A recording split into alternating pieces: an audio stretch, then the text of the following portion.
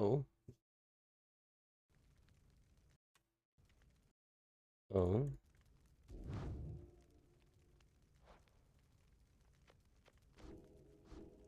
Well then. Cold open. How are we? I didn't do sound stuff yet before I started. Give me a moment.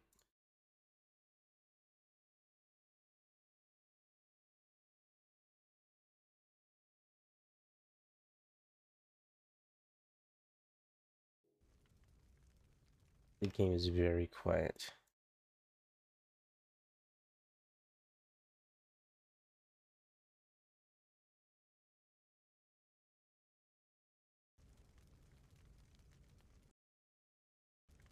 Okay. Sure, that seems right. Vibration. Well, thank you. So, hello. This is Pyre, Supergiant's third game. I don't really know too much about this one. I know that Bastion and Transistor existed and Hades, obviously. This is the third one. Um, I haven't heard much about this game. I know that it existed, and I heard the word Pyre being thrown around. I didn't know it was made by Supergiant. Time. All I know is that it's not an action game. Or in the sense, it's not similar to Supergiant's other games. All I know is that it's very narrative heavy. So I don't know what I'm getting myself into. Campaign mode. Let's just let's just go. Just go. Campaign. Oh, what the heck?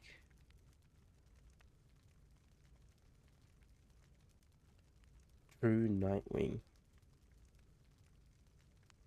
Aim assist.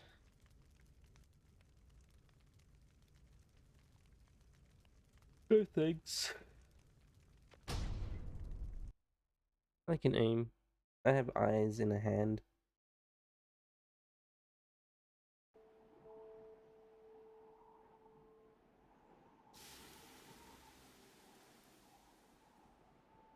Fire.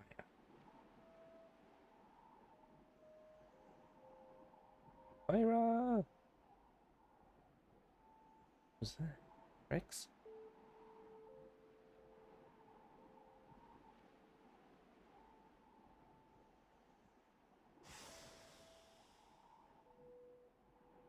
Hmm.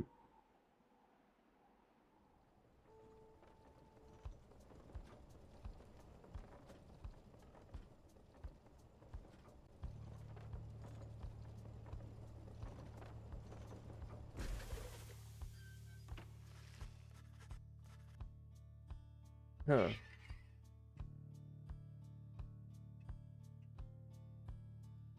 Uh-oh. I hear something outside. I hear my cats, I think. Anyway.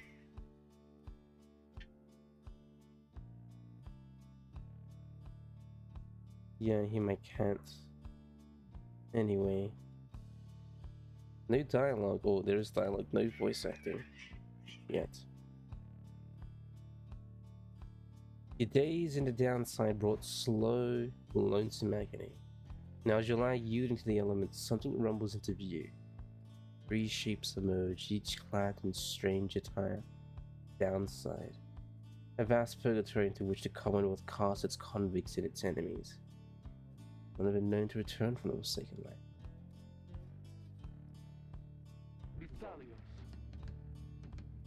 Masked woman. Another piece of filth expelled from the Commonwealth. A proud country risen from the ashes of a fallen empire, home to a multitude of ethnic groups. Founded on principles of mercy and kinship, the exact meaning evolved through many centuries. Masked something. See? Right on schedule. But I tell you, You told us we would find someone alive. Someday? I said we find someone alive someday. Just not today, I guess. But I'd be glum. You know I see you frowning underneath that mask. Masked man. Looks like he's breathing. The masked wonders resume you are male. Interactor changed this. The wanderer masked one presumes nothing about your gender. Sure, I am male. It seems he still is. Then stand aside. I shall send him to a better place. He's he? Can you people just tell? Hang on. The markings on his rags. I think he's one of them. But look at him. He is beyond our help, and we are beyond his. Broken, shaking, starving, probably diseased. Yeah. Good luck with that there, chum. See you back at the wagon. Indeed. The day grows dim. Give it less than an hour. Understood. I won't be long. After the others leave, the man turns towards you and begins unfastening his mask. Hello. Hello, my friend. Don't care who you are or what you did. None of that matters anymore. All of us, we're equal nothings here. You're parched and he gives you a drink. You ache and he blinks, you bind your wounds. You hunger and he gives you food. Little by little, it helps. There. Turns out you're tougher than you look.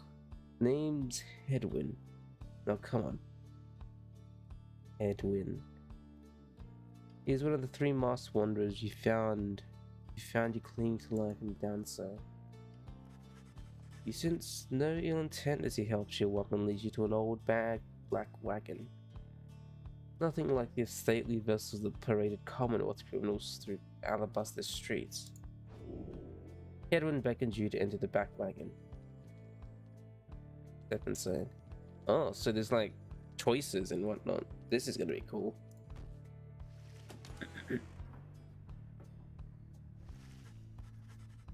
The weather-beaten wagon is as much a mess inside as out. You see the master woman and the talkative creature taking stocks of an ancient-looking books. I'm back. And with a guest, she loosens the clasps on her mask. You may call me Yoderia. She's the most imposing of the 3 wanderers who found you clinging to life. Yoderia. Horned woman.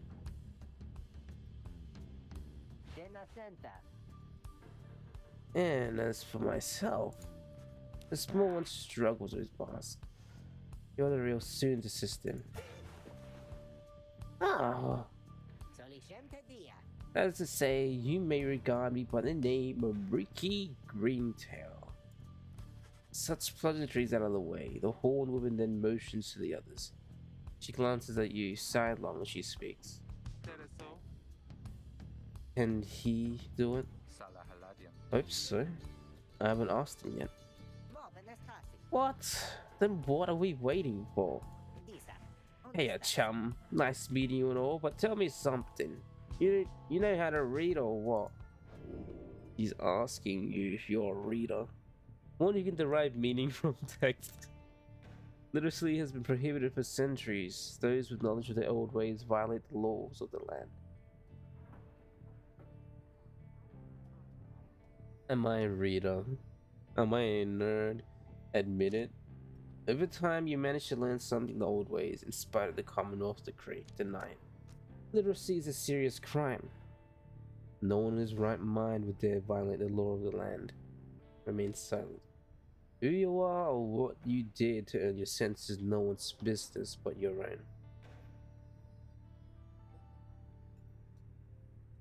own. There's choices. Am I a reader?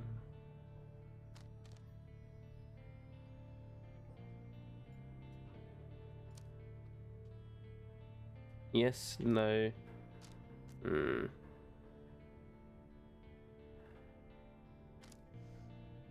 Sure, I'm a reader. He's doing it.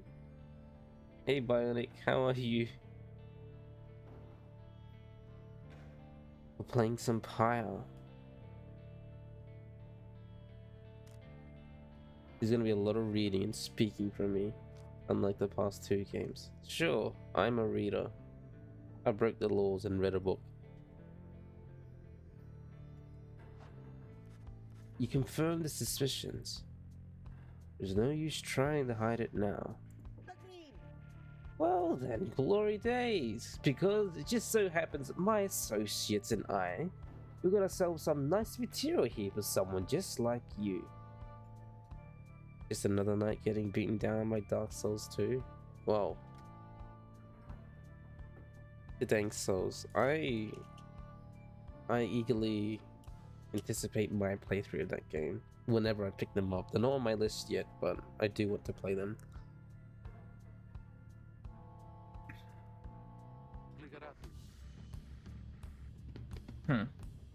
Reader, you still live thanks to us. You asked for something modest in exchange. Open one of those books back there and tell us what it says. Sorry to put you on the spot like this, my friend. The exiles indicated the books in their possession. Have a look.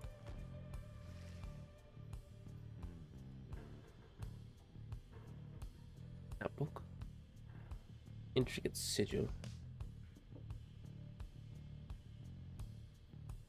Odd creatures. Hungry looking creatures roost near some sort of addict. There's nothing you can do for them. Old railments. Colorful robes and ceremonial masks adorn one of the wagon's walls. Who the heck? Lone minstrel. Because it's very still in the corner of the wagon. Now's not the time to check on him. Side door. Beyond lies a boundless downside. And if you could run, you would not get far. Rickety ladder. This likely leads to weapons centrifuge. Weapons? Wagon centrifuge. Judging by the gibbering creatures up there. Intricate sigil. A symbol of some sort is set in the wagon's floorboards. You don't sense its purpose. Strange book. One of several such heavy, ominous volumes. The exiles you met seem very interested in them. Interact to learn more. You pick up one of the old and heavy volumes, bound in materials you do not recognize. Oh. Some of the sound effects in this game I've heard in Hades, all very similar. Forward. A formal welcome undersigned by the 8 scribes. You, dear reader, are an exile of the downside, such as we, the 8 who wrote the Book of Rites. That you possess it and have capacity to glean its words is testament enough to your potential. Thus we reveal a path from this forsaken place to freedom, a homecoming and glory. The stair themselves shall be as your guide. Ere the turning of the year's first solstice, seek the nearest longitude beneath the brightest of the 8 as the line has shown. Arrive at Triumvirate, clad in the railments of the right, bearing the book.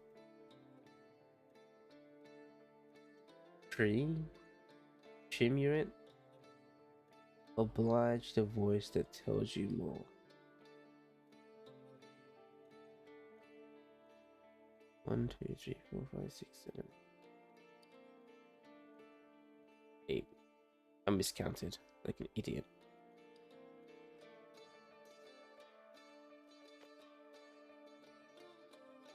Interact. Triumvirate, okay. Okay. Forward. Brief instruction on where, when, where, and how to commence the rites. Alright. Interesting. The book describes a complicated method through which exiles can return to the Commonwealth. The words swim through your mind as Hedwyn gets your attention. Well, friend, what does it say? But then your visions start to fade and blur.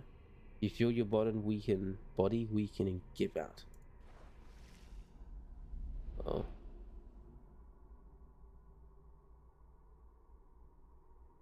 Oh.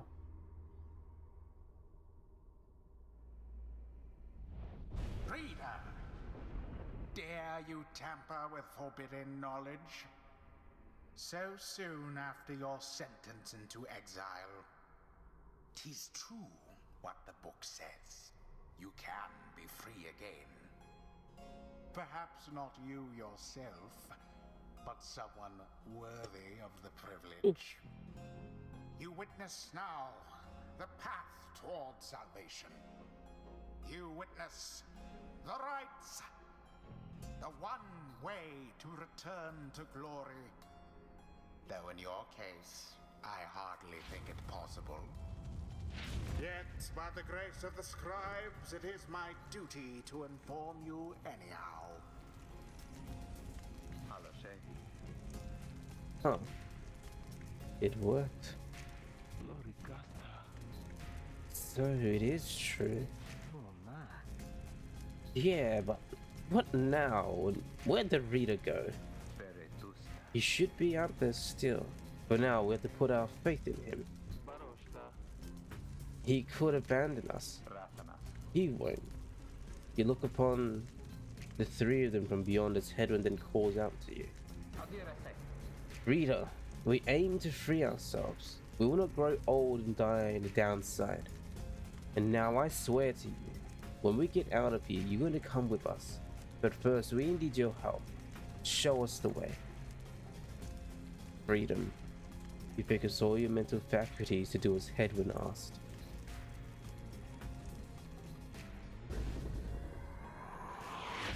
A celestial orb falls from the heavens when the time is nigh.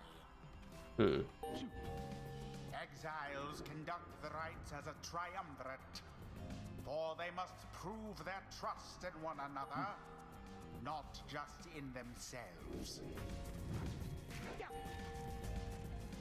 The three must act as one.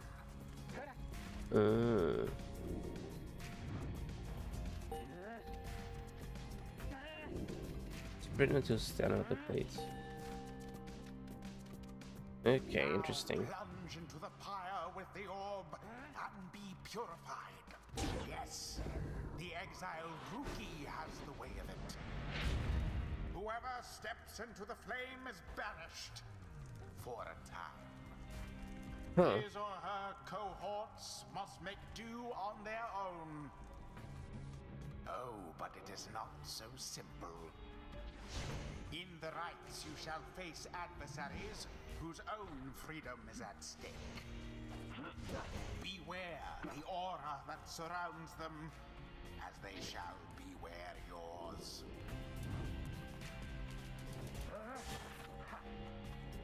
The aura is your wrongdoing. Accept it as a part of you. Cast your aura like a stone. Correctly done. Banish remaining adversary. Just so. A glorious performance, I admit. More than I expected from the likes of you. Grasp the orb once more. The orb absorbs the aura, then the orb quenches the flame. Now I say jump. Leap with all your strength. Thus sails the orb into the waiting flame. Oh, so it plays like fantasy sports, kind of. Interesting. Now snuff out the adversary's pyre, whilst yours yet burns. Rookie doused the adversary's flames.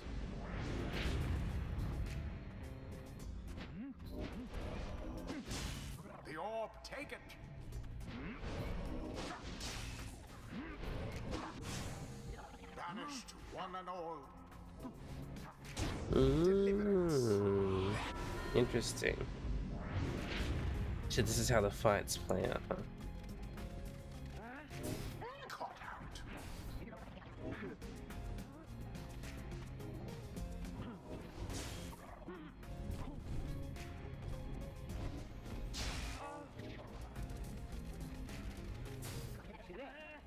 There. Uh-oh.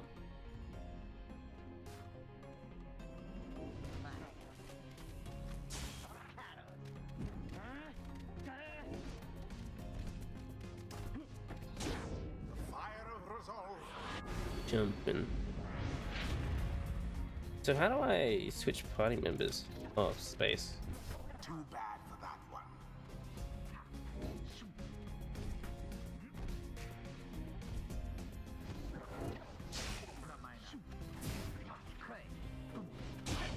The right is complete.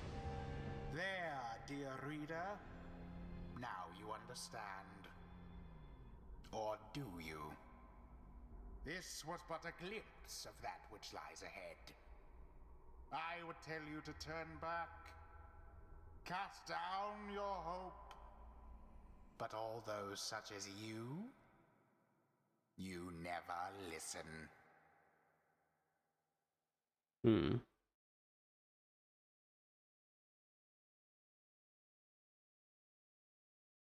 Interesting. The others are still picking themselves up as you awaken. Well, that was something. That was our way out. So now we just follow the stars, or what? Supposedly. Reader, come, let us regard the night. Looking and working. Thanks, Sunny D, for the lick. Uterial will lead you outside where a clear night sky awaits. Now show us, before the howlers catch our scent. Where shall the rites commence? You gaze at the stars. You got your destination.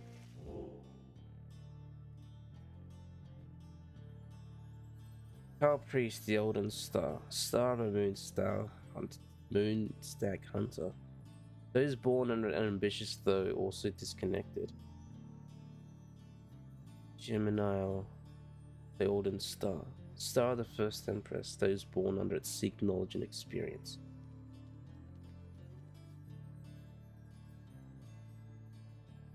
Oh.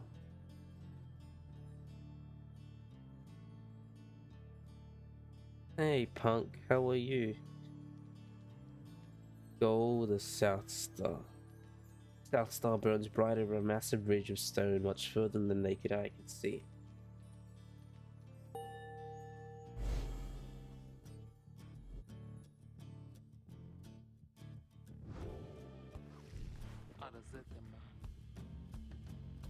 Good.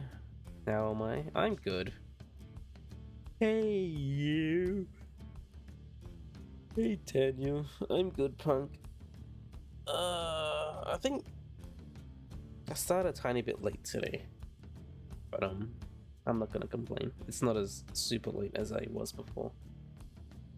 Good to see you, punk. How are you, Daniel? You do. Squishy was worried you were dead, so here you are. Yeah, I know, because you haven't showed up to my streams like for the past 2 days.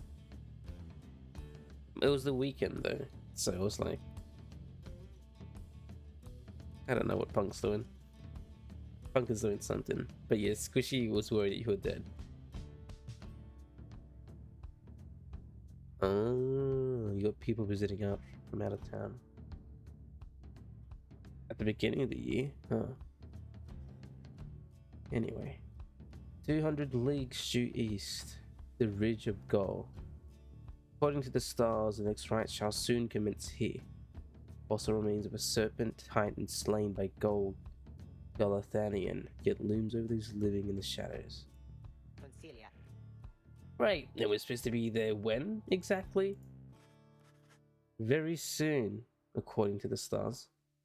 Should be able to arrive in time if you make haste. Then we best get started. Whoa, this ought to be good for a few laughs at least. What do you say, Jody? Real turns to you, studying you. Reader, do not deceive us. Pray we make good use of our remaining time. What she means is, glad to have you aboard, chum. We're counting you, my friend. See you inside. Freedom. The rights are the key. There's a lot to take in. An ancient ritual competition through which the worthiest exiles regain their freedom. 8 scribes gave their freedom so that we may have ours, yet have ours, praise from the Book of Rights. You'll be back for real on Friday.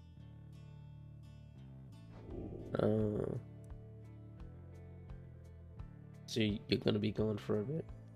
You feel like exiles await you in the wagon. Oh, let's join them.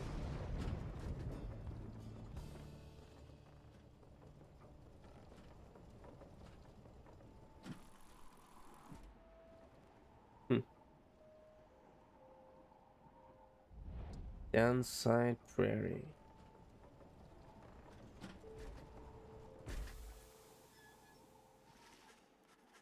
We arrive in Downside Prairie.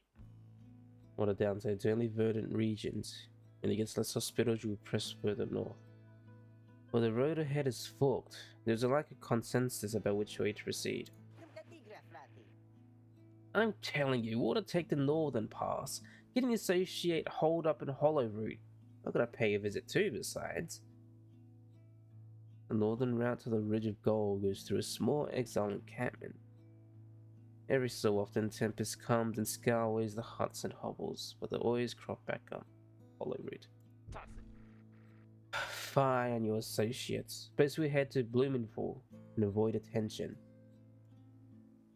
Bloomingpool. The southern route to the Ridge of Gold goes through a humid area pocked with hot springs. Runoffs from the sandfold means no bathing in the spray, so they're just there to mock you. And get stuck in a bog while at it. The dispute continues. Headwind listens for a while. What if the reader settles this? He marks the way, we get us there. If these rites are meant to test our faith, then we best learn to trust the reader's instincts on our path. No second guessing him along the way. Can we all live with that for now? Yeah, sure. If necessary. And it's settled. Just point the way, my friend. The stars guide us through you. If you may choose a route towards your goal at certain junctions, weigh the options.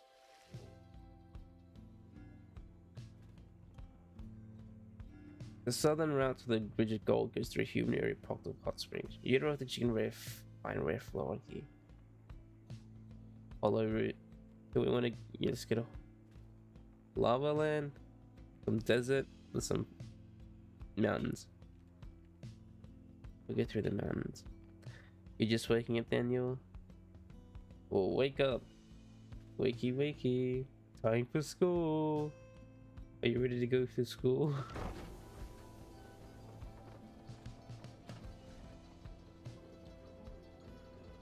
To Hollow Root.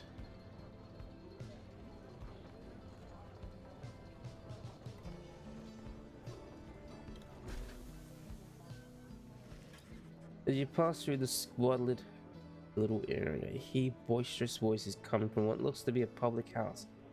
Ricky summons forth from it, holding something in his paw. Oh, hey chum, just wrapping up a real important exchange back there. Hang on to this for me, will you?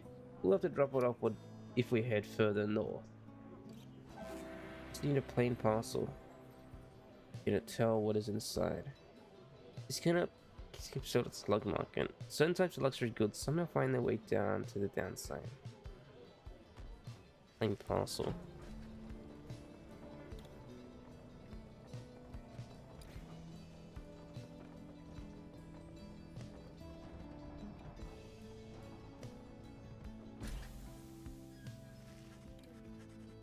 The black wagon grinds to a stop at the base of the Ridge of Gold.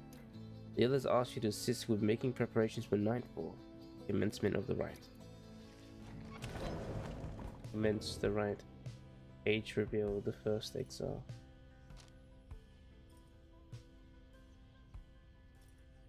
Reach the celestial landmark. Now get everything and everyone prepared. Chicken sight there. Green towel.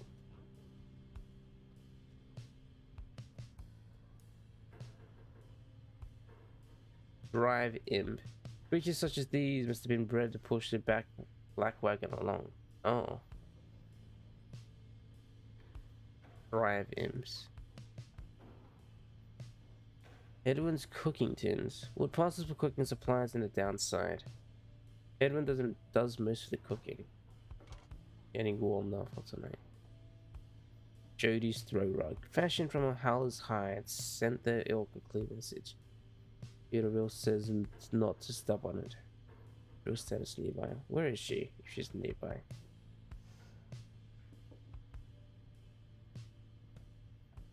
Huh. The figure sits very still in the corner of the wagon. He is unresponsive but seems to be alive. No, they're just carrying a dead man along with them. Green Tail family portrait. A reasonable likeness of a younger rookie with his mother and uncle. He seems to have something in his mind. Hey chum, appreciate you taking us up through Holyrood back there. About that. Are you certain that parcel fetches at an adequate price at the slug market? Surely we could have procured some of the rare fungus had we gone the other way. Slug market. True trading post found in the downside. Commonwealth contraband something's find its way to the downside, where it's traded and sold. Much as I love the idea of procuring rare fungus there, Jody, we said we wouldn't go around second guessing our good chum's decisions, right? Hero says nothing in response, but soon changes the subject. Night falls soon. Come along, Green Tower, but much left to prepare. The two of them soon go about rummaging through the railments and the books strewn about the wagon, leaving you to your own devices. Common room. In the common room, you may review various notes and observations of your fellow exiles and their respective paths towards enlightenment in the rites. Oh, enlightenment. Enlightenment cargo. Masteries. What the hell?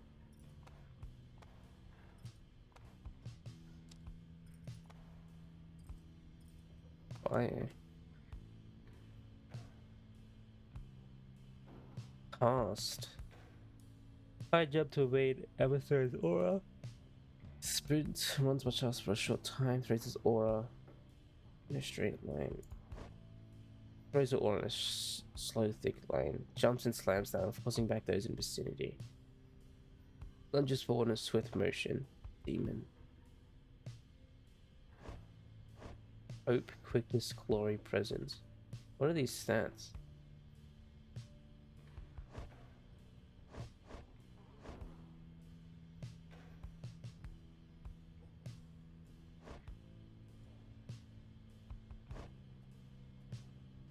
Echo. Rookie. Alright, Book of Rites. Open. The first exile. In the words of Golathanian, the Master General, you know perhaps the thrice cursed name of a Solium Mur, the Emperor of Sar, the first exile in my liege. This chapter concerns him and those who found him in the downside. Each of us was sent to take his life. Such was the hatred for him and in and around the country. Yet we found in Solium Mur a man transformed in body, mind, and spirit. A man deserving of much more than mercy. In time he named us all his scribes, and he became the eighth. It is my greatest honor now to share with you his deeds, to know his study His story is to know the rights. Yeah, just make sure I read everything correctly.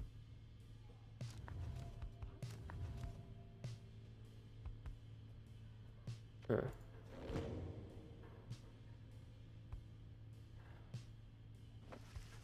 You observe the mask and robes, whose old engravings and embroidery suggest a formal purpose. Some of the garments are massive, while others are some so small they might fit a child. Oh, I can click on these, I didn't even realize.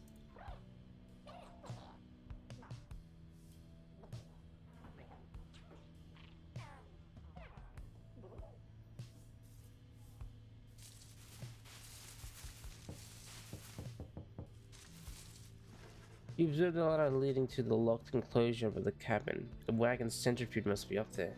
Its drive vents stare down at you with big, wet eyes.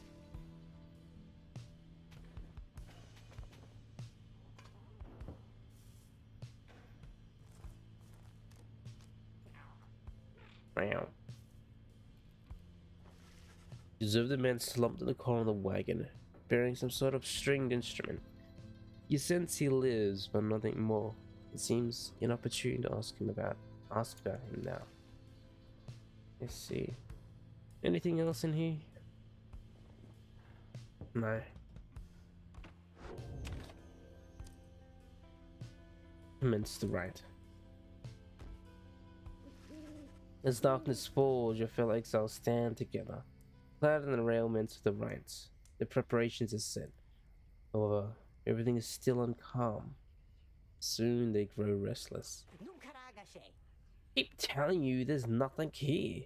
What a bunch of idiots we are. If we traveled all this way for nothing, I don't think we did. Look up.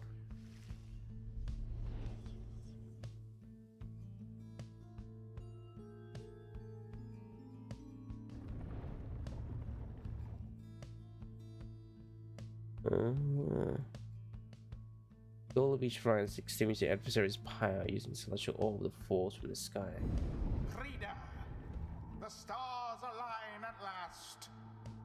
You reach the Ridge of Gaul at the appointed time, and your triumvirate is ready. Your adversaries in the rites this eve shall be the accusers. Whosever pyre yet burns once the other is extinguished shall step closer to freedom. Now let the rites commence.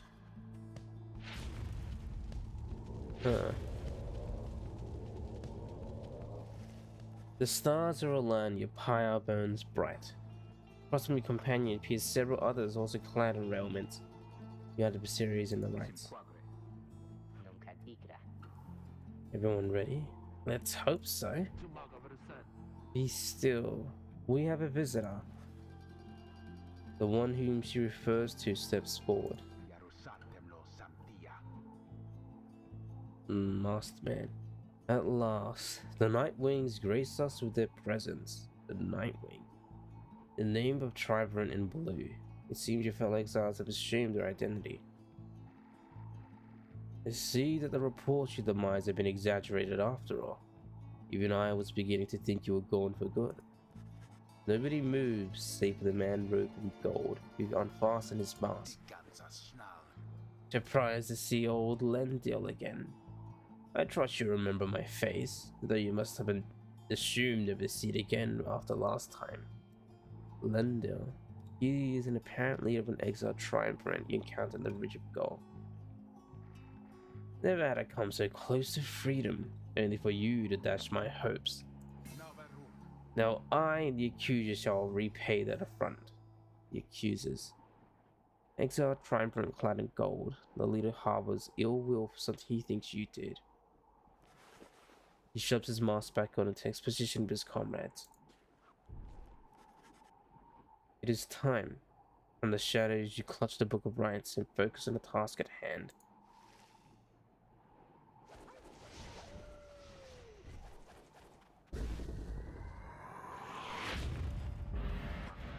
Begin. What happened there?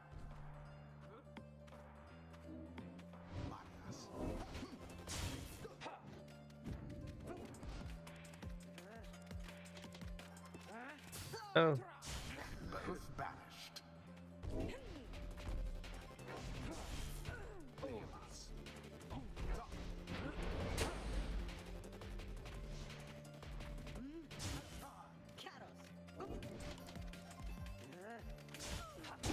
Hey. The accusers underestimated you? Mm-hmm. Now then.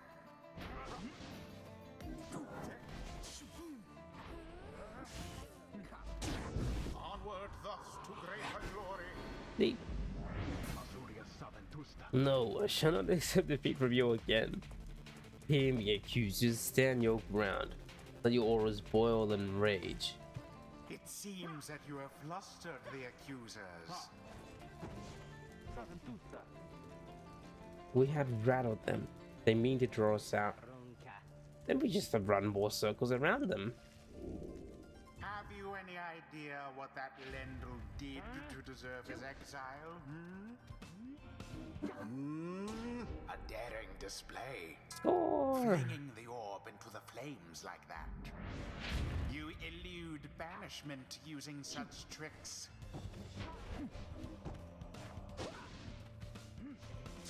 A stifled effort.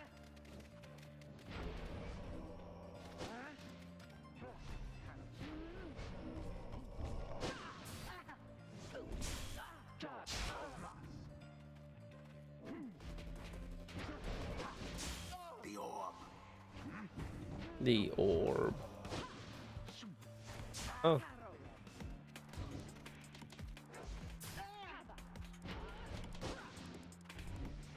Red-handed. Come on.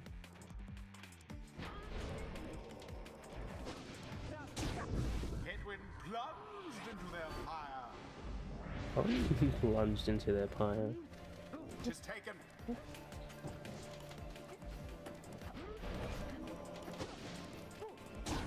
Righteous fire. Alright. No more than a lick of flames remains.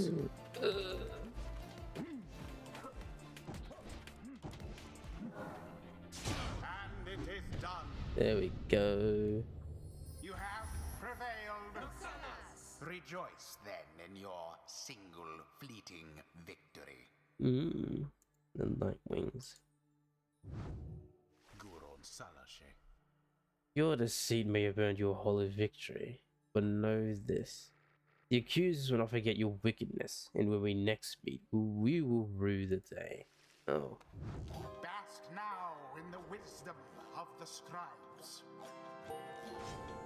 The exiled Jodariel has gained enlightenment.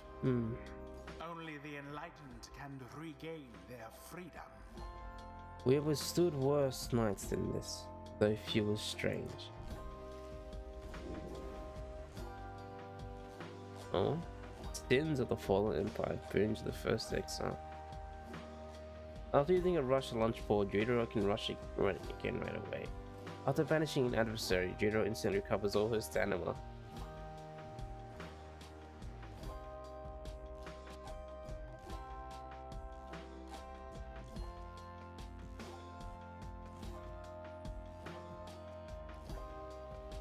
Oh.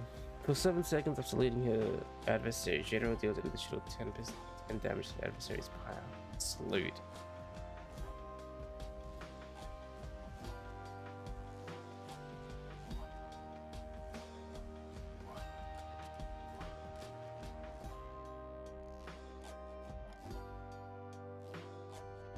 The demon scribe bestows his favor. Prevailed on the right. Is it because she didn't die as much as the other two? After the riots, the accusers disappeared into the darkness. As you return to the wagon in the still night sky, you see a single star burns brighter than the rest, beckoning you onward.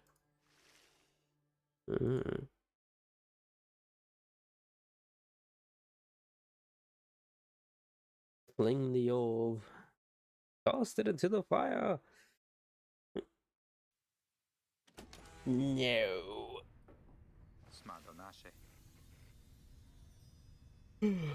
Well, my friends, what can I say? The rights are real, and we're in. The Getting Out of Here Club. Next up on the agenda, keep chasing stars until we're free. Until we are free. Until we're free. Here, here. Sounds fine. Might as well be us instead of Lendo back there. Anyway, guess we better start packing. As the others go about their business, Headwind turns to you. Rita, come walk with me, while the stars are still out. You and Headwind walk in silence for a time before he speaks up. You have questions? Come, ask away. We did you in on this for the long haul. Headwind wishes to know if anything is troubling you. Ask why he was exiled. Everyone has their reasons. At this point, you would like to know. Ask how he got his wagon. The black wagon is the contents belonging to a group called the Nightwings. What happened? Ask why you cannot conduct the rites yourselves. You let your fellow exiles to the rites, yet they have asked why they have not asked you to participate firsthand. Why? Ask what happened if you refuse to help. You're beginning to get the impression that your participation is not optional. Yep, I'm just strung along.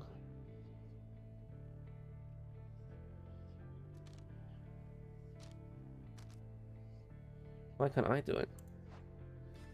You asked Headwind why and his companions did not invite you to participate in the rites firsthand. You relied only on your guidance. You maintained eye contact in his smile. Good question, my friend. We're going to have a lot of time to discuss that. And many other things.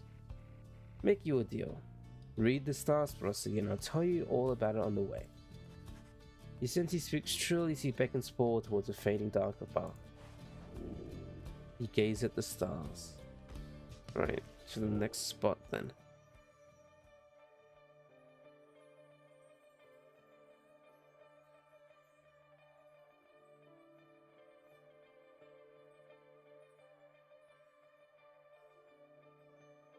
Scorpus, the olden star. Star of the old cutter, those born under it are wiser than most. Verdun, the olden star. Star of the broken bowyer. Bowyer? Those born under it are steadfast or narrow-minded. Thorvin, the olden star. Star of a great oarsman. Those born under a cool, calm, and collected. Sicer, the olden star. Psyker? Star of a wooded watcher. Those born under a mysterious and alluring. There's a lot of olden stars. Cassius, the olden star. Star of the seventh jester. Those born under it tend to be rather complicated. And Sagathol, star of the whistling prince, or those born under it possess a natural exuberance. Alright, so we go to Ymir, the dusk star. The dusk star burns bright over an ancient spring in Ymir Valley. That's right. Coconut and the scorpion? What? That's a long way north and west. We'll see if this old wagon's fit for it. He turns to the others. How's it going, Rookie? Imps fed, wheels clean. Status, Jody? No sounds, no sign of howlers. Everything is secure. Good. And get some rest. We're headed to the spring of Ymir.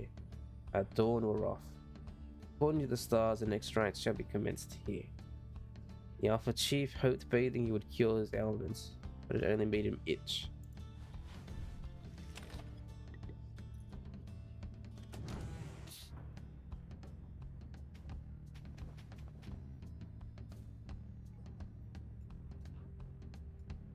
Ricky seems to have something in his mind. You find Ricky rummaging in the corner of the black wagon. Hey, chum. Know what? It's good having somebody else around here besides those two. So, come to think of it, there's something I wanted to get your take on. You have to promise to tell me honestly. Would you say? What I mean is, um, he hesitates, trying to find the words. Look, what I'm trying to say is, he sensed something serious is troubling him.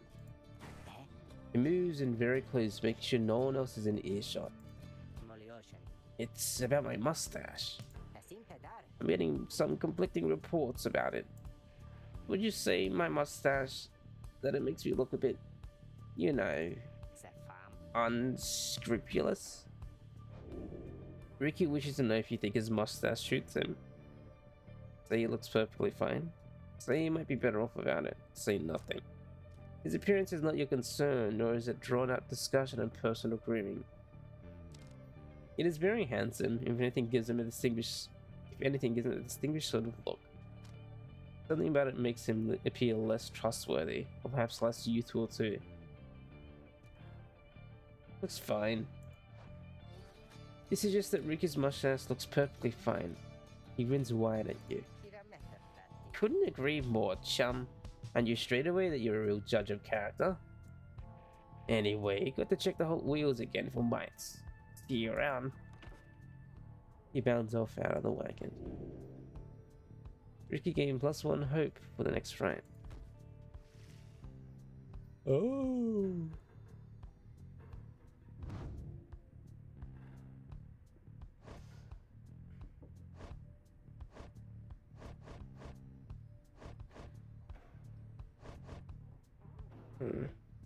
Demon Pass Veteran. Trafficker. Outrider.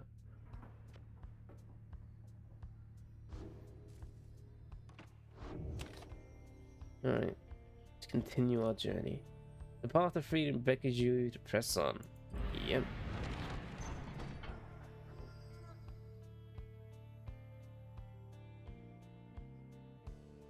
Like a giant creature of some kind. Yumi Valley. Ricky knows this mountain pass through to the arid region further north.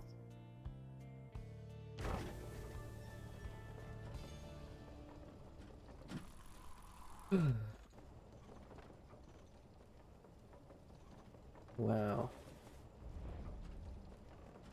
Yumi Valley.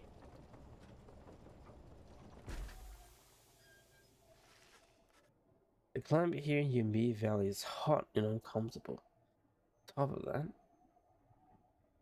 exile curves roam the sand-swept fossil wasteland.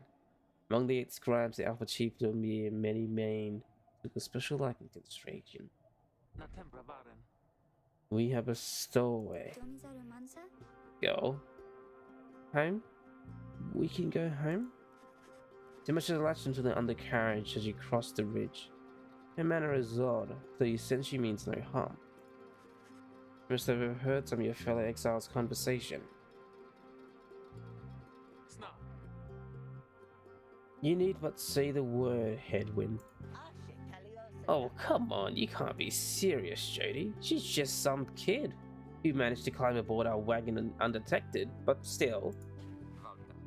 Thought Jody. Jody approaches the girl and looms over her. Listen to me, girl. We cannot guarantee that we shall get you home, or any one of us. But at present we have room for you, in adequate provisions. You may accompany us for the time. General leaves without awaiting a response, presumably to make room in the wagon for your new guest. Stowaway is overjoyed at this. Really? You are so kind. You are most kind to someone you just met like me. May the 8 scribes smile upon you all. Some revere them as gods, believing they bound themselves to exiles that others could live free. Centuries of oral traditions have shaped the history of the 8 scribes to myth and legend. She claps her hands, bursting into laughter, performs some sort of dance. Ricky stares at all of this and leans in close to Headwind. Hey, so... what gives? First the reader, now we're taking her along? First we're gonna take in every mite but then bribe him we find now too. Easy, rookie. I think he wanted for us to bring this one along. Who? Sandalwood? I thought you said he asked we find someone to fit in every type of mask. Not as I can tell, yours would fit her just fine. Apparent name was some mysterious informant of Hedwin Yaderon Rookie.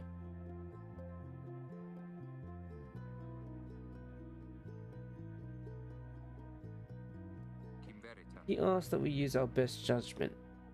Besides, if we send her away, she'll go telling anyone she finds about us. We can't risk that right now. So, I can come in? It's very hot and I'm a little thirsty. And a little tired too. Yes, you're welcome here with us. One question though. What do we call you? Well, this is embarrassing, I think, but I don't know for sure. It's just back home, they call me lots of names, like, for the color of my hair. They made fun of you just because you got grey hair? That's it, my name, it rhymes with grey. My name, it's just, they call me lots of names. You sent the girl struggling to recollect a certain name she felt best for her. You think that you can help the stowaway girl make her peace with her name? Consider you sense her name is May. She looks like she could be a May, doesn't she? She does look like she'd be a K. You sense it, she could definitely be a Fae, or that you have no doubt.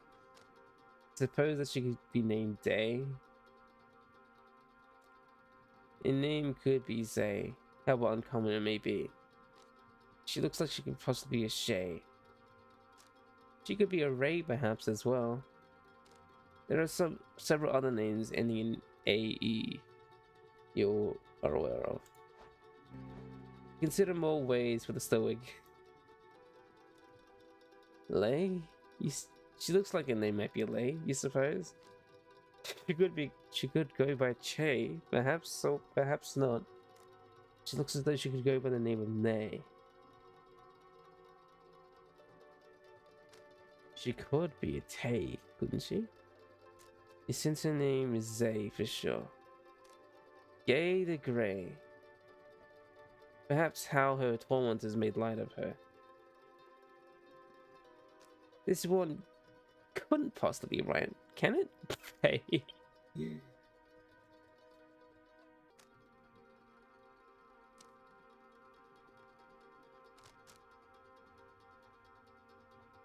Her name is Bay. Alright, Bay. I will go with May. It's just the stowaway's girl's name is May. So we get to choose her name.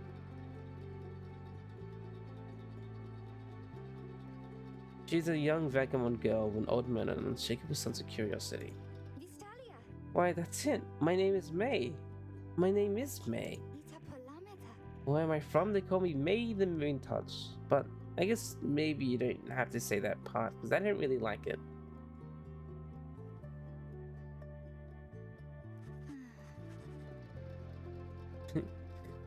Bay.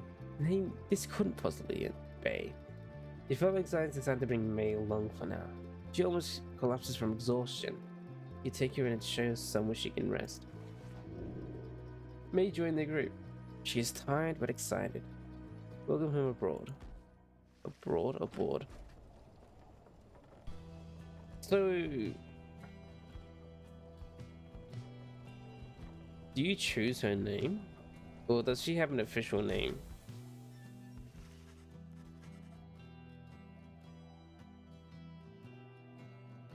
The back wagon arrives in somewhat peaceful stretch of Dormy Valley. The companions wish to hole up here for the night, to give May and all of you a little time to rest.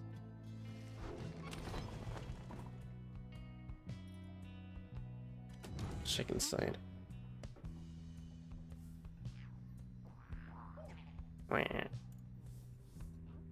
Filthy webs. Get out of here. Drive him.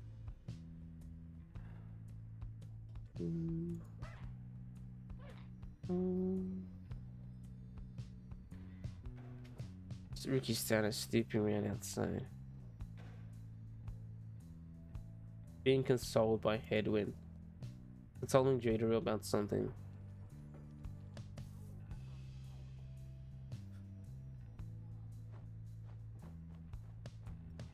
He doesn't want to say anything. May. Check the roster. Or not. Interact to speak with her.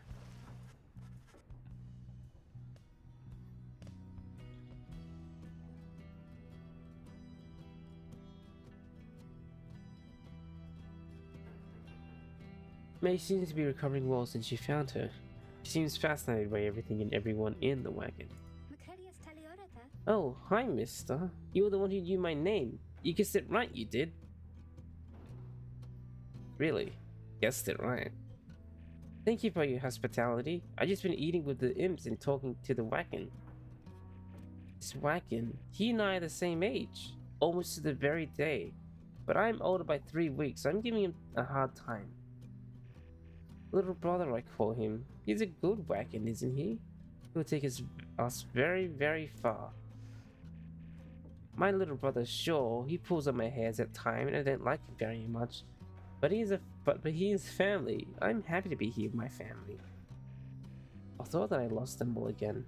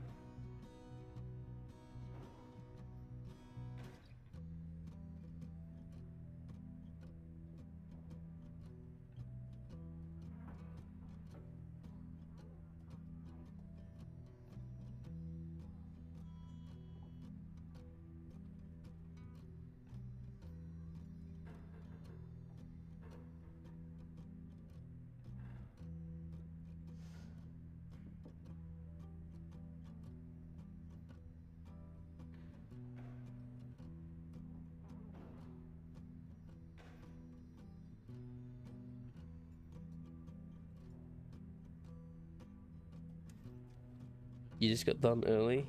Well, got ready for work early? Oh, okay. I was like, you got done early. You finished work early? Oh. No, you just woke up for work early. That's good. You don't want to be late. Unless you want to. Anyway. May. I thought that I lost them all again. I thought I lost them all. Oh, but we have stopped now, haven't we? Then I should go outside to dance in case the Scrabs are watching. Scrabs. Bye, mister. Smiling back at you, she prances out the door. Jody's throw rug. Oh, that's that. Consider my options. Meow. Meow. Hello, Magoo. Meow to you too.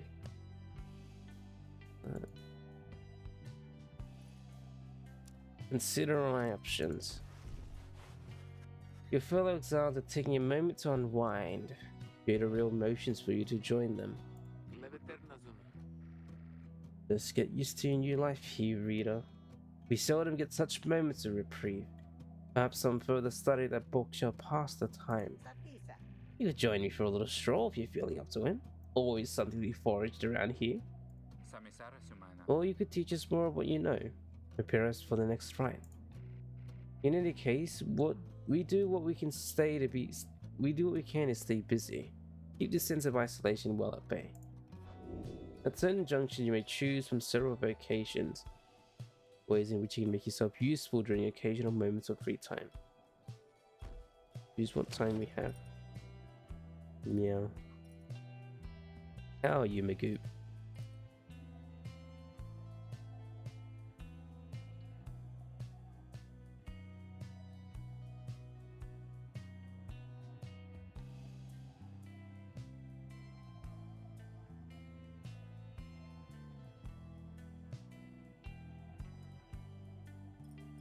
Mentor companion. So we can do this. Study in private. Forage for resources. Search the surrounding area. So we do have items. I don't know what they're used for yet though. Hone your skills of the reader to gain small global bonuses to your fellow exiles during the rites. Mentor companion. Let's do this. Interactive study in private. You're pretty good. Got home for your lunch break. You got to work from home for the rest of the day. That's exciting. Now you can just loiter around at home. How am I? I'm good. I'm feeling good. I'm a tiny bit tired, even though I slept like how many hours? I'm looking at the time.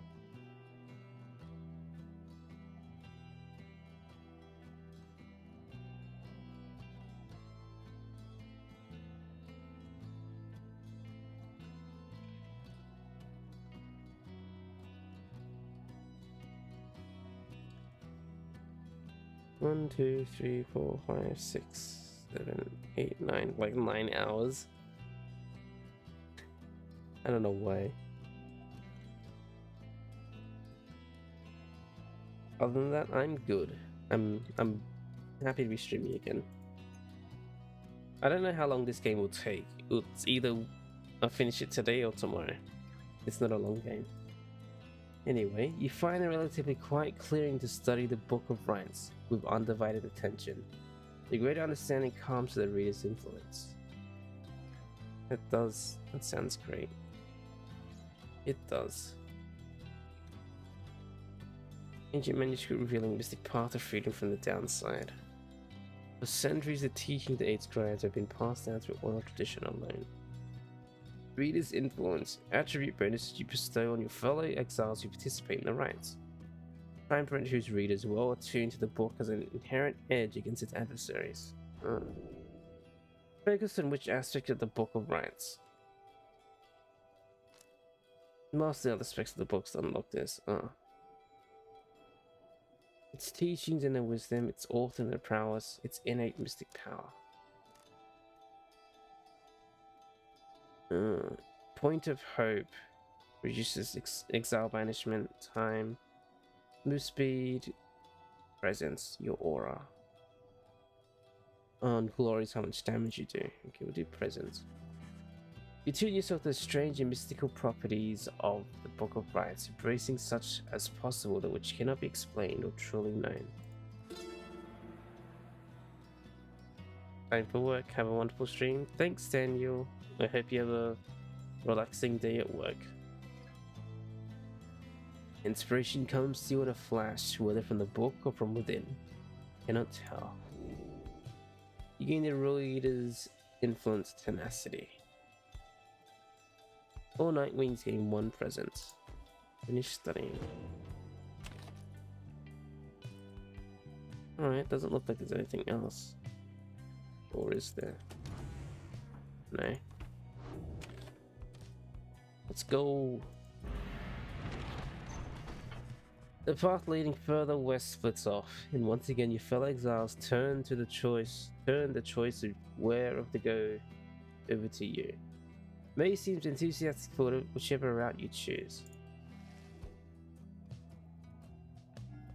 All flat, blue hive. The north route across the Yumi Valley passes the remains of the Hive Titan. May believes those who travel this path shall be strong as gold as 8 scribes. South route across the Yumi Valley is riddled with barren rocks and bones. May believes those who travel this path shall be as swift as Yumi of the 8 scribes. Okay.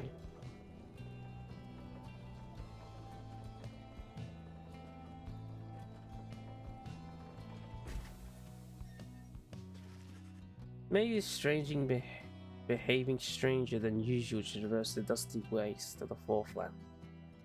South front across the Yumi Valley is riddled with barren rocks and bones. Even the wild curs of the valleys avoid the oppressive heat of this place.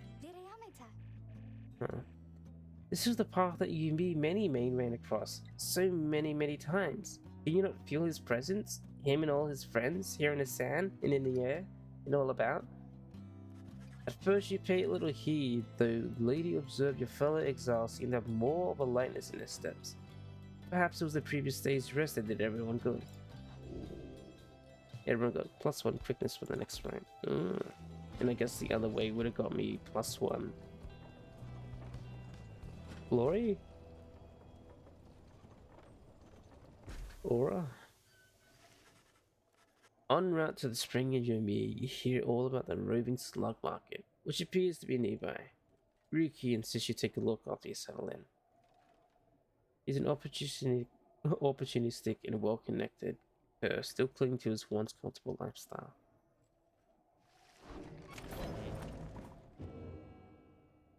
Age revealed, the last emperor.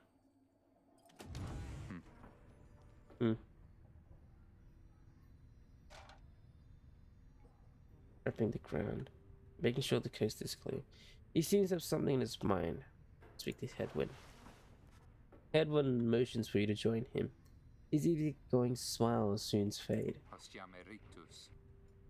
You asked before how you can't conduct the right yourself. It's a fair question, and I wanted to respond. It's not that we don't think you could do it. I told you when we met, you're tougher than you look. It's just your connection to those books, to us. We need your guidance out there in the field. We can't do this ourselves. I've made that clear.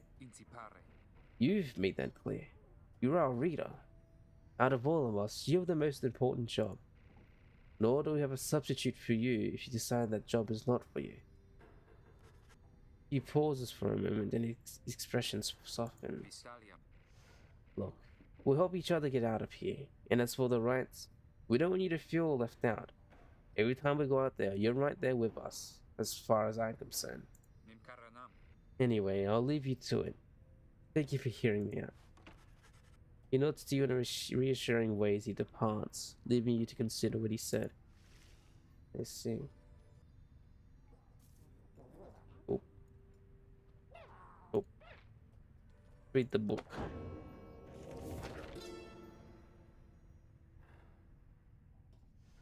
Page 5.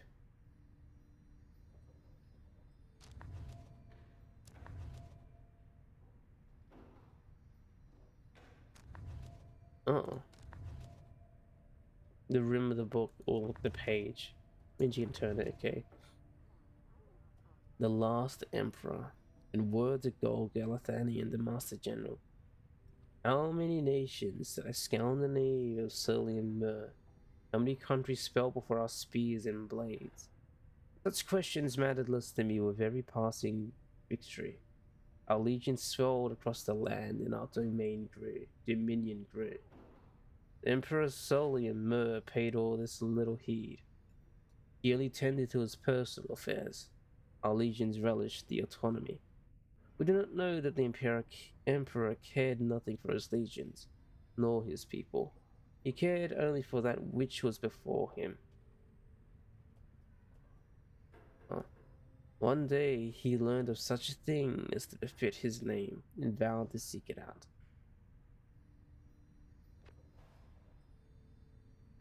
Yeah. Interest. Exit. Ugh. Slug market. You can trade your forage good for things of greater value. Odd creature. Is it the goblin that's speaking to me? Hey guys, how's it going? Mr. Greentail, been a while and all that. Hey, Ron. Hey, it's going. Ron. He's a traveling sales creature and a proprietor of the downside slug market. Say, how come you set up shop all the way out here? Isn't this a little out of the way? Oh, well, let's just say you guys ain't my only customers. How many slugs can I buy in the slug market? I don't know if you can buy slugs. You see, Dad and I, we know this business pretty good. we've been around the block in, so as Ron keeps blathering, Rookie signals you in a furtive way. Here's the deal, chum.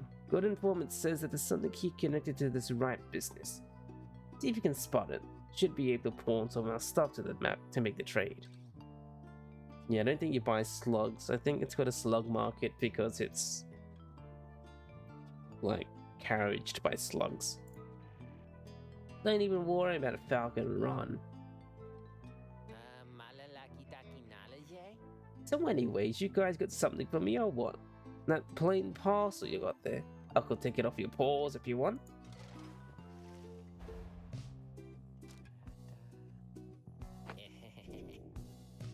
Still the plain parcel for 30, you shall have 14. Yeah. Hey, you know, I'll take it, Mr. Greentail, even though you drive a pretty hard bargain. Now, you gonna take something off my hands here or what? Mooncrest.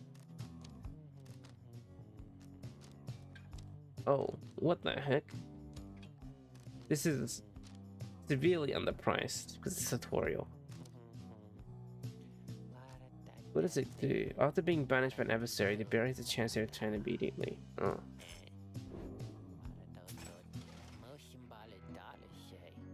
Well, that's a one of a kind thing you just got there, you know? And you got yourself a real good deal from me as well.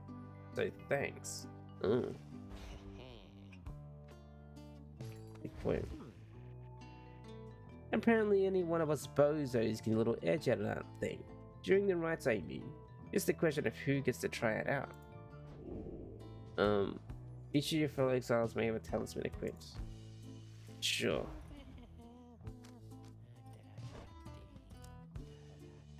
Sure, give it the headwind. Anyways, Dad over here, his feet, you know, we've been having some trouble with his feet.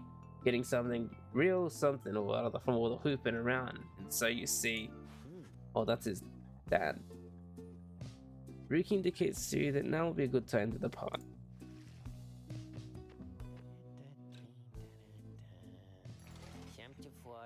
See you, Mr. Greentail, and your friend there too. I like him. Seems real nice, you know. Sure, yeah. Real nice. Let's just go. Don't worry about him. As you complete preparations for the rites to commence, you notice May approaching. You notice too that she is wearing your companion's raiments. We can go home? May, I thought I made myself quite clear that you're not to touch those robes. Oh, I'm sorry, Miss Jaderel. I just thought maybe you're being funny at the time.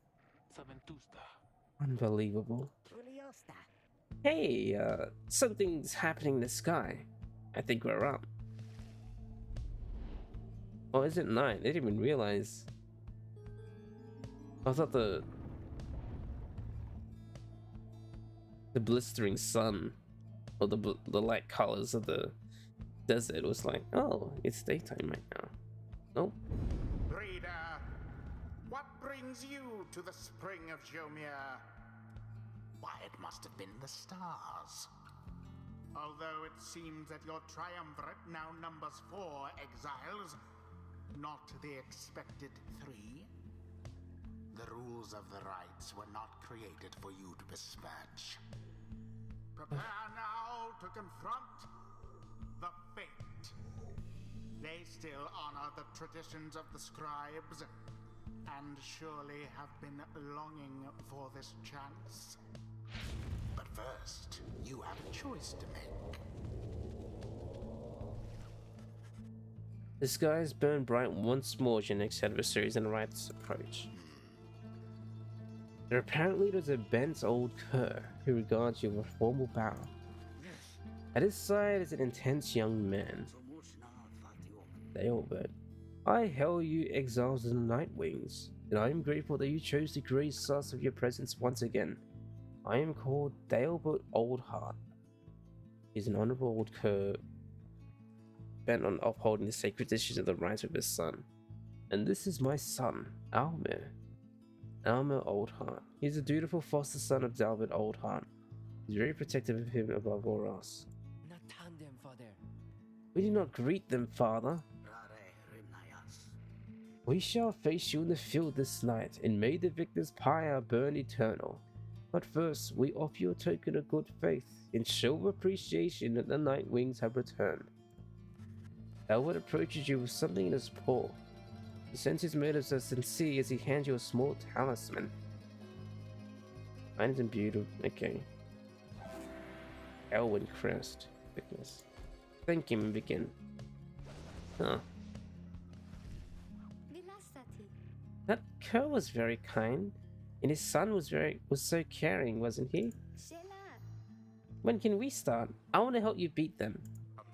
We need 3 of us exactly conduct a rite, but we've got 4 now, besides the reader. This ought to be his call. If someone has to stand down this time, I volunteer. No volunteering, chum. It ought to be the reader's call, remember? Very done. Very well then, reader. Who shall it be? Make my choice. The rite shall begin forthwith. What is her stuff? Savage.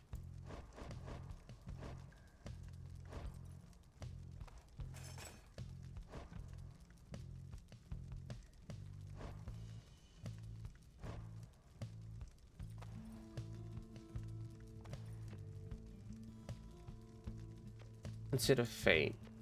Interact with prestige to show adversaries. Weakness. Albert Alma. Enia. Enia.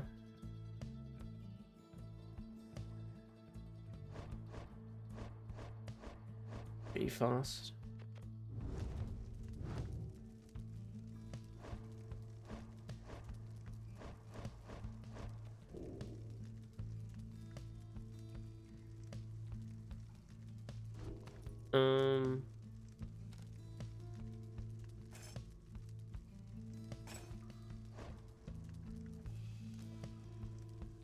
Give it that. More hope. Glory is how much damage they do. Hope is how fast it takes for them, yeah.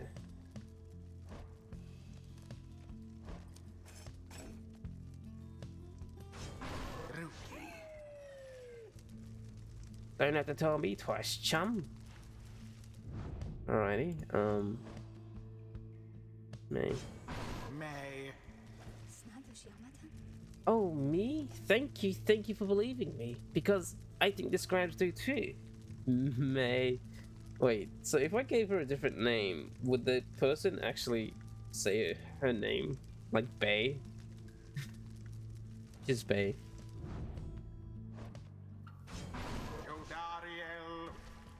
Eudaria. Eudaria. Eudaria. As you will. It is done. Hey, I'll have other chances. I think you did the right thing. Night Wings, I trust you're all well prepared, but these old eyes yet see that the rites shall be commencing momentarily. Are you quite ready too, my son? I hope so, father. Here, now let me show you. Let me show you. Alrighty. Go! Commence. Oh! Oh, poor old Dalbert. What is her sprint?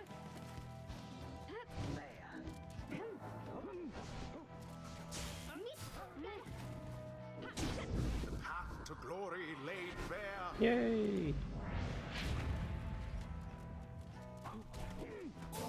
The orb is loose.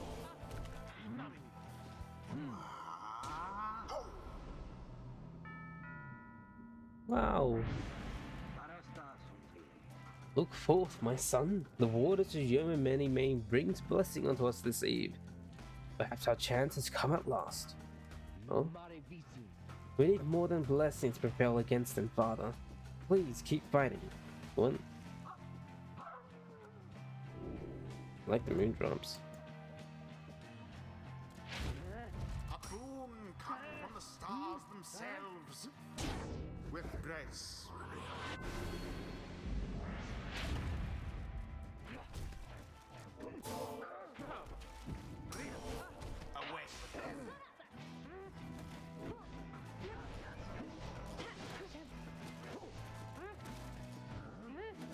No, they simply actually got at threw me.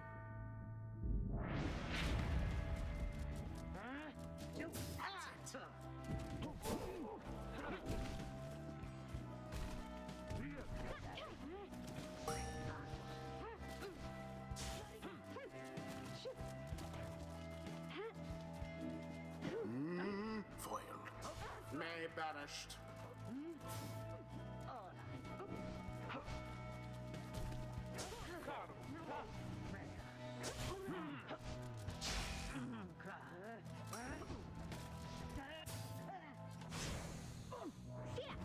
Good. Ah, oh shit.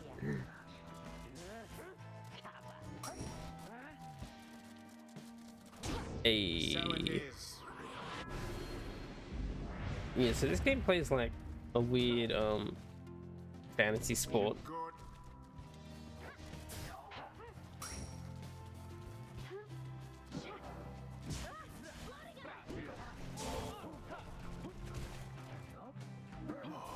Oh no.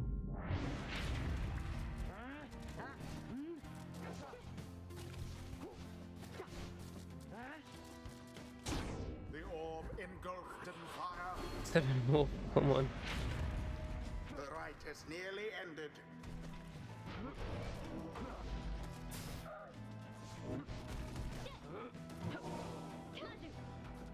Now take it. And it is done. Yes. The Night Wings prevail. It was a glorious performance, I must say. Thank you. Perhaps you shan't be quite so fortunate next time. I guess we won. I think we did. I think we did. Alas, that in doing so, we set back that family we confronted. Exiles in the Night Wings, the dawn is yours, and may you earn your freedom. But, Father, the dawn might have been ours. We failed, and I failed you. Nonsense. We are the fates. We do what is ordained and nothing less. Honorable triumvirate determined to uphold the traditions of the right, led by the Dalbert Oldheart with the help of his adopted son. Now let us go, my son, for I am weary once again. There is much to learn from this experience. It seems the exiled rookie opened up his eyes a bit. See that, chums? Old Rookie Greentail's got some vitamin yet. Chums. Alright, what you got? We can jump the second time or airborne, double jump. Moonsault.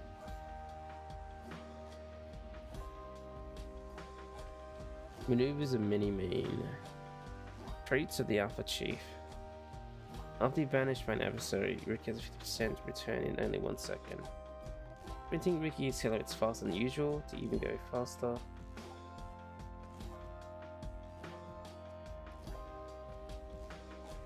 Triple jump, huh?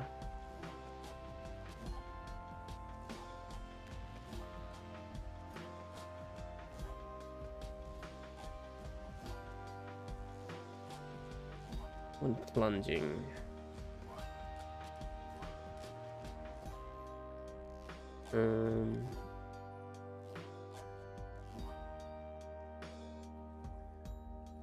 When Ricky banishes adversaries by casting his aura, the blast can banish nearby adversaries.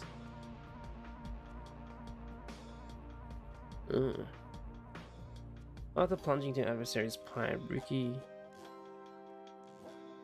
to return rather than remaining banished. A blessing from the Alpha Chief himself.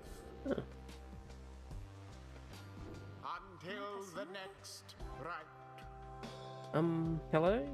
Excuse me, I mean, would you excuse me for a moment, do you think? You're one of them. What do you want? Father needs me. Oh, I'm sorry, I think that I forgot what I was going to say. I'm so embarrassed, What is the matter with you? It is against the right for us to even speak like this. I don't know that. I don't think. No one said anything like that to me, but then all this is very new to me, and so I thought maybe you cannot be serious. Yes, I mean, I like to laugh. I like to laugh a lot. And you? How about you? This is a Nightwing's trick. Father told me not to speak with any of you. But I have to go. Wait, Alma, wait. I think that was your name? Was that even your name? Wait. Oh. Oh. You may switch to a difficulty setting at any time. No, I think this is fine. For me. He's gone. As you return to the wagon after besting the fate, you notice Joe Dario tensed up and frowned. Where did he go? Who? Wait, the sleeping guy? The minstrel is gone. You see, it is true. There's no trace of the lone minstrel. He'd been laying still in the corner of the wagon all this time. You join the others and search for him outside. Your fellow exiles have revealed nothing to you of your lone minstrel and how they found him, but you sense the concern as they scour the vicinity for him. We'll worry about the minstrel, my friend. You worry about the stars. Wherever they guide us, we're going. Okay.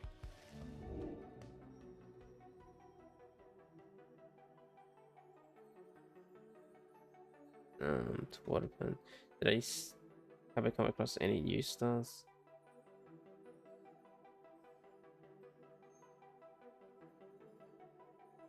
Not really, no.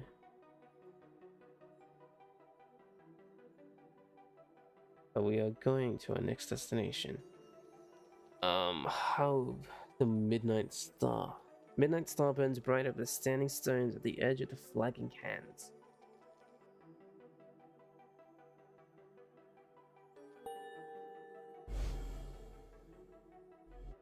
Some skeleton.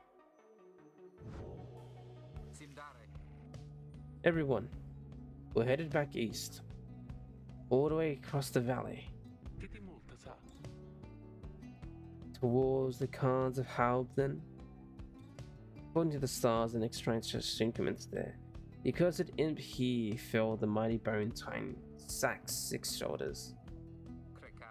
That's right, we have to risk it. What if that minstrel guy doesn't turn up by then?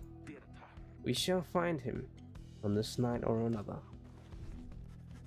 They continue searching for some time, however the minstrels nowhere to be found. Mysterious man.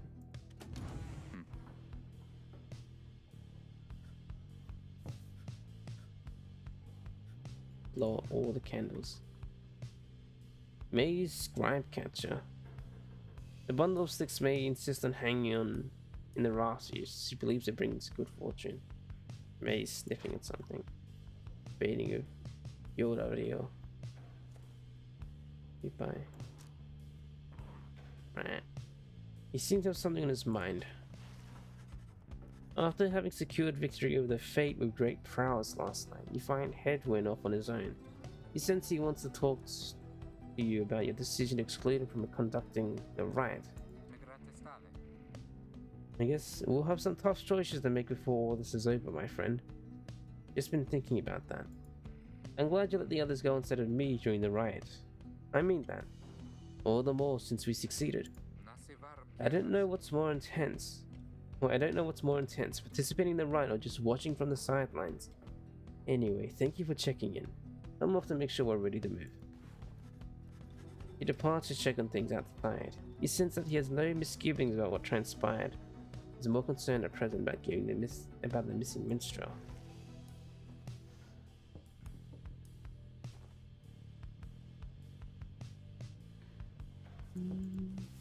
Huh.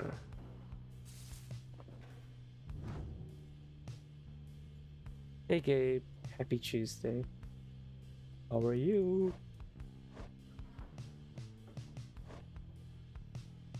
Raise your aura, sprint, gains a sudden burst of speed after a moment. Oh, right, so you need to like hold it.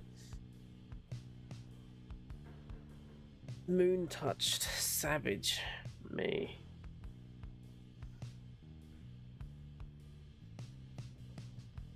Okay, procrastinating work, how about me? I'm good. I'm pretty good.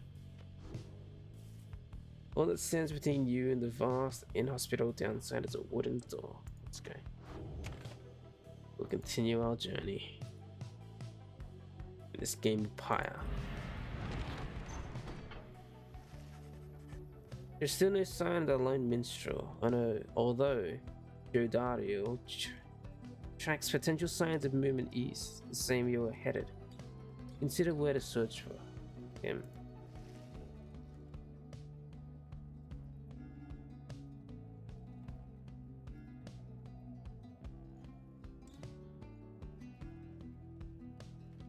Jodario believes the missing minstrel must have taken the same route you took earlier.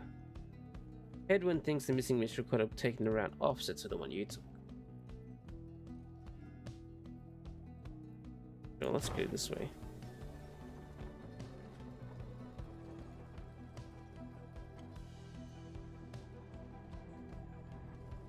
Under Jodario was like, as you travel through the rocky pathways of Glue Hive, Edwin seems more ill at ease than usual. There's no sign of the missing minstrel. Sorry about this, Jody. I had a hunch you must have come this way. Would that our hunches could be more dependable. But do not fear, we shall find him yet. Sounds like a hunch to me. More of a promise. You pick up bits and pieces of the minstrel's significance to your fellow exiles. It was there when they first discovered the Black Wagon, but they refused to say much more for now. Yeah, he was this mysterious man.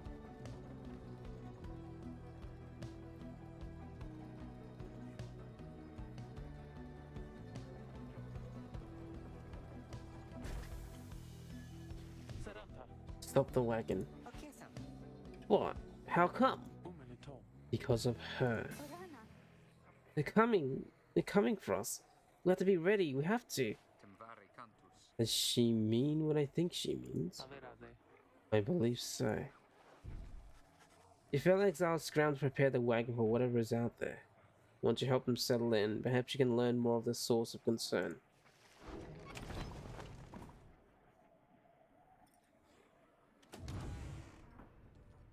Alright, there's nothing here. Prepare for the night. Something is approaching you. Your fellow exiles need to be ready for it. They are coming for us. They feed the scribes. They feed the scribes. I know they do. What's she talking about? What's going on? Howlers. Lots of them. Then what are we going to do? They feed the scribes. Calm yourself, May. We shall give them reason to fear us as well. We'll use the elements in the books. Indeed, one of us can draw them out under the reader's watch. It shall be just like one of our rights. Edwin turns to you. I'm about to sneeze. It seems we need your help in this, my friend. We just need a volunteer to go with you. I'll do it, mister. Please, you have to let me. And the scribes, they'll protect me. I know they will. Jodario exchanges looks at Hedwin. Each of them nods at you as a signal to signal their approval. May intend to help men of the Howlers prepare for them. Okay, so what do we do for this?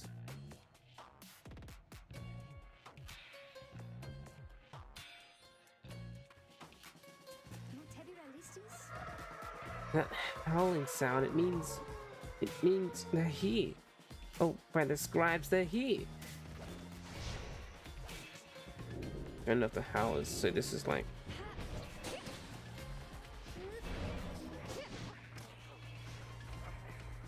Press this. I don't want toggle assist. I don't need no toggle assist. I'm a gamer.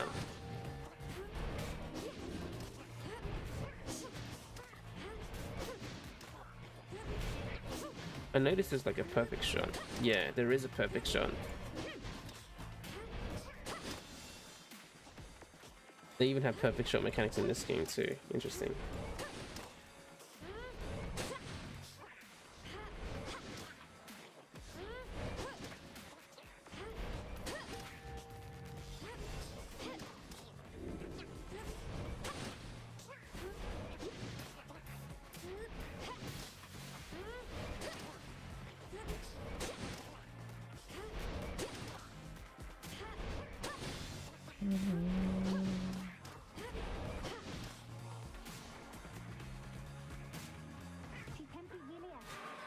No, I think there's many more. Oh, here they come, here they come. I don't know what. Oh.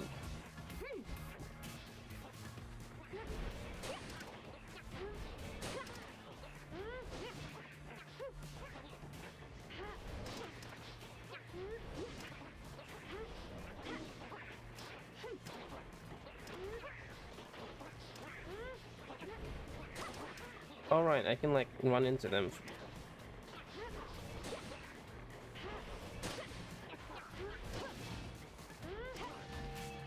That's it.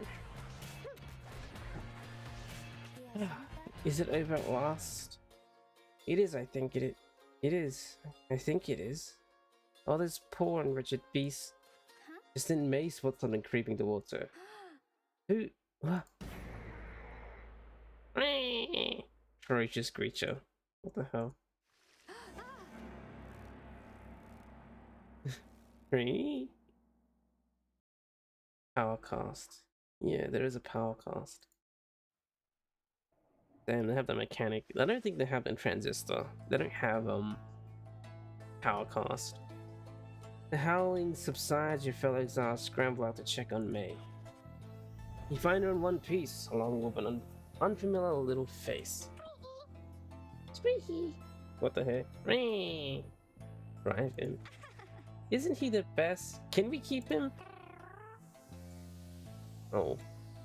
You sense a depth of experience in this creature, at least judging by the drive-in standards. In fact, you feel a connection to him. If you concentrate, perhaps you can derive some meaning from his calls and screeches. Skitty, kitty, kitty, kitty, kitty. A drive imp seems both excited and frustrated by something. I'm trying to understand him. He sensed some pattern in the drive imp screeches. He seems welcoming of this, and tried to try again to further interpret him. This drive imp seems to have history with your black wagon. You're beginning to understand him. The drive imp recognized you as a new reader of the Night Wings. He's pleased to meet you. You now understand this unusual drive imp. Kitty kitty kitty kitty kitty. Huh. The drive imp seems satisfied at having gotten through to you, and you explain to your companions what little you have learned of him so far. No one argues against letting the creature come along. Inside the wagon, the other drive imps stare at him with something like reverence. The drive imp joined you. He seems to know his way around. Welcome aboard. Drive imp, he seems to have something in his mind.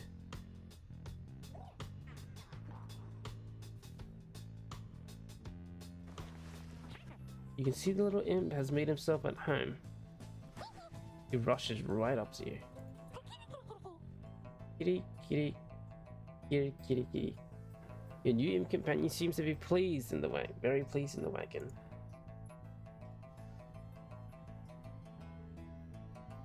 Kitty, kitty, kitty, kitty, kitty.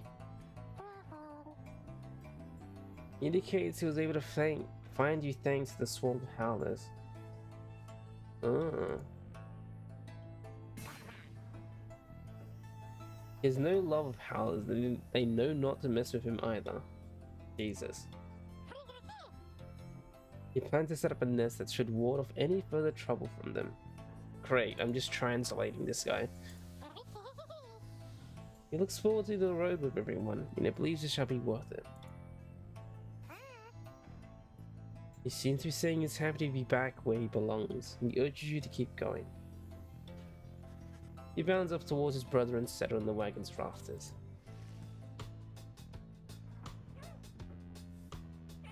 Let's see. Well then, continue. Licksand. An arid southern pass towards an ominous calm at Hull. Your new imprint seems insistent you take this path bearing east. Well, I don't really have a choice, do I?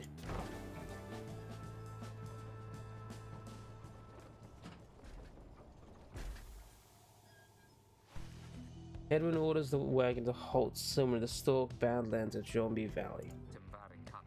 There's someone on the road. Be careful, everyone.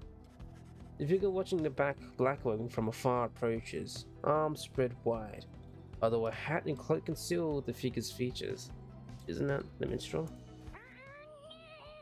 Then the imp rushes out towards whoever it is. And she's very riled up at the sight of whoever is approaching, though in almost joyous way. The minstrel. Yeah. Isa. He's a venerable driver, but he seems to know the ins and outs of the Nightwing's black wagon. It is good to see you, and you found the others, even faster than expected. The imp called Tizo appears very pleased. The lone minstrel turns towards the rest of you. Hello, we have not met, but I know who you are, and who you must be. For all who you must be. I returned as promptly as I could. Have you walked to describe themselves? Because I think maybe you have. Hello indeed. You had us worried there when you took off. I should knock him back into his slumber. I did not aim to cause you such concern. As soon as I awakened, I'd notified my clients that the Nightwings had returned. Your client?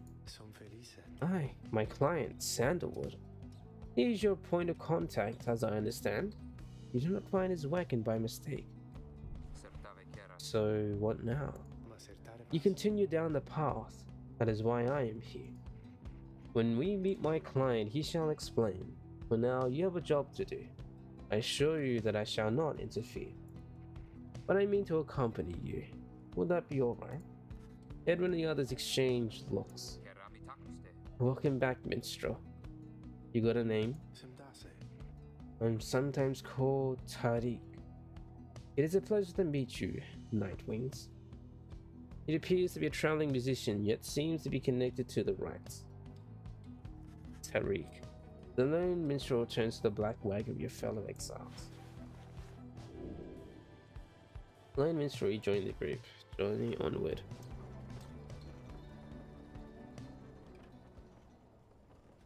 Giant skeleton. The Khans of Hau is a foreboding sight. It is here that the next rite is soon to commence. Reader, if you have a moment, once we are settled on these grounds, I wish to speak with you in the wagon, at your leisure. Oh, slugs here. Let me take a short break. It's been nearly 2 hours, so I need to get up, go to the bathroom, and I'll be back. So I'll take a short break. Everyone, you may go get some snacks or tea, coffee, whatever you want. But yes, be right back. Be right be. Break time.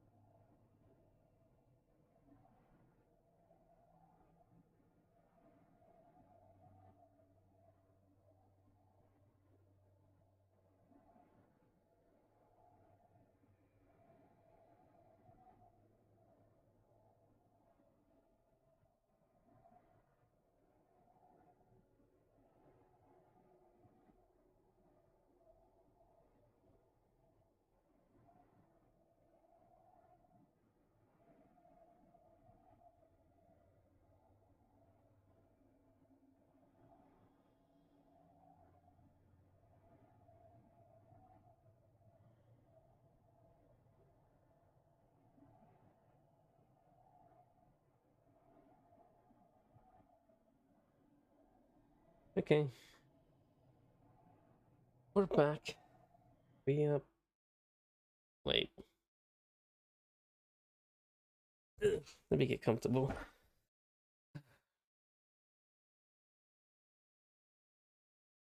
Okay, we're back. We're here. Welcome back. What? How many? 57% now. Thank you for the contributions. Oof. Amidst the right. I was looking around and apparently my mum bought sushi yesterday. But my younger brother ate both tubs or containers of sushi that she bought instead of eating one and leaving the other for me. So whatever. Sushi. Anyway, whatever. You and your fellow exiles gather around a sacred site known as the Khan of Haub. Anticipating the hour the rites are to commence again. All is quiet for a time, and then... From out of nowhere charges in a gangly cur. He stops short and gives you a smiting sneer. Reeps. That's Barker Ashpor. Real piece of work, just don't make eye contact. He's a troublemaking cur who throws in the feet of the triumvirate to stand against him. Oi, well, you look at this lot. Even got one of our own, consorting with two-leggers. You're a disgrace there, mate, you realize?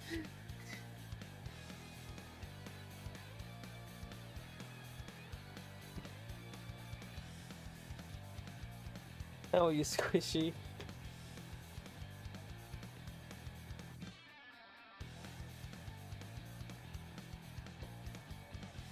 I was giving, I don't know, I didn't realize, so I was giving a sort of like British Australian accent to the dog creatures.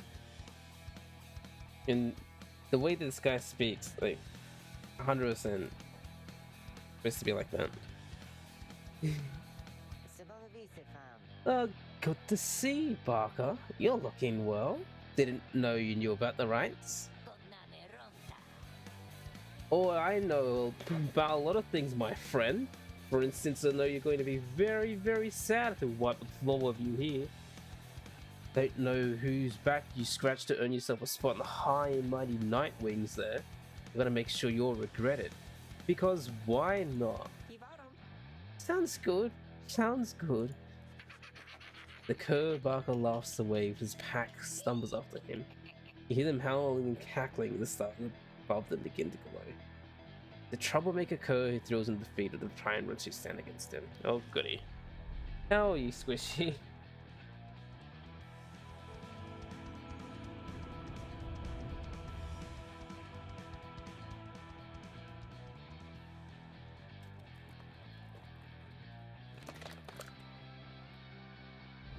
Welcome, dear reader, to the splendors of the accursed cairn of Haub. Uh-oh.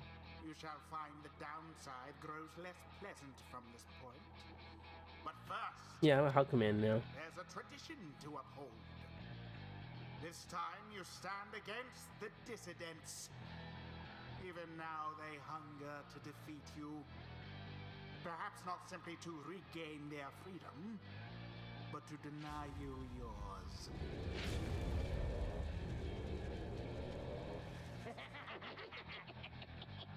As the stars shine down upon you, the pack of curs you stand against this night continues hooting and howling. Oi, come on you lot, let's boil some blood. Then Riku pulls you aside. Look chum, I don't know how to say this, but I can't go against these guys. Just trust me in this one, okay? You sense he means it. You make a mental note to ask about the history with Barker whether time permits.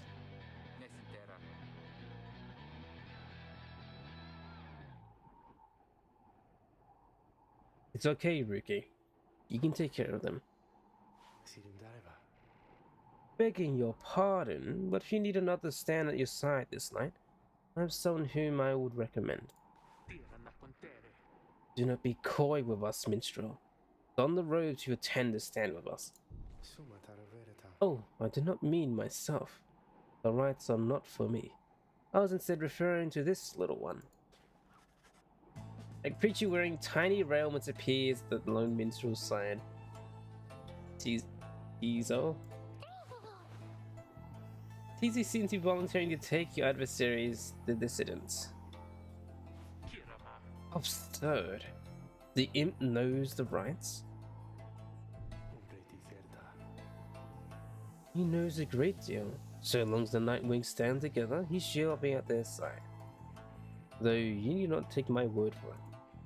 Tizo, our adversaries seem to be preoccupied. Perhaps you might quickly show our comrades what you can do? The little imp peers at you. You sense his connection to the rites as he waits your guidance.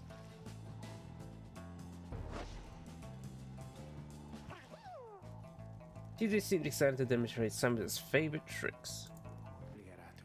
Reader, implementing Tizo may take some getting used to. He was inviting you to try. Another joins your ranks, and a mere imp. In a mere. Although, no, it cannot be. And we shall see what comes of this new partnership of yours.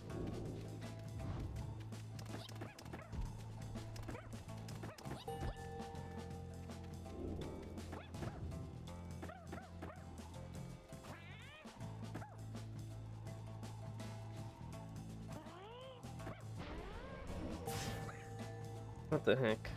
Soon, Tizo returns after imploding. Just Tizo proceed.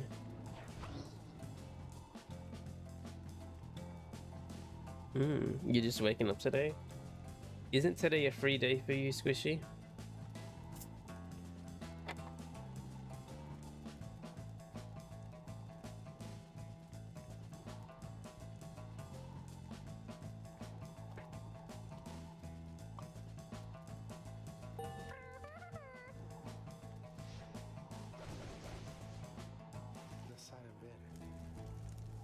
Well done as ever, Tizo.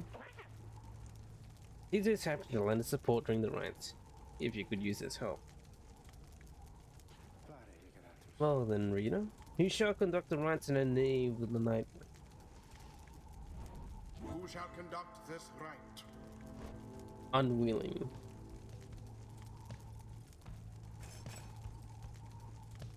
Ruki is unwilling and unable to conduct this rite.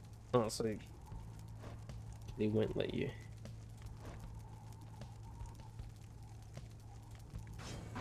Nay. Terios?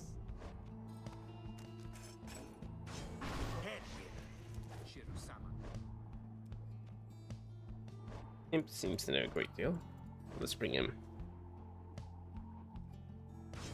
Tizo. The choice is cast. Everyone ready? Let's show you these curs what we're made of. Time's up, you swile. Come on, boys. Let's get him. Now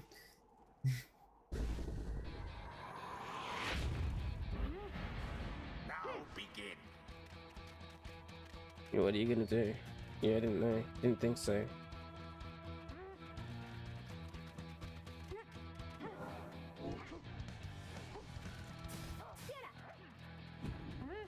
Now go. The Hey. Nightwings make their mark upon the flame.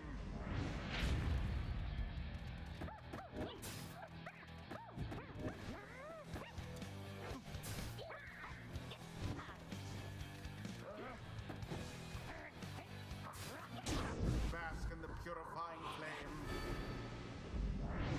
More. Uh-oh. Be gone. Shall it be? I say.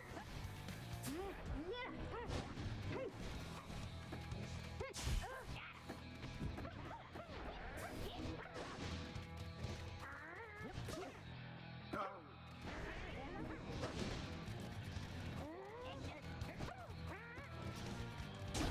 The flames of freedom. Good Tizo.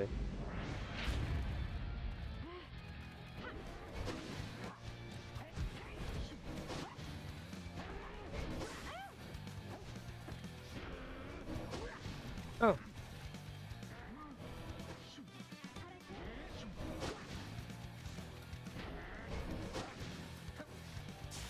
A mere attempt. oh, really? Come on. Barker leaps headlong into the fire. Shoot!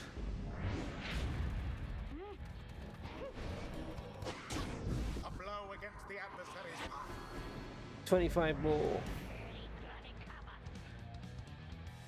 Alright, you lot, that does it. No more fussing around, right? My boys and me, we're proper angry now. Oh shoot, what the hell's going on? Careful now.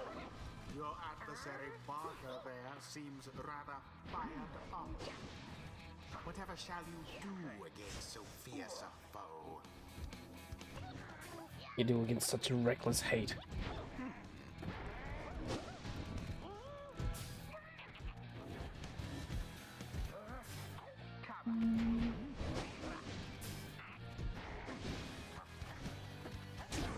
Has died a little. 5 more. Now go on, just once more. All for naught.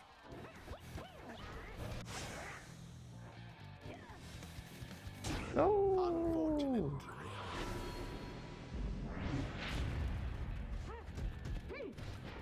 What can you do? It is done. The Nightwings prevail yet again. Accomplished effortlessly, I might add. Thanks. The rite is ended.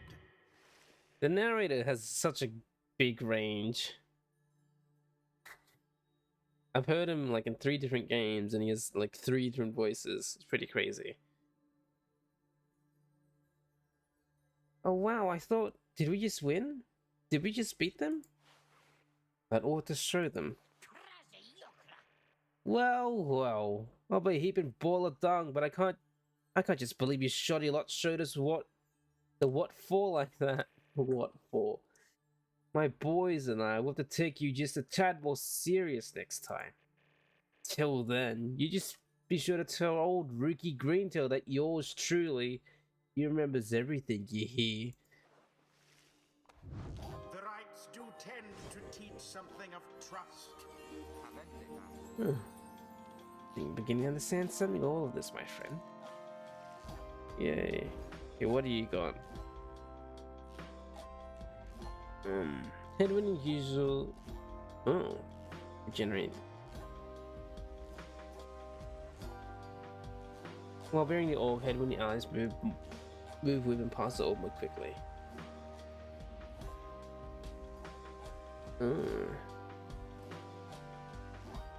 Headwind his allies cause banished adversaries who remain banished for 2 seconds. Longer than usual.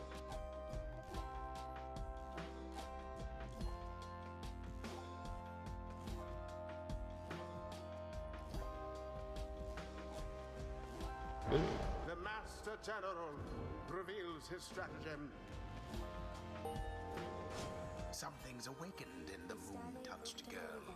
The scribes, they whisper to me they do. From time to time. The scribes. Tricks of the rope caller. The grand trader's leaning. Snapcast.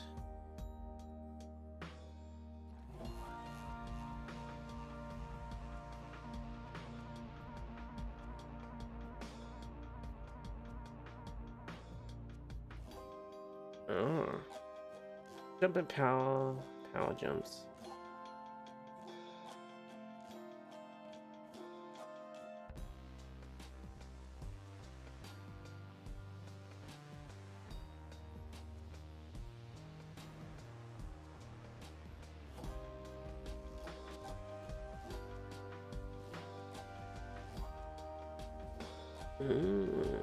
I'll do this one.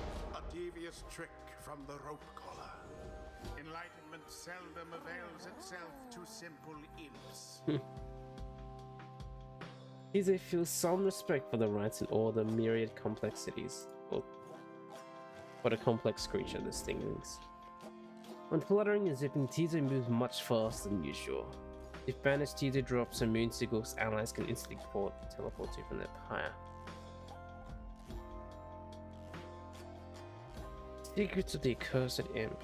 Flights of the Swallow. If banished, Teaser drops improved moon signal.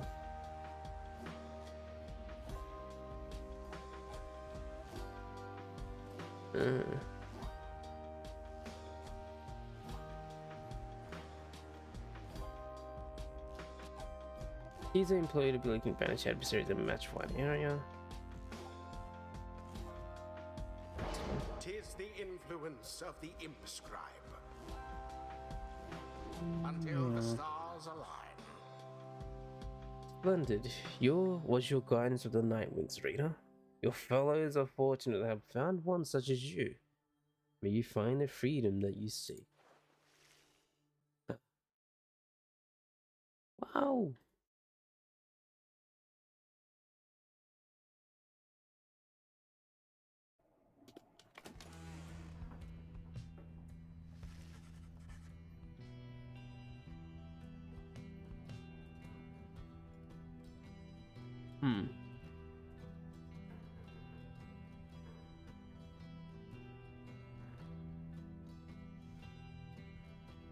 After prevailing over the dissidents almost effortlessly, return to the wagon to recover from the night's ordeal and figure out how to best proceed.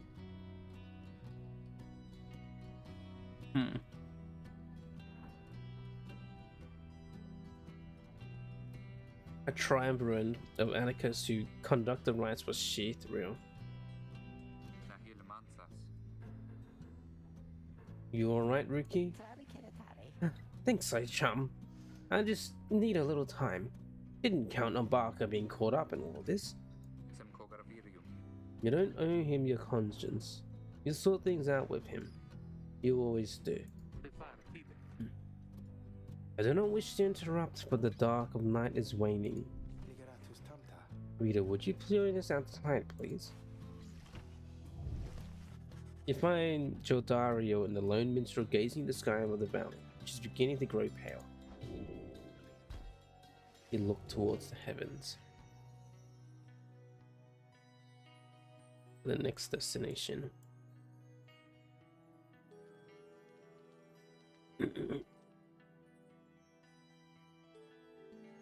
Millith, the Bogstar.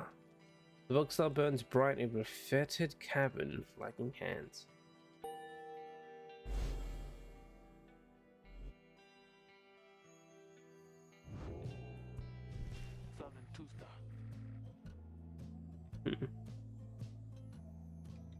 And it is as I feared.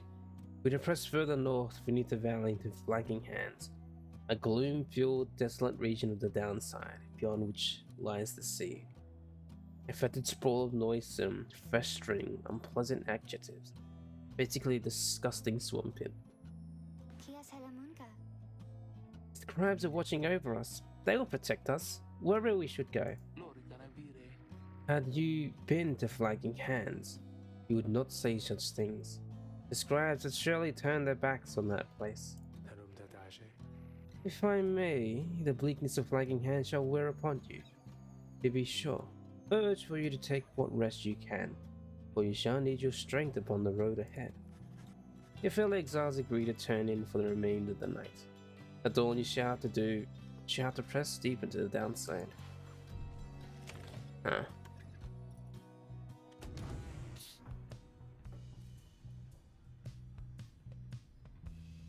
Tizo's nest. Various scraps and things laced together with bits and ribbons of fabric, topped off of plush fish.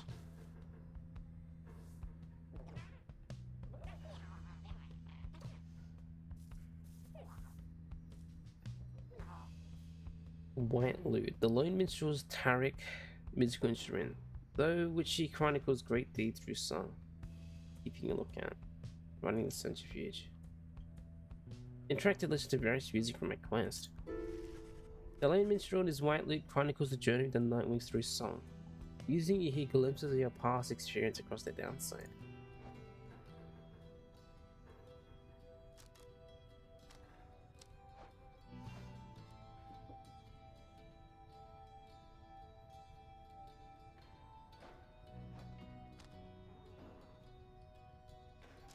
Huh.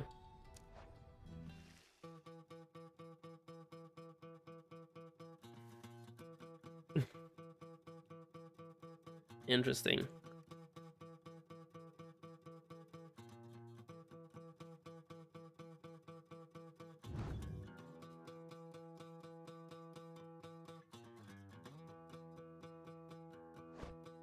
Imp, drive imp. Crime not applicable, motive not applicable, use exiled not applicable.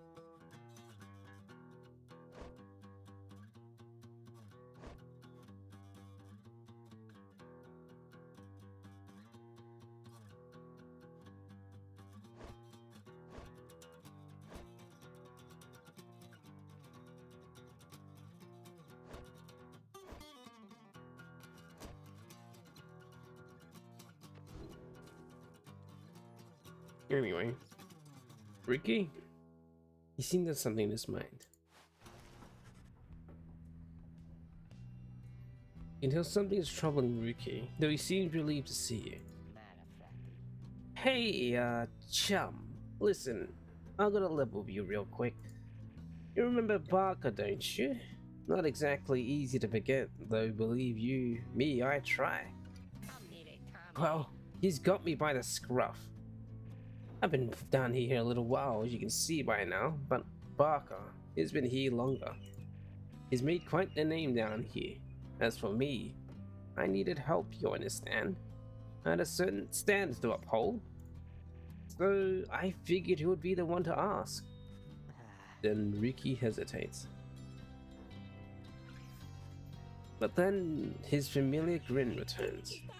So, what if I owe him though, right chum? I got people back on the other side, and just between us, well loaded. I mean rich.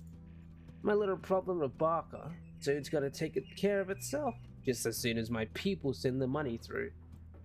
So, I'm telling you right here and now, don't you even worry about it. I'm sure everything on that front is gonna end up real tidy real soon. With that, he scampers off before you can respond. You see, Ricky owes a debt of some sort. What is on the line exactly? You unsure? Let's read.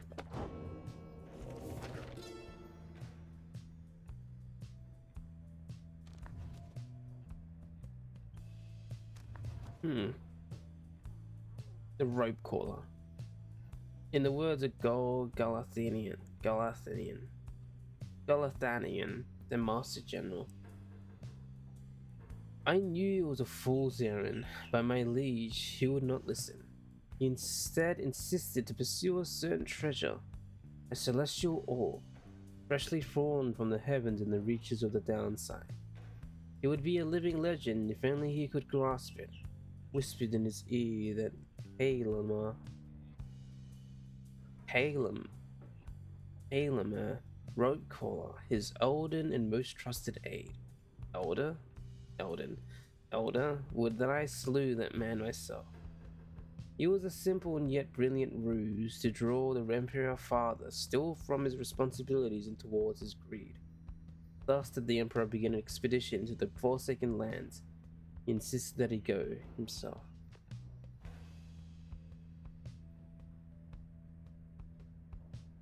Halamer? Huh.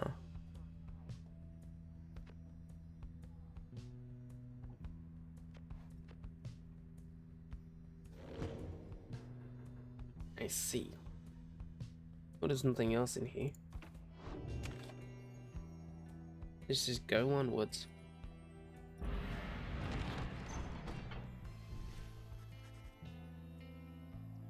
Come dawn, you find Hedwin and Joda Ariel assessing the current situation with the minstrel.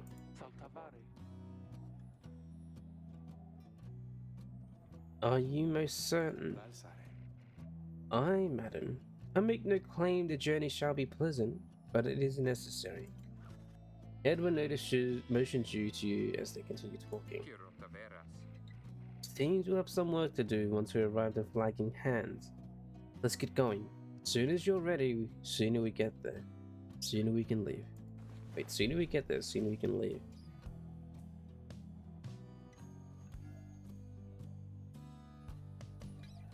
Huh. You have not been down to this region. But the downside, the Lone Minstrel knows a relatively safe route down to the Flagging Hands region. Well, let's go.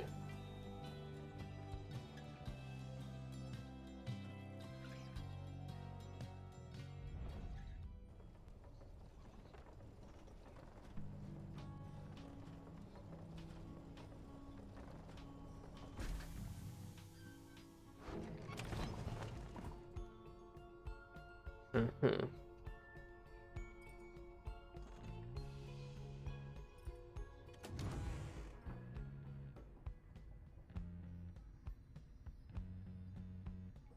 Yeah, there's nothing here. Consider how to proceed. Flagging Hand region proved as dismal as Jodarion indicated. There is thick and foul.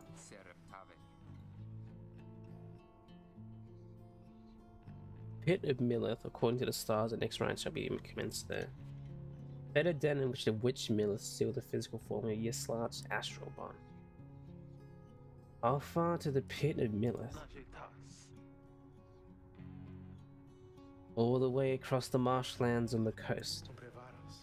Reader, would you join me in the wagon for a moment? We have matters to discuss. Yodario and Hedwyn exchange looks, then she turns to you. Go see what he wants. Huh.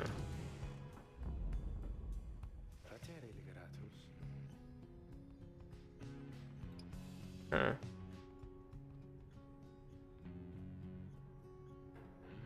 Thank you for your time, reader. I have something for you. Well, I have something for you on behalf of my client. Before you is an artifact called the Beyonder Crystal. Ancient artifact connected to the rites. Should the reader manage in your eyes, present the crystal only then. Message to the Lone Minstrel.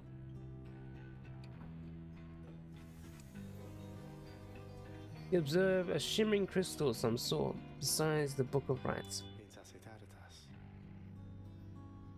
As you have surmised, the triumvirate you are to confront during the rite shall stop at nothing to rebel against you. I have also prepared for this for quite some time. The Beyond Crystal may help ensure that you are well prepared in turn. It is a resource now at your disposal, to be used at your discretion. Gaze upon it and you shall see what I mean. Henceforth you may use the Beyond the Crystal. It is all in you.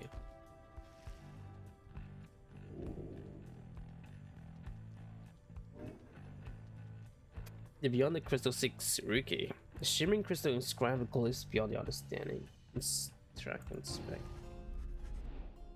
You look upon the shimmering surface of the Beyond the Crystal. Some of your senses fail, though you retain a hold of your consciousness. An apparition appears before you, planned in the realms of the right by Incorporeal. I sense that you are not a total idiot. She reaches for the clasp on her mask. So, the Night Wings have returned. Oh, but where are my manners? You must be the lovely reader. Please call me Sandra. Sandra the Unseen. She is a wraith expelled for eternity within the Beyond the Crystal and is bound to serve the rites. We met briefly before when you first beheld the book. When you were stuck inside of it, I was among the phantoms your companions banished there. No doubt stroking their egos. You listened well enough to that damned voice. Now I suggest you listen to me well. Voice described in the book, it calls to you during the rites and reminds you of your exile. Yeah, the narrator. I am bound in servitude to you, along with any idiots whose freedom happens to be intertwined with yours. I know the rights better than anyone. I soon can whip you into shape if you but take advantage of my services. First, I offer scribe trials to those friends of yours. If they can pass, it shall be worth it, wow, and yours. Sandra's series of special challenges, custom tailored for each of your fellow exiles. Secondly, my Beyonders and I ourselves, and I avail ourselves for practice rites should you be so inclined. Special triumvirate banished for eternity, entrapped within the rites. led by the wraith called Sandra the Unseen. No string training competition for your fellow exiles in Sandra. Or you could always come and chat and briefly free me from an eternity of boredom, You have invoked Sandra from the Beyonder's crystal. What do you wish?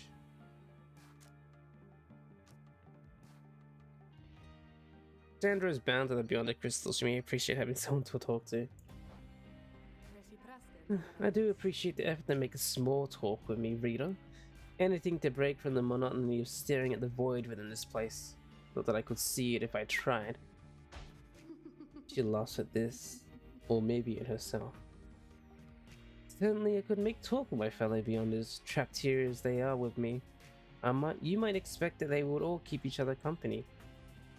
There's just one problem there, however. You're all sick of one another. She laughs again, perhaps not her joke, but instead of her predicament.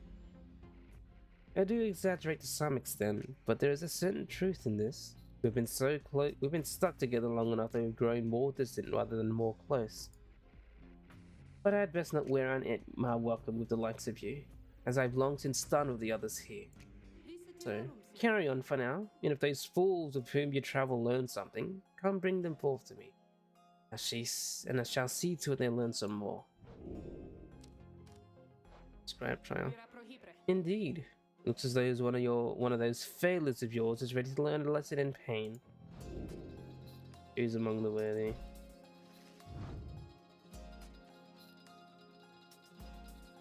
Sandra has an interest in Riki, prevail in earn a unique talisman.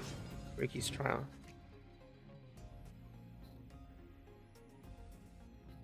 Huh. You asked Sandra to administer one of her special trials for Riki. What? The loud-mouthed cur? Well, I suppose that he's ready. Technically, though. I have a litany of reservations about him, but let us bring him forth. Soon Riki appears in heat of the summons. Chum? Why are you looking at me like that? Huh.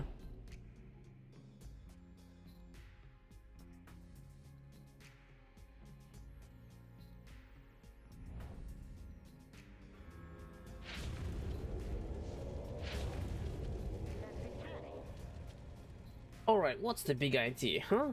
Is some kind of trick you're playing, chum? The apparition Sandra then appears and unfastens her mask. Shut your snout and listen well, cur. You answer to me here. What? Your mouth runs quicker than those stubby little paws. You have much to learn if you have any intent to rebel in the rights. Let us see how you fare without the benefit of your trusted comrades. Stay for your lovely reader.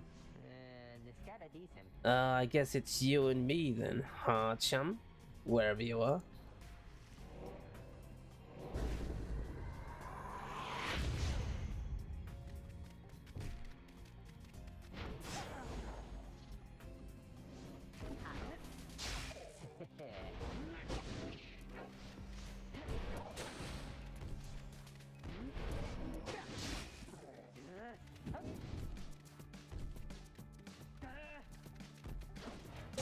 Hey, glory dive.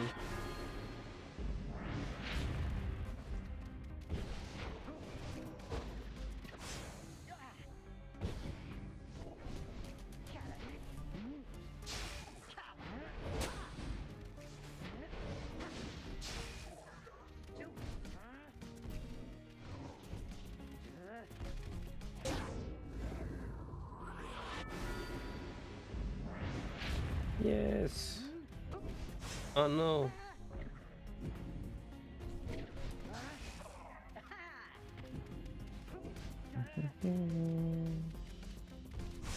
What the heck?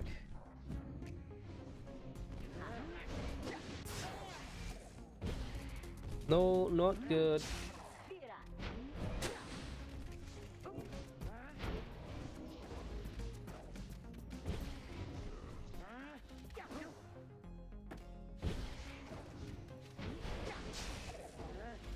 Oh no.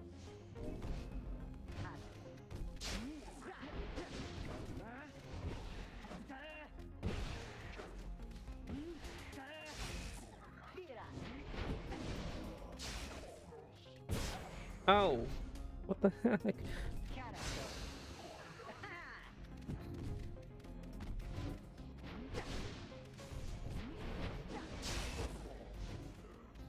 Wait.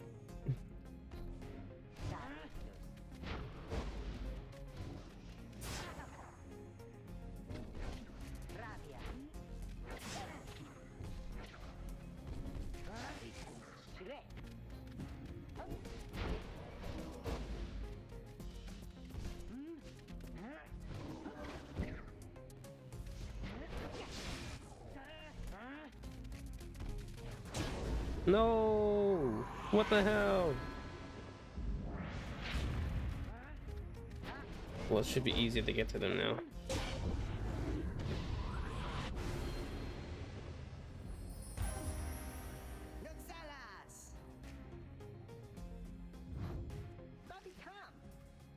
This is how we do it, right, chum? It is, and you acknowledge likewise. You did not do it on your own, despite having to face my demon friends all by yourself. You passed my test, Kerr. Congratulations are in order, both to you and your lovely reader. Now, farewell. Huh.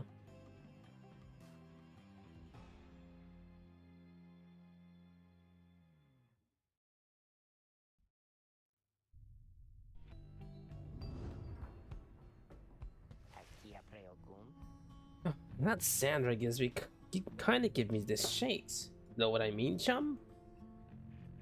Hey, what's that you got there? You received Joma's Fang for completing Ricky's trial. Oh. Only usable by Ricky.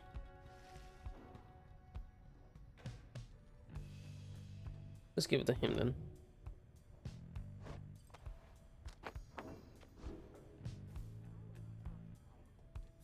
Alrighty then. Continue my journey. You find everyone is feeling rather miserable. You sense being in flagging hands eats away at one's spirit. Only the imp Tizo seems unaffected. Most of your fallen exiles lost one hope for the next rite. Suffer alongside them. A moment, reader. There are several courses we may take through flagging hands. If you chose to prolong your stay, it may be worth your while. However, your companion's spirit shall likely suffer more.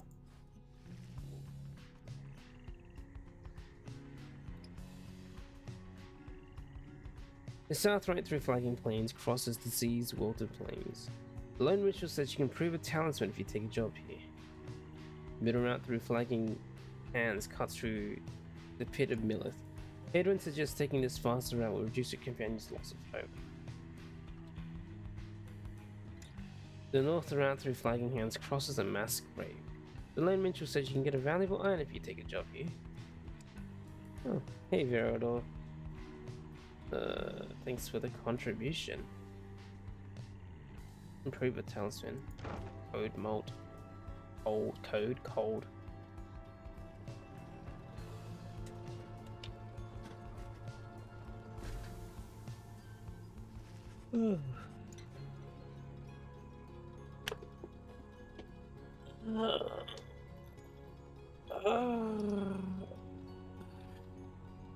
How are you? Oh, the north route through flagging hands is dismal beyond reckoning. There's little talk among your group, yet you sense despair encroaching. Only Tizo seems unaffected. Most of your fellow exiles lost -1 hope for the next rite. Suffer alongside them. Lady? Later you accompany the lone minstrel in pursuit of his task here. Espion. Going great, thanks. That's good to hear. That is good to hear.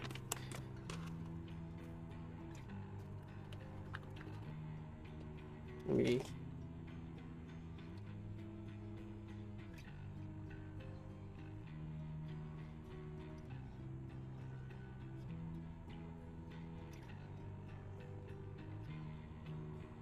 Okay. Speak not directly to the living shade and be true to your heart when responding to its inquiries. and make no attempts to look in the eye. How's the new game so far? It's very interesting. It's very narrative focused.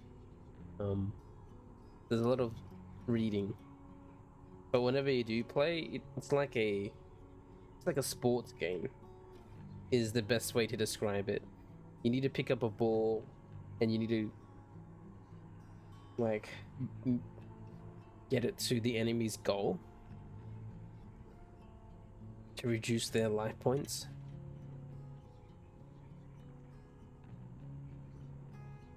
Is the best way to describe it. But it's not framed as a sport. Is the thing. It plays like a sports game, but it's not framed as a sport. It's like a ritual that they go through. Anyway, the lone minstrel offers these and other words of advice as you approach the burial mounds of Cold Moat, where many exiles of the outside see their final days. The North route through flagging hands across the masquerade, even though thorough burning failed to cleanse a certain haunted air here. Glimmer of a shade appears before you. You stand surrounded by the dead. You barely see it and it does not speak, but you feel its thoughts piercing your heart and mind. According to the shade, the book that you possess may lay some of the fallen here to rest. The shade leads you to your work.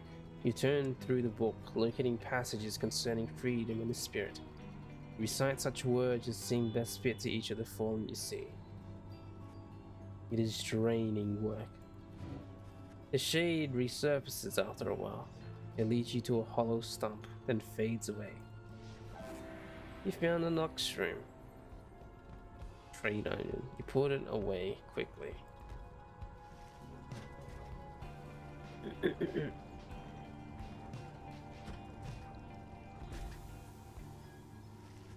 By the time you reach the pit of Millith, everyone decides that the imp Tizo seems to be feeling even worse than before.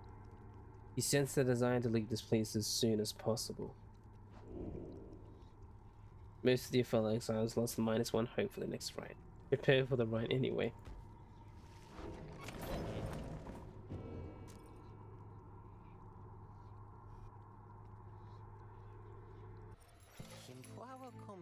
Slug Market, Falcon Run. Oh, hey you guys, you know, this place, a lot of folks but not a lot of customers, know what I mean? So, have a look around. Interactive Ron to quiet him down.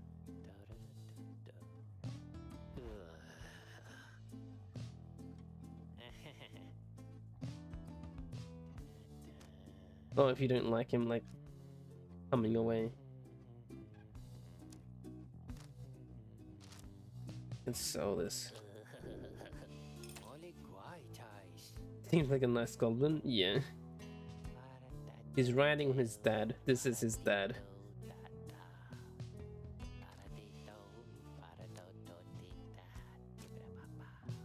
While carrying the ore, the bearer moves faster than usual. Plunging the adversary's pile, the bearer does 2 bonus damage.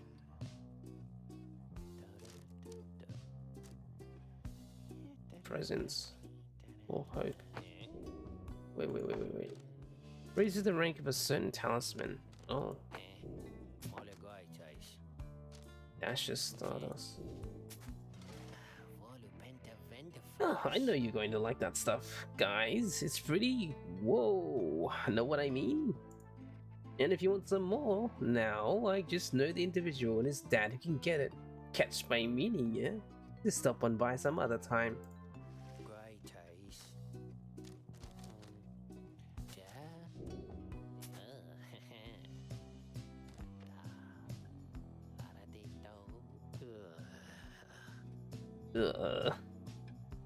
He's the awkward yet friendly enough proprietor of the downside slug market.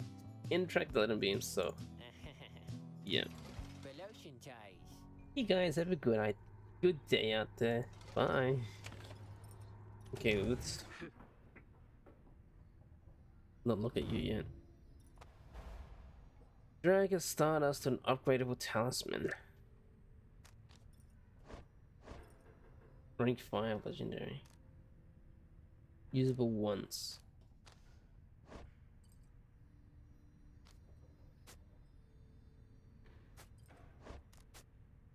Oh. Is rank 10 the max? No.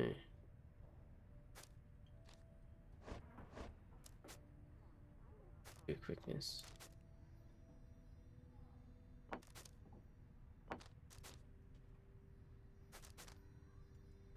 Free presents.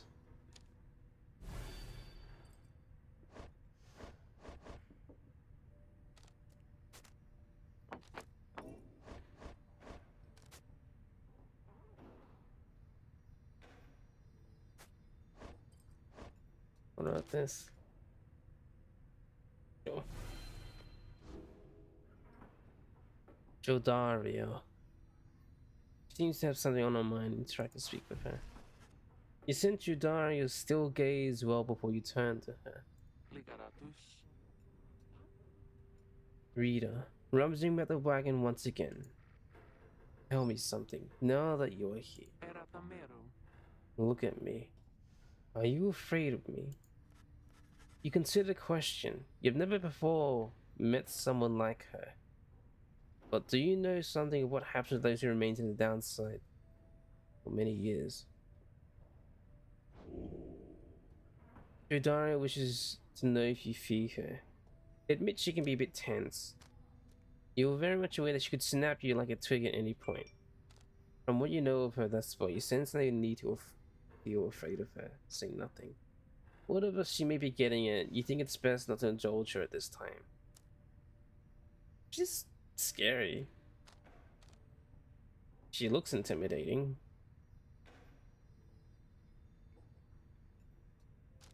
She feels intimidating. Do I fear her now? No, not anymore.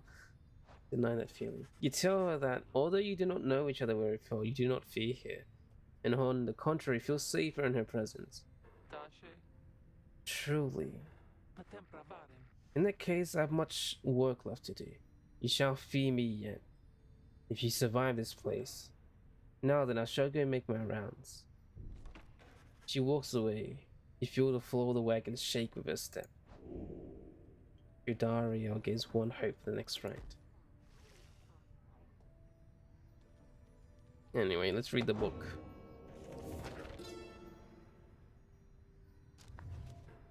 New page. The Empire's collapse. In the words of Gold Galathanian, the Master General. It was not long before the Empire began to crumble. With my liege gone, his own country quickly turned upon itself. I must admit that the collapse had started long before the Emperor's disappearance. His decision to give chase after a myth but hastened the inevitable. All the while the rope caller stood by, awaiting such a time as he could rule in my liege's stead. He would be our people's savior. His first charge was to organize a search for the missing Solium warriors, pathfinders, and scholars heard the call and prepared to seek him out.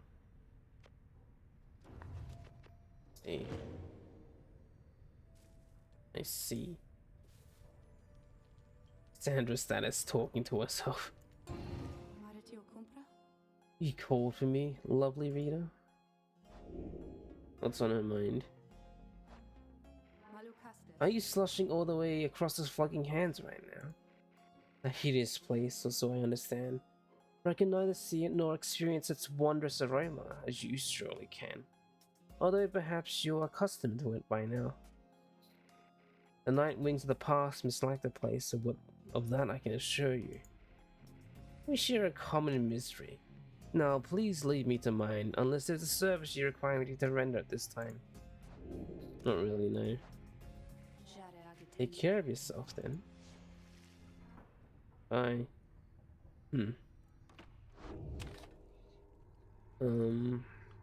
Commence the rite. You reach the celestial landmark and soon will stand against your adversaries. As you make preparations for the coming rite, you wonder if the stars above will even be visible through the dense fog hanging over the pit and milleth. Then... So? They seem to be very concerned by something in the vicinity. The little imp disappears in a hurry. What do you got? Oh, is Teaser alright? He was so frightened. Inum sacognare. He was not frightened. He was issuing a warning. Silence. Everyone take cover. Jidario makes quick note of several hiding places among the nearby crags and rotted husks. You wait. Something with the place dampens your senses. All you feel is a creeping dread. Then, from the shadows, a writhing shape slips forward, its hulking form draped in railments. The shape stops slowly. It turns its head from one of you to the next, each in turn. What the heck? Is it a snake? I don't know. Wise of ye to hide yourselves from us, little night wings. Ye trespass in the resting place of the astral born. We shall see ye when the stars muster the courage to illuminate this place. The creature vanishes into the dark. After a time, the companions reconvene. That was a bog crane. Serpentine creatures native to the Commonwealth's southern bogs, widely feared. Though formerly part of the Commonwealth, the bog crones tend to keep to themselves. Sumagasenta. Indeed, that was the witch Oldmild of the Withdrawn. She's an ancient witch with an unhealthy obsession for the Islach, the Ostroborn monstrosity. A triumvirate of bog dwellers compelled by sinister forces rather than by freedom. Led by the crone witch Oldmild. Caesar makes clear he has no love of Oldmild. Cum sera rictus. Although the rites dictate she cannot harm you bodily, with her, that's not to take unnecessary chances. We'll take what chances we can getting all of this. Everyone, it's time.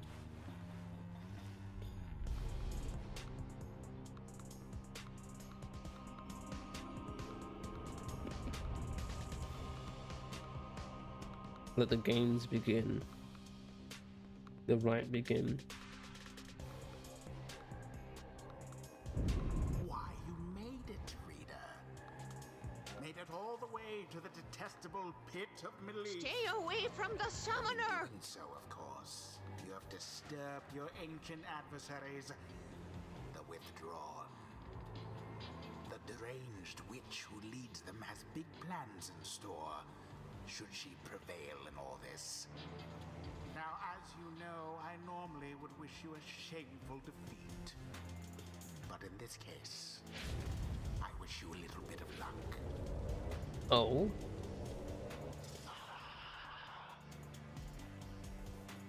The crone Oldmild seals your companions gathered by the pyre. A little flame is that shall never warm ye, much less survive the night. What the heck? Heed us, ye slutch, make the Nightwing suffer. A monstrosity described the myth and balance, thought slain by the 8 scribes. Even in death, the Astroborn yet feeds upon our world, unsated by its own. Uh-oh. Vicky trots forward from your ranks. Listen here, you old bag. You don't scare any of us one bit. You or your buddy, you slatch. Now we're doing this or what? The question hangs in the air for longer than it is comfortable. It does seem to have drawn Oldmild's attention, however. Ruki begins to swim a bit. Then Oldmild moves his slender fingers to her mask. Foolish, your slut shall grow. Your slut shall grow. Your slut shall grow. Shall consume ye. Your little flame has died. That we shall ensure. Uh-oh, does that mean... Oldmild slides up towards her followers. Ruki remains motionless for a time. Whoops. Thanks, guy. Now Now we shall get started.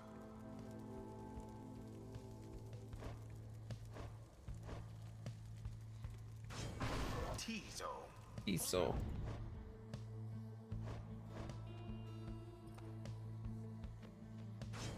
Jodariel. May. It is done. As the 8 scribes want to vanquish your sludge, so shall we prevail. What the heck?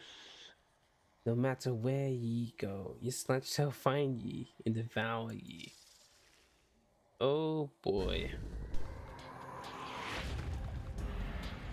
Begin.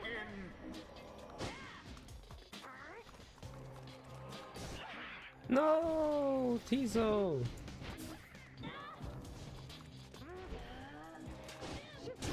The first dousing. Okay. That's chaos. Double kill. No, what the heck? A decisive blow. Yeet. The Nightwing's adversaries gained an edge.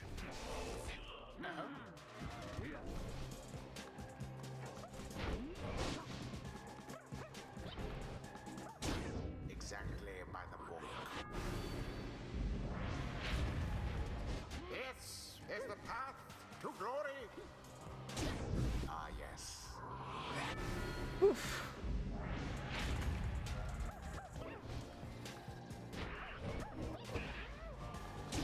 Tizo takes the plunge. 30 more. The lifeblood of your slash, it flows within this lair, and beneath this world. His lifeblood it shall engulf ye in such blackness and despair. Uh-oh. The witch invokes a profane name I shan't repeat. Oh, double kill. Oh, you poor Nightwings. Thrust straight into your flames. There.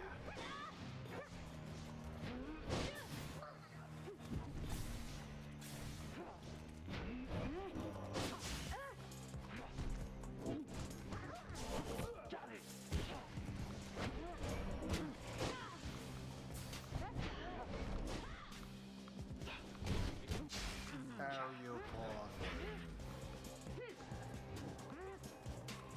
thing. Verily, One more. your victory is at hand.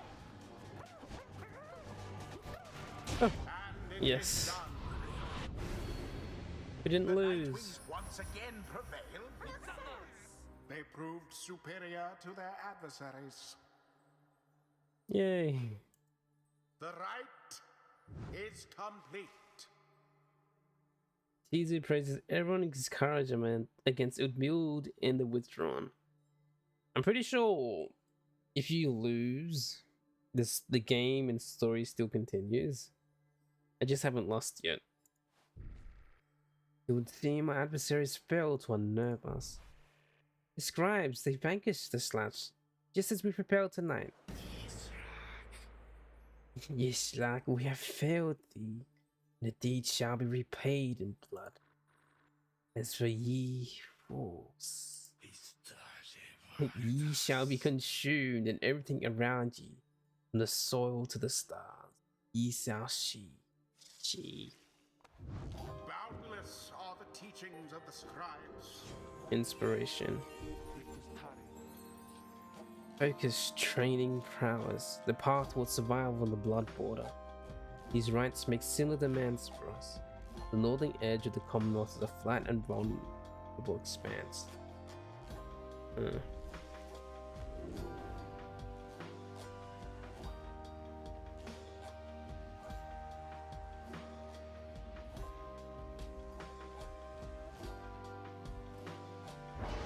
This one.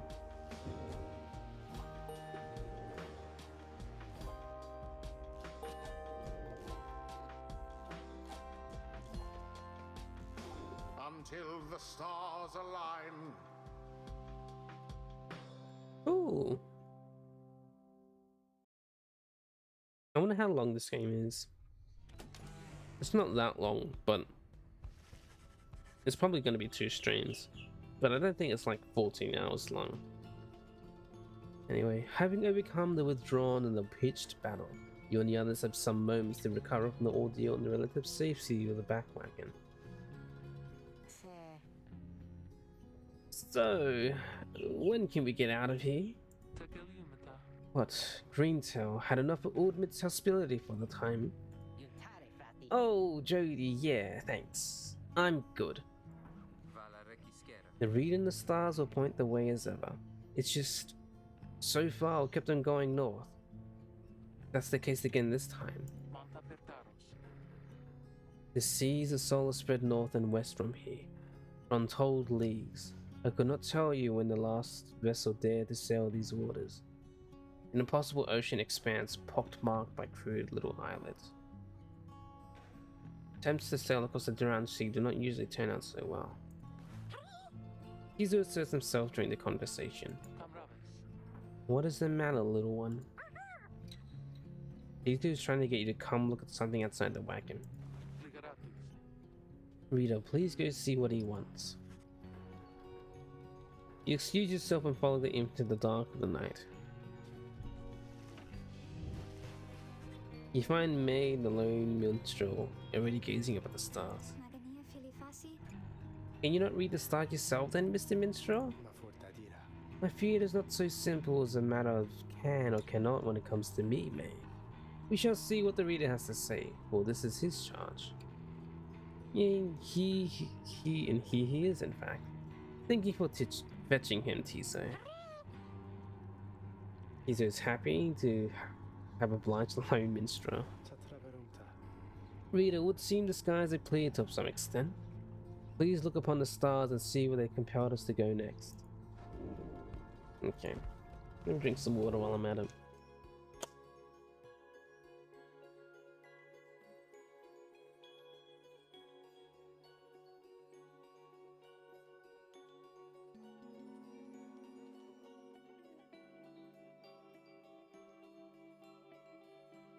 Jeez, I just keep going north.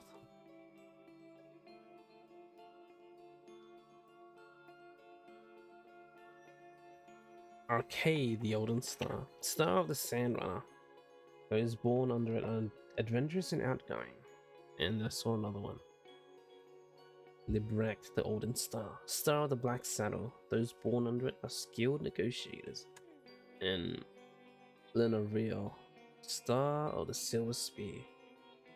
Those born under it are devoted and faithful. They already seem to waterbond.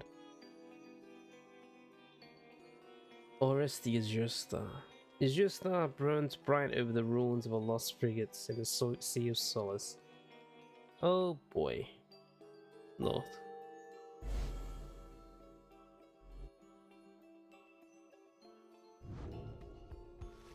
The rat's beckoning you still further north, towards the middle of the Sea of Solace. That's not good. You're joking, right, chum? Does the reader seem the joking type to you, Greentail? We don't argue with the stars. You talk like we can just go right onto the water. Pardon my interruptions, though. Perhaps we can. Say what? My client Sandalwood. He has a way of anticipating such eventualities. West of here lies a place called Big Bertrude's. The proprietor is an old companion of his. She may be able to assist us. A small bog dweller outpost at the edge of the sea. All sorts of contraband used to come through here. Some of it fatal if touched or inhaled. Oh boy. Edwin's smile returns.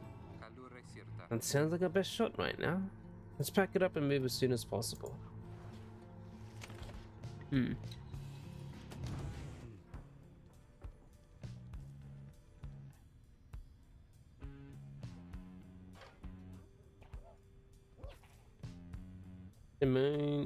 The lone minstrel seems something on his mind. Greetings, reader.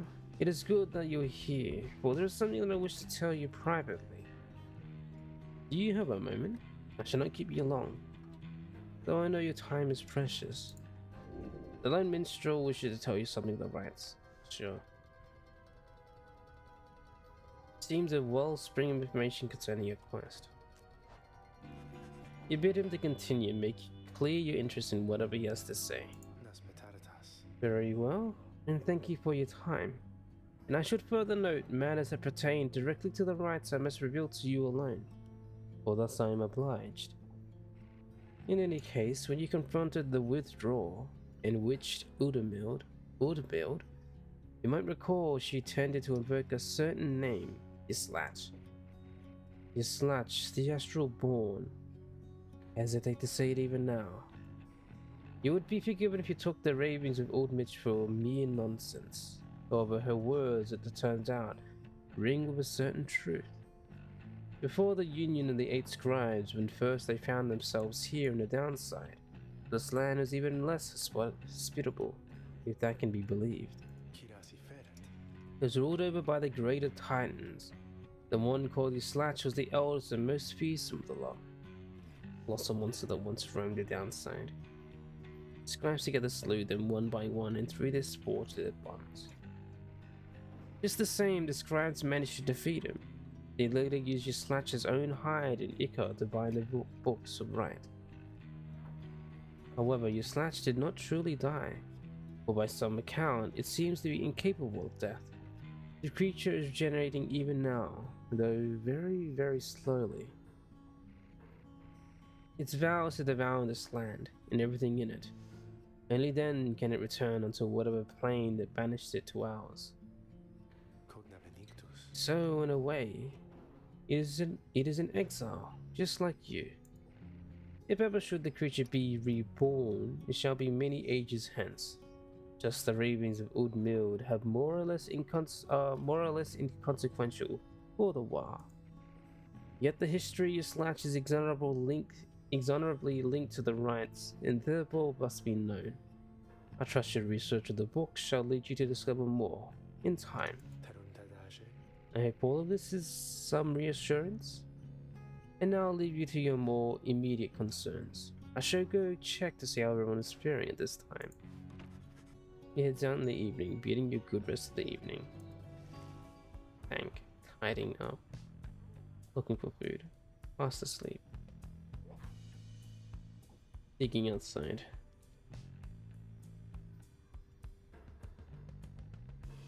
Recon nearby. I sense my lovely reader has returned. Then how may I assist you? Oh, well, she doesn't have anything. Yeah.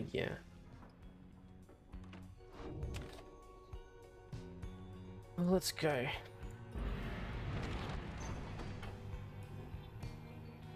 Big Bertrude. Small bog dweller post at the edge of the sea. Lone Minstrel says someone he can help you pursue the stars across the sea.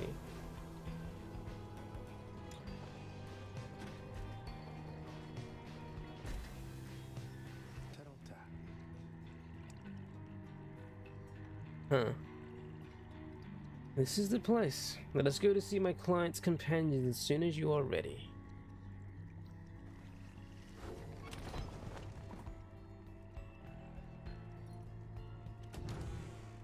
Do you have anything else to say? No.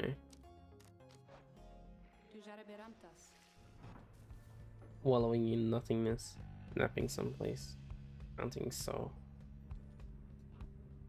practicing lunges, doing laundry with me, doing laundry, watching the sky. Okay, Big Gertrude.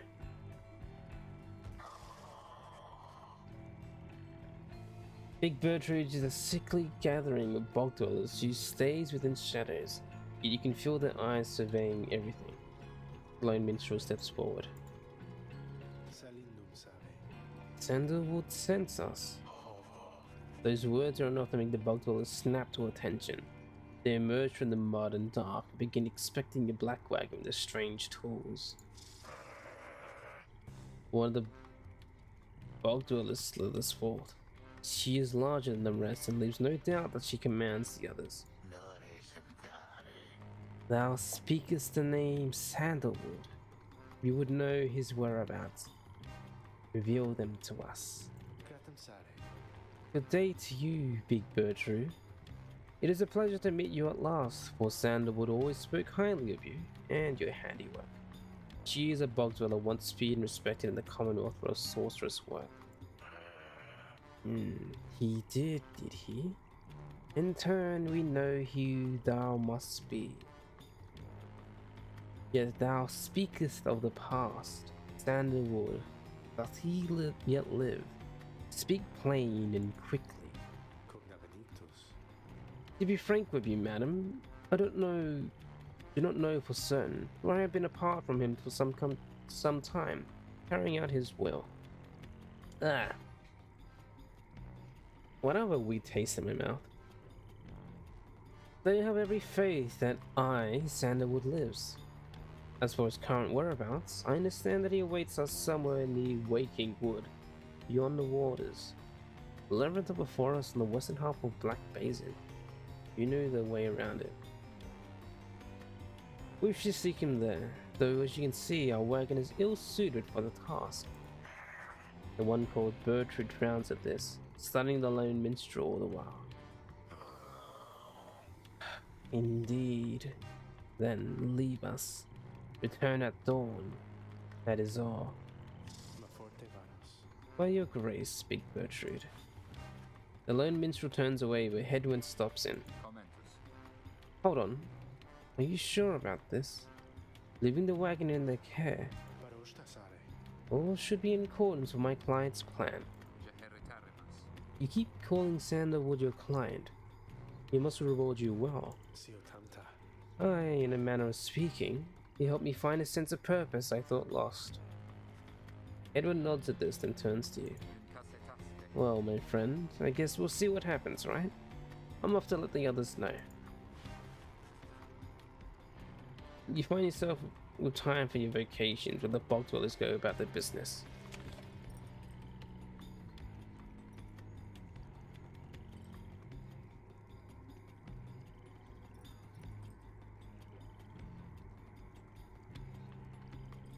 Studying Frankfurt again.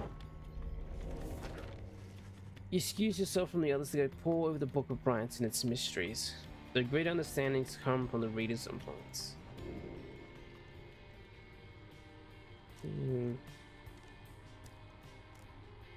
Plus one hope.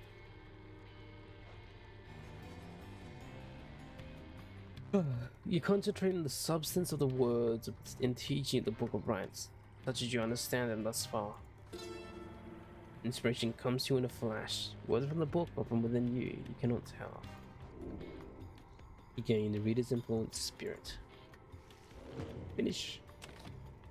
And we can't do anything else. Continue my journey. Hydrate. Yep.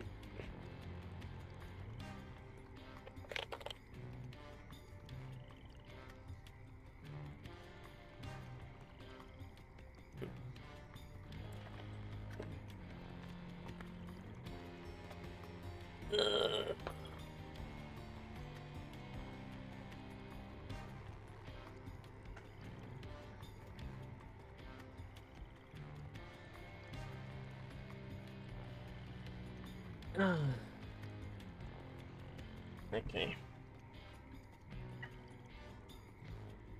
Whew. And the game mutes. Okay. The lone minstrel finds you early the next day. Oof.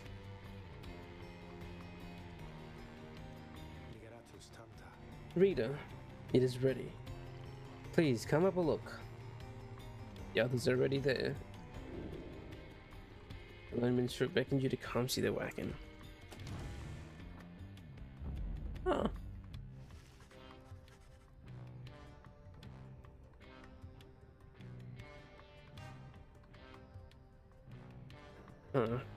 The black wagon appears different now than it did even a day before.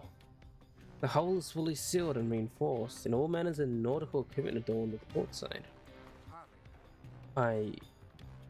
Wow. You people seeing this? I'm gonna have a look around. Atracar Pyre. The wagon should be fit for sea voyage. Let's depart at your earliest convenience.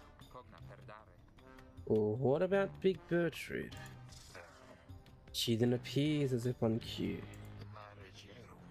Tell that sandalwood he owes us twice over. If I may, Big Bertrude, you could tell him yourself you wish to accompany us in our voyage north.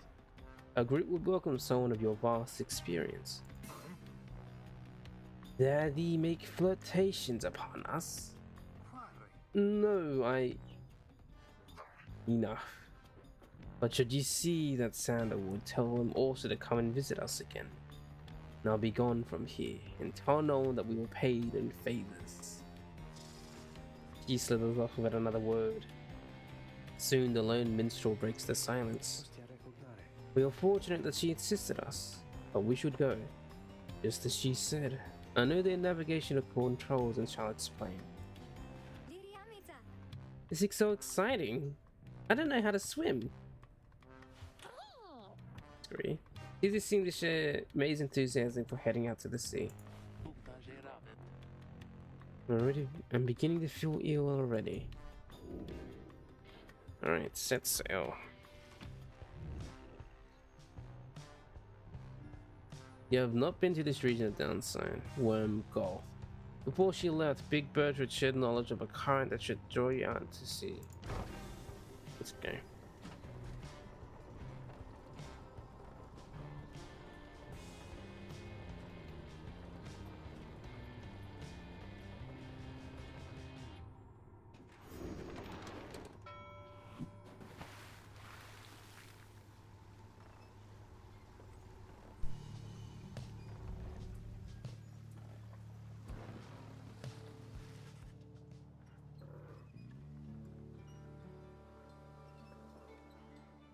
You and your companions watch the sea as your wagon rolls over the gentle waves.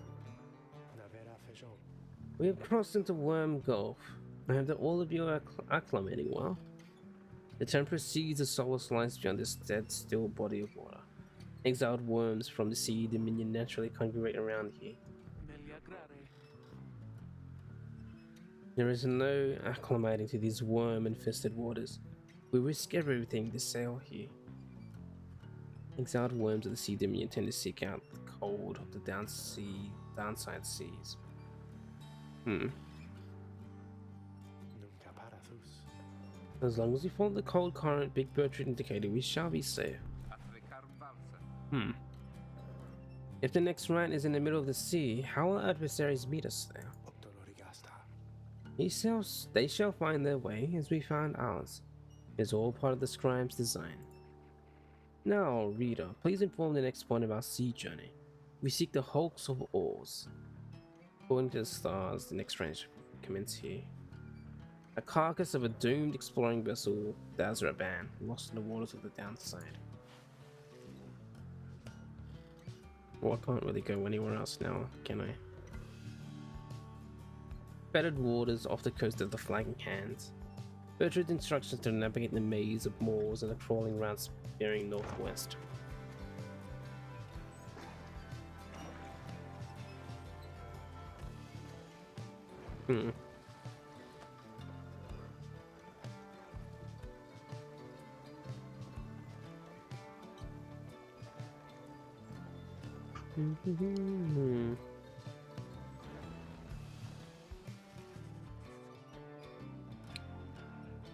The wagon continues rolling gently across the waves, which seems to you a welcome change of pace after having coming from Flagging Hands not very long ago.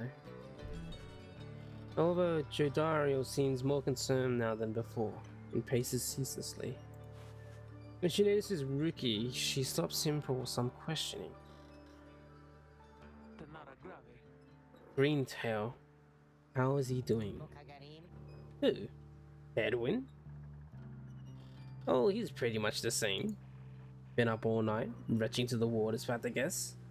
His first time out at sea? His first. She turns to you. Reader, Please check on Hedwin when you have the opportunity. He requires the support and requires his swift recovery. Wish them a good afternoon as you go check up on the others in the group. Later, you find Hedwin looking out of sorts. Oh, hello, my friend. It's just, the sea hasn't been good for me, I guess. It's funny, all this trouble, just to get back to the Commonwealth of all places. Hey, tell me something. What do you miss the most about that place? Edwin wants to know what you miss about your past life, your book collection, your friends you had, perhaps the food. Nothing springs to mind. Sure, it was highly illegal, though just the same, you miss having had access to those volumes. Your life was almost always difficult, but several of your long-time confidence did help you get by. Your mouth waters at the thought of it, at least compared with what passes for sustenance here. You have made conscious efforts to discard most of your memories of living in the Commonwealth. Perhaps the food. You confess to him that you do miss Commonwealth cuisine, not that you often get to eat your fill of it or anything. The food. That's a surprise. I always thought the food was terrible. I hope you're not offended. You just think maybe you haven't tried real food. One day if we luck out and find ourselves decent ingredients, I'll cook something for you. Okay? Anyway, I'll be fine. I think. Thank you for checking up on me. You sense he wishes to be alone. There's not much to be done for him now. It appears Hedwin is too ill to contact the next rite. May he soon get well. I'm sorry for interruption, Rita. Please again confirm the next point of our voyage. Well, this is all we have to go to. Not much divergence. This is very pretty.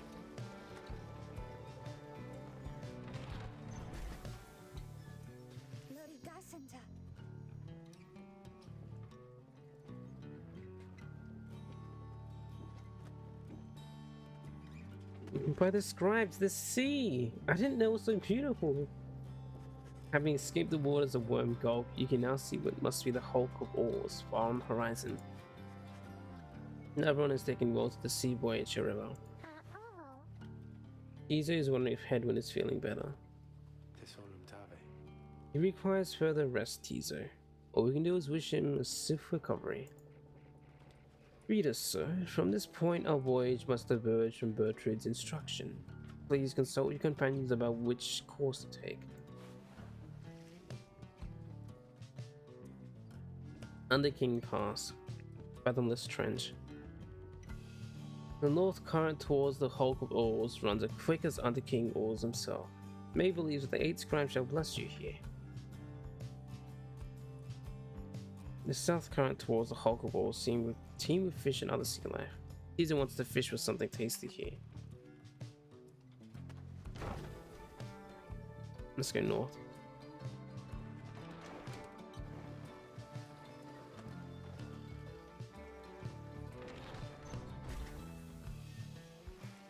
You find May gazing down into the depths.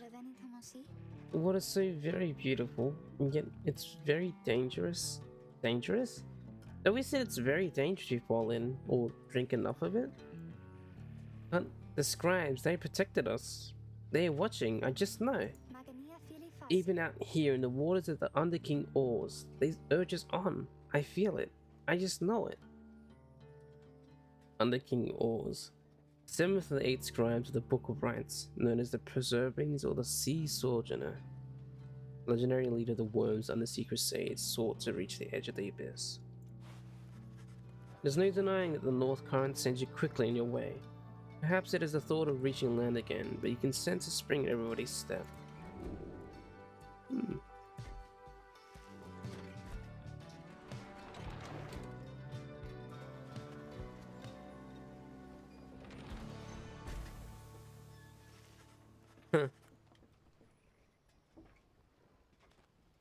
At last you arrive at the hulk of oars. After journeying across the sea, it seems the next ride is to commence here soon. There is no sign of your next adversaries yet.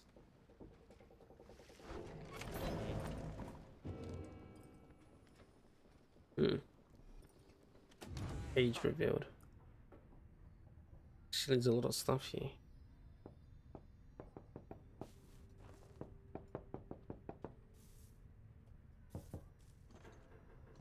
Just knocking on the floor, making sure everything's intact. Nautical bell. Among the black wagon seafaring equipment, Hedwin uses it to signal when food is ready. Keep sync for Big Gertrude.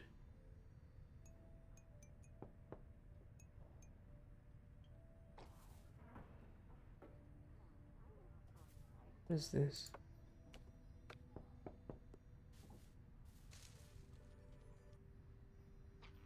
Hang on. Edwin's status tossing and turning. Looking up at the sky, fluttering in the rafters, waiting for nightfall. Where's the throw rug? Not there anymore.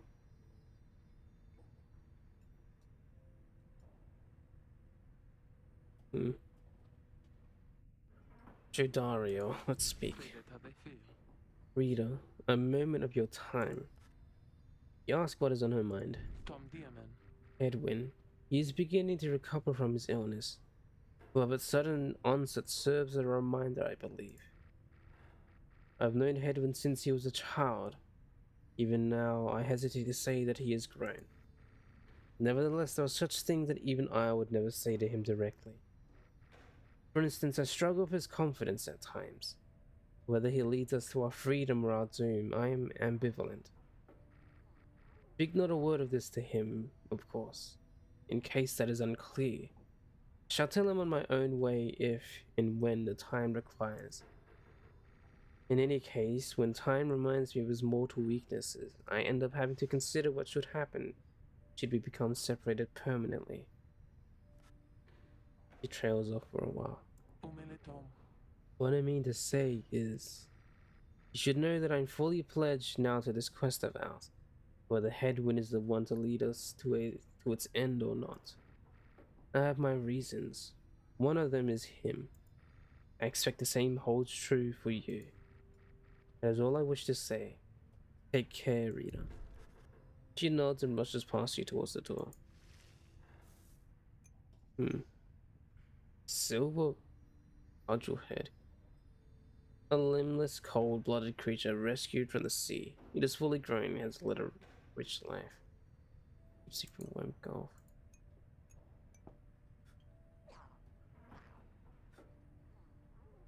Anyway, the book.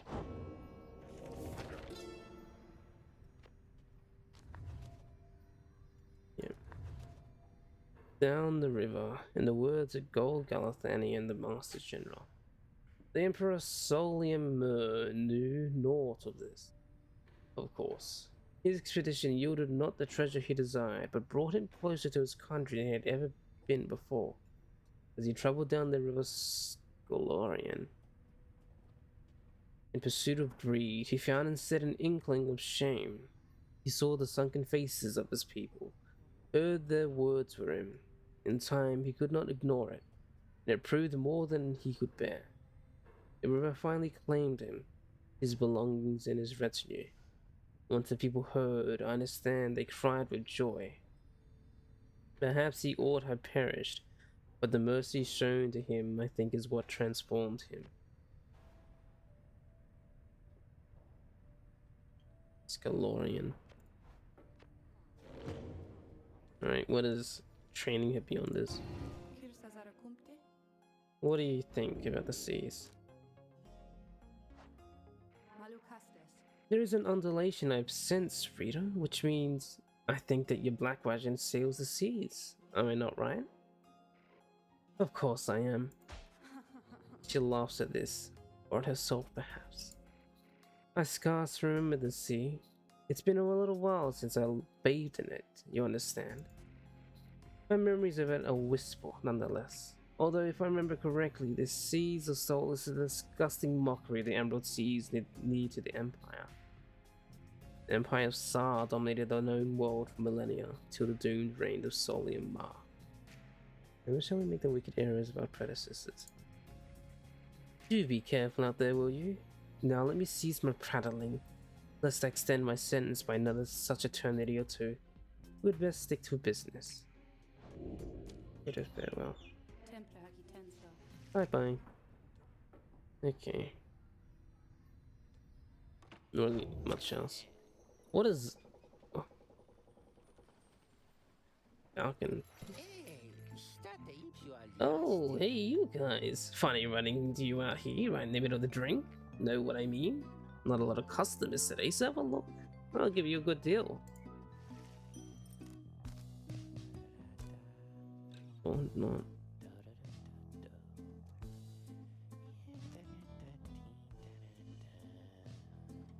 After banishing an adversary, the Pyre gains +1 gold. After this many times. Sure, right, 10.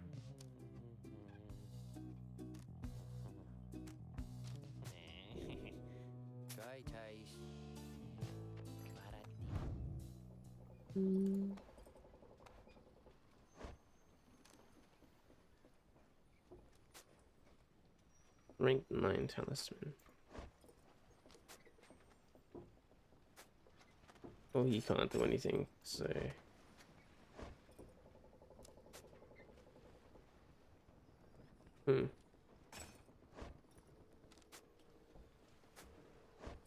Let's hold on to it.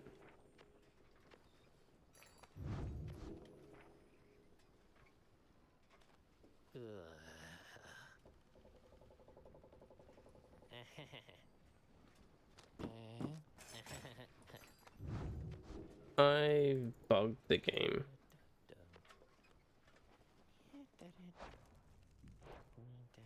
No, what the heck?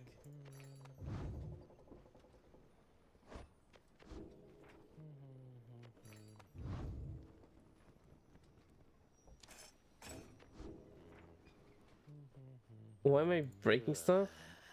Well, I didn't mean to. Oh my gosh. Oh. Load checkpoint, please.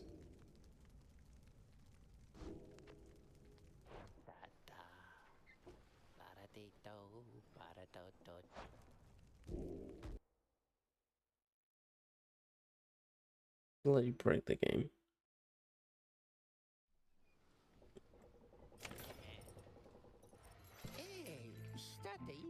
Yeah.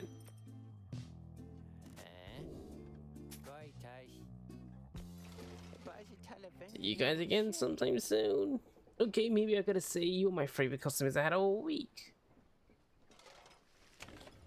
Yeah. Yeah, okay. Sure. I don't know. I was just looking at my inventory and then it just like wouldn't let me exit the shop.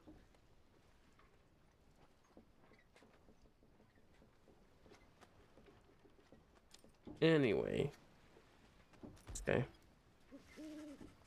Having landed the hulk of ore, join your fellow exiles and anticipate the hour that the rites are to commence again. What do you think, Tizo? Don't I look just like Mr. Headwind? Tizo's worried that Headwind is still feeling unwell. Wait, I think... What's that? A serpentine creature emerges from the water, followed by several other of its kind. Recognize it as the Worm, the Sea Dominion. A vast, war-torn undersea regime, home to an untold number of amphibious worms.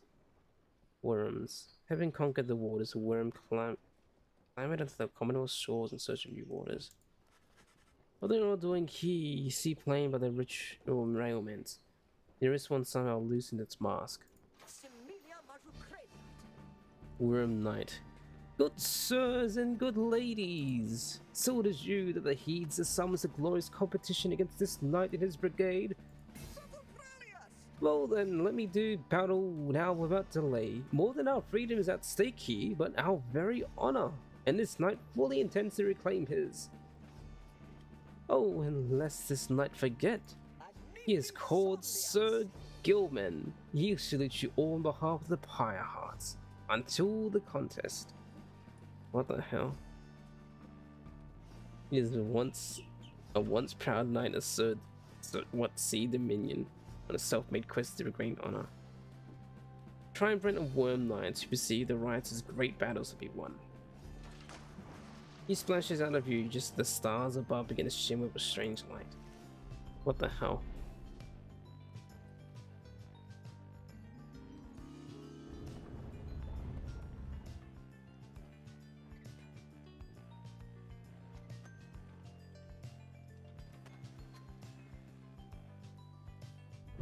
Relentless, aren't we, reader? Even the vastness of the sea was not enough to thwart your coming here unto the hulk of Orus. You would be wise not to underestimate your adversaries here, despite their pitiable look. I am, of course, referring to the Pyre Hearts. These rites are but another war to them, and that makes you their mortal enemy. I expect your battle to be glorious. I see.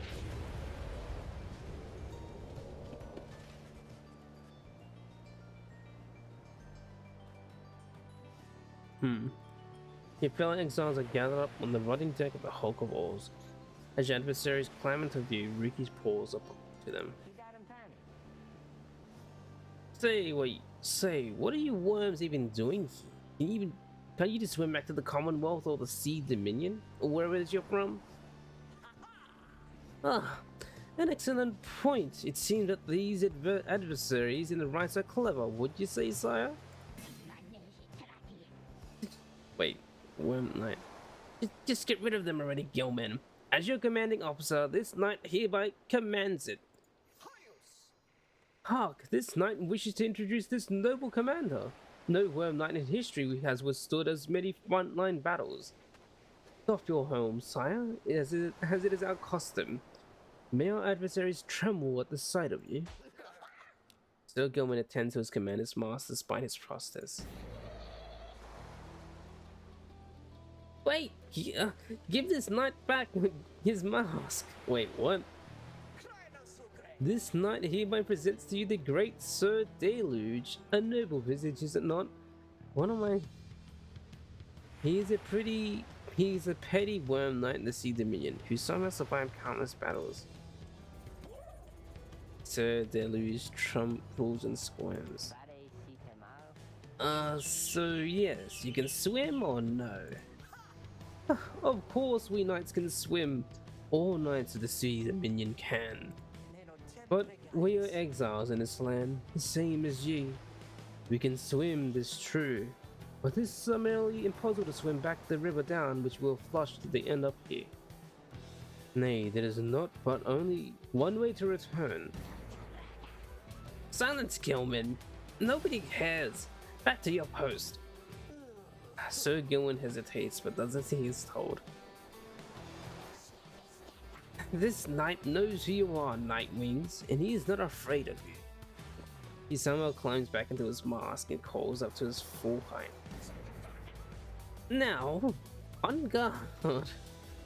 The exiles of the Worms Triumvirate takes the position to focus on the Book of Rites.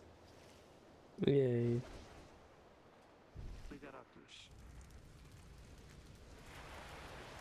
Reader, Headwind's illness means he cannot help us here. He shall be counting on us. Now, let us get started. May. Sir Gilman. Sir Marsh. After so much banishes an adversary, one of his banished allies shall return instantly. Oh, goody. Sir Deluge.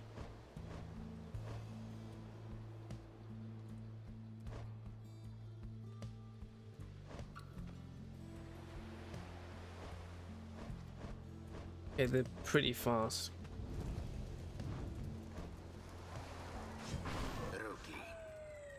Rookie.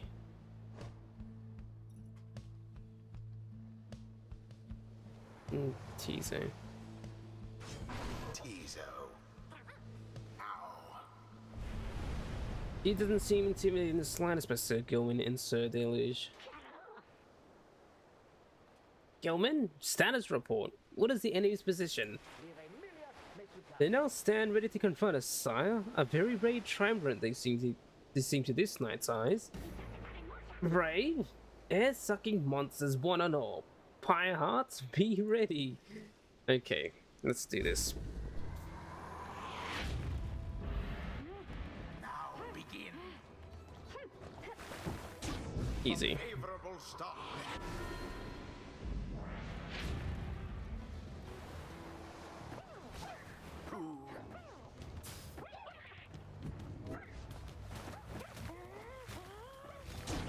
Fear not the purifying flame. Yes.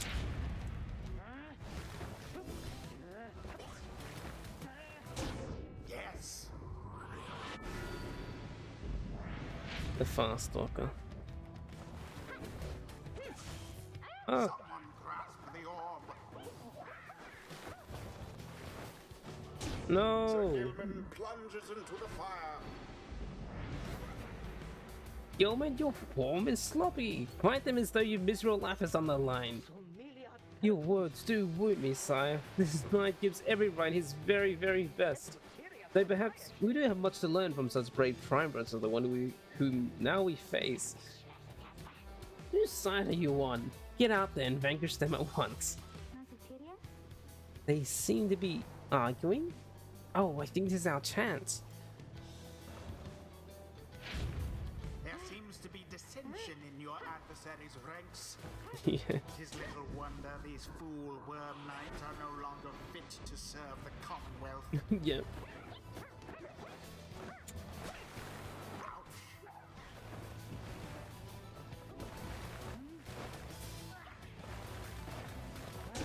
Sublime.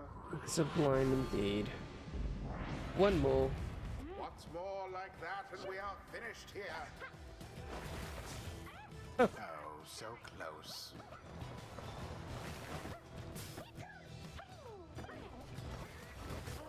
Fly. And it is done. The Night Wings prevail. Their adversaries prove no match for them. Easy. The right is done. The shields make it a little queasy, honestly, but we still won. We won. We did win. Those worms were quick, all right. By Ricky Greentail, but Ricky Greentail's quicker. Scria. Jesus, very pleased to prevail against the worm knights of the Pyre Hearts.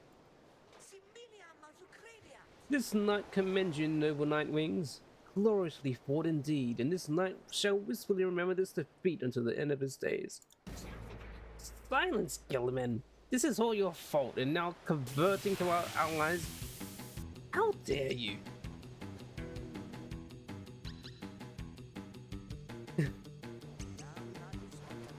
This knight was but attempting ordinary compliments. It is not in accordance with the rights to praise one of a series of one worthy outcome. Hey, Ricky. Oh, it's been a while. How are you? Let me do this. Whatever. How are you? How was Final Fantasy X? How was Final Fantasy X? Thank you for the raid. You're great. That's good to hear. How was your? Well, it's like way past it now. How was your New Year's and Christmas holidays? Because I didn't get to see you then. It's been a while. So yeah, hello people. I'm Roy. I'm an RPG player generally, but I'm playing some indie games right now because I feel like it. And that's about it. Nothing else to share. Oh, I need some liquids. Holidays was amazing. Getting back into the swing of things. Oh, I see. Me too as well, actually. I had a week break from streaming, and now I'm back.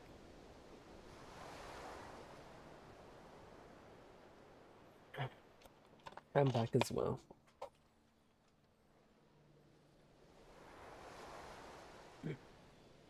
But yeah, how's Final Fantasy X? I'm assuming you played it before, because who hasn't played Final Fantasy X?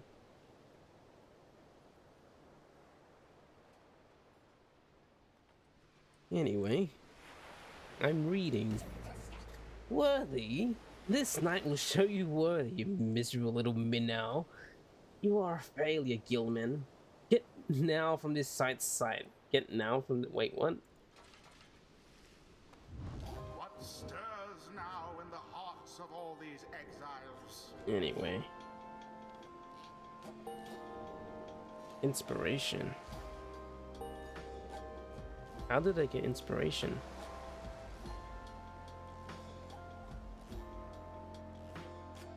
Until the next rite. Think.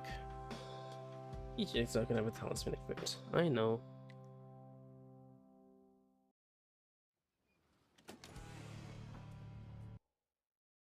Whoops. After thwarting the Pyre Hearts in a rather one-sided contest, you at last return to the wagon with your companions. Pyre Hearts. They were rather easy. There was little discussion of the Pyre Hearts, who seemed to have already swam off towards wherever next the stars directed them. Instead, your fellow exile's attention turns towards your companions who was absent for the rite. How was Hedwyn? The lone minstrel makes a sound, but no words form as yet. Something is troubling him. Saze. I urged him to remain bedridden, and he simply would not listen. Decri paribus. I'm very sorry, but... Wait, what? Everyone stared at the lone minstrel in stunned silence. The lone minstrel breathed a heavy sigh. But then... Hey, what's with the long faces, everyone? Minstrel, I should wring that neck of yours. Se prepara home. As I was attempting to explain, Hedwyn is already up and about, despite my having strongly recommended further rest. Those that are unaccustomed to sea voyage and take ill, they very likely experience further symptoms, if they do not remain bedridden, or at least sedentary. Hedwyn is running a considerable risk of having to spend another night in great discomfort. You're wondering if school will be back up tomorrow? They haven't updated you yet? I'm assuming your work will contact you if they're back? What are yours? What are you? A doctor? Senim. Nay, although a troubled one, extensively. Look, I appreciate your concern, Tariq, but I'm pretty well accustomed to discomfort here, and I had to see how things turned out tonight. I haven't had to stay out of a rite like that before. So you're back among the living then, Hedwyn? I was just seasick. Temeravanta. I was just seasick. Nevertheless, your full recovery requires rest. I think we all could use some rest after tonight. Anyway, thank you everyone for your concern, and I'm sorry that I worried you or caused you further burden. He turns to you. My friend, what do you say we figure out where to go next? I'm beginning to miss being on solid ground. You follow him outside where the night sky awaits. You're just getting info from the district's Facebook page. The district updates their page fast and they update you. Oh. Hey, I wanted to thank you for conducting the ride back there without me being there. I could rest easy knowing you and the others would get through it. Anyway, I'll leave you to your readings. Can't begin to imagine what we'll be off to next. We'll be well past anyone the downside I've ever been. Even Jody hasn't gone this far. He bids you a good evening as you turn your attention back to the sky. Sweet. Jeez, I've been talking so much. It's been a while since I had to read so much dialogue that I'm getting a bit lightheaded.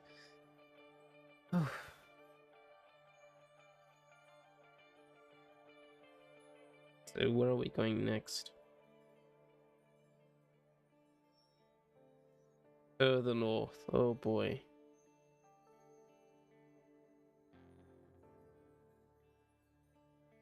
Take a quick break. I might. I just had one like... Oh yeah, I had one like almost 2 hours ago. So yeah, I might do that. The silver star burns bright over the fissured lands of Black Basin.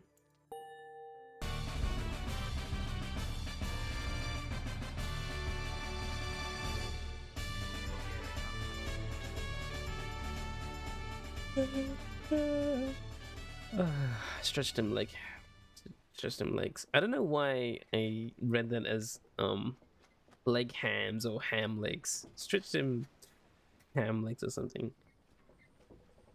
Still further north then. Not simply north. This shall prove difficult. What's the problem? Our destination is beyond the deathless tempest. Vessels such as ours has little hope of traversing intact. Get Ricky raided. You're late. Hello, Ferga twin. Fergatin? Ferga? You're not late, you're fine. Ligaments. Yes, my ligaments. Pronounced forgotten. Oh. Forgotten. I see. I see. That's a fun way to spell it.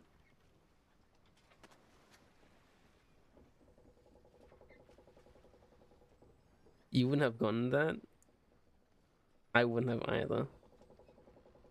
How are you, Forgotten? The deathless tempest. A tempest raging, the sea is soulless, seemingly for all eternity. Yeah. Once upon a time, you're an edgy 14-year-old and spelled the word all messed up. It's been your username ever since. He was closest. Yeah, I said Fergatin. Fergatin. Hey Niz, how are you? Hey. My username has been the same. I made this when I was like 12, this username, and it's stuck around. Right, it's so edgy, but it's mine. Edwin, can't we go around it? Given our confrontation with the powerhouse, our chances back in worm-holed waters would be even worse. Come on, people, it'll just be another day in the downside. Get down, go get yourself some sleep while we still can. Bet you'll feel better in the morning. Got to go back to work. Pop a alert. Alright, Lunator. Thanks for the alert. Your optimism is infectious.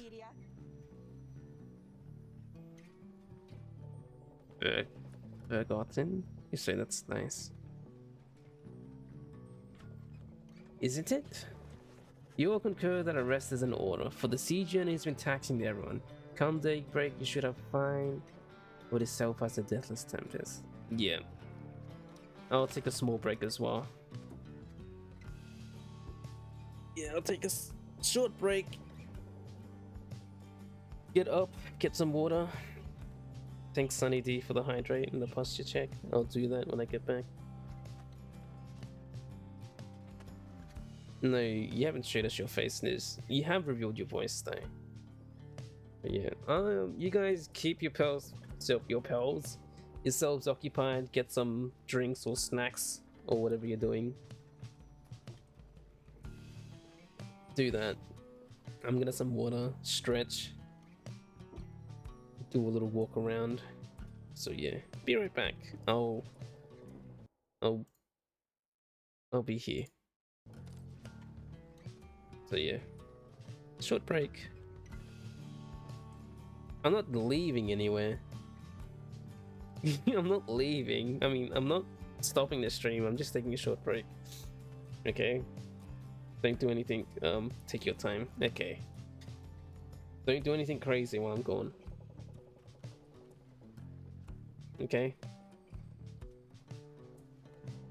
All right, behave yourselves.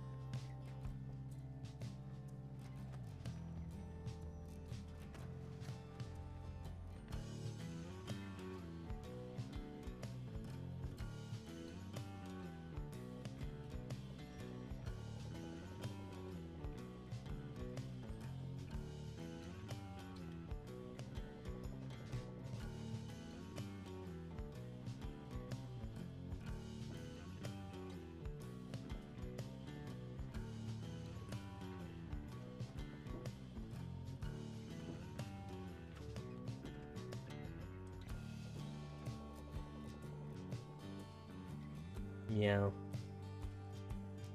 Meow.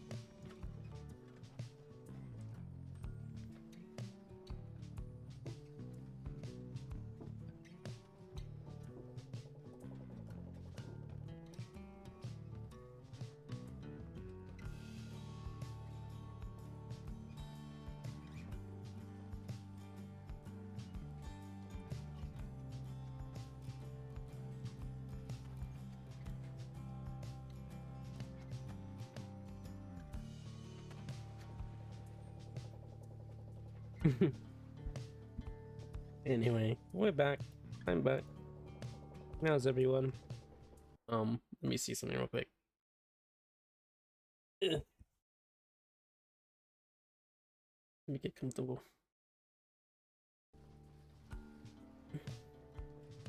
Welcome back. I saw you guys before I left. I saw you in the chat. Was saying, "Oh, what was it? 300?" Yeah, I am. Funny that you say that because I was at 293 2 days ago, and now today I'm at 291.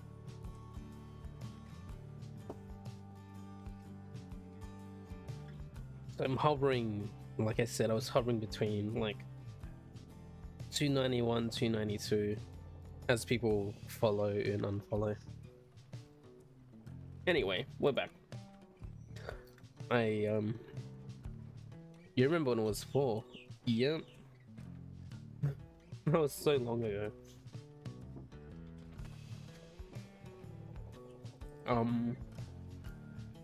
I got some water. Drank some water. I got I ate a just like a plain bread roll. Just munched it. And I'm back. And I got a little treat. Some freaking black water. Not sugar free, full of sugar. Anyway, what's going on? May. Okay.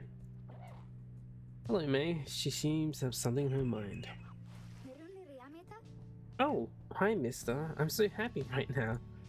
I'm happy because I was so worried about Mr. Headwind for a while there, you know? He was so kind to me when we first met. Him and Miss Jodorel and Mr. Greentail and you too. Dario. But I just really like him. She sighs. She seems to be happy here. Say, do you... She trails off for a moment. You think he likes me too? May's only feeling you think Hedwin likes her. If she's wondering how Hedwin feels about her, she should just ask him. May should know Hedwin enjoys her company, but may not share her feelings beyond that. Change the subject. There may be a way to redirect her attention to something less awkward. Hope. I don't know.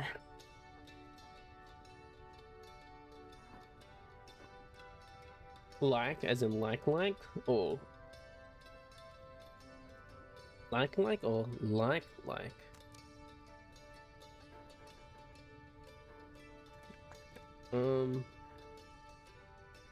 Jeez.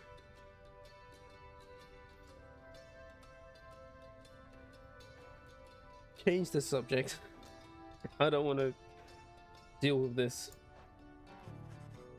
You note to her that the lot of you have been traveling a great distance since you first met, and the sea is quite a sight to behold.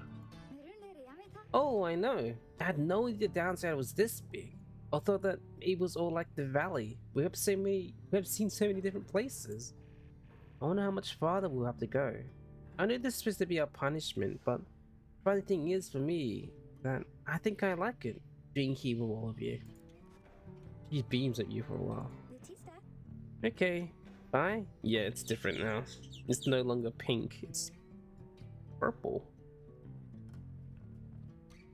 Sounds like a solid plan. If you don't want to deal with anything, just quickly change the subject. Yep. How are you, Goblin King? Is that the same as mine?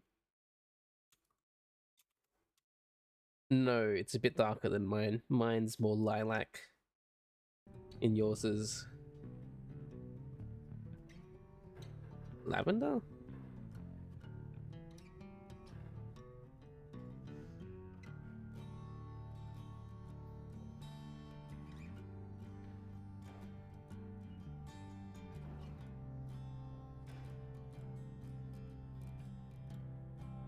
Yeah, your purple's more...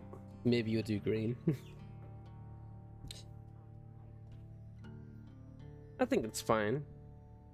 I'm just saying, seeing how different it is to mine. Mine's a lilac purple. Yours is a lavenderish. Okay, bye. Bye, May.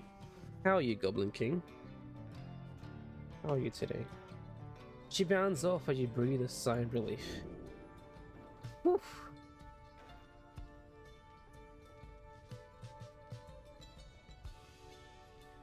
You do find it funny how you all have a shade of purple? Yeah, that's true. There's like a little pink / purple in my chat. Cannabis like the... Hello, thank you for the follow. You're doing well playing the Gaia too? Oh. Oof. Future man. Welcome to my stream, Cannabis Lecter. Cannabis Lecter. How are you? Ooh, this is a nice color. That is a nice color. Gosh, I feel like coughing so much now. Ah. Welcome, Cannabis. Well, I don't have much. I don't have much to offer, but we're here. Rainy, chilly day here? Oh. That sounds nice. I wish it was raining. Well, it was raining here in Australia not too long ago, actually. But I would like it to be a lot cooler and not so warm. Continue on my journey. So yeah. Are you familiar with Pyre? Cannabis Lecter? I'm just gonna say Cannabis or Lecter. Continue my journey.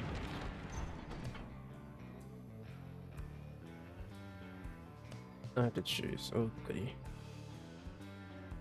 The Ragged Rock. Sorry, didn't hear the question. Oh, I was saying, are you familiar with this game? How did you come to find me? Is it from this game or something else?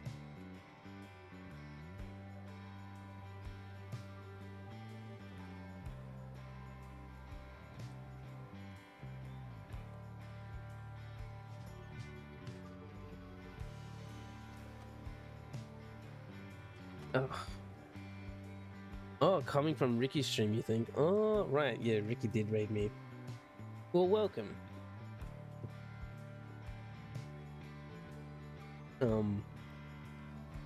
I'm just a chill guy. I don't know. People in chat can describe me better than I can describe me. So, actually, no. I take that back. I wouldn't trust people in chat to describe me, because they'll give you the wildest things. I can't give them that responsibility. What? I just realized what I was doing by like saying that, so I take that back.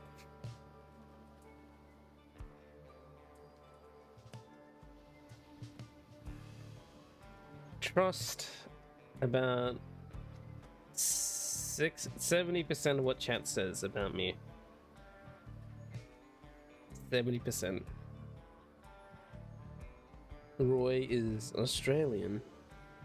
That is true. I am Australian.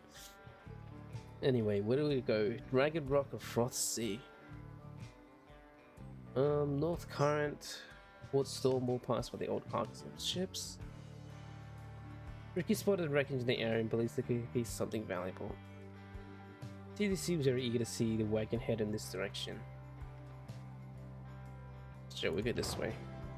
Roy is the leader of our cult.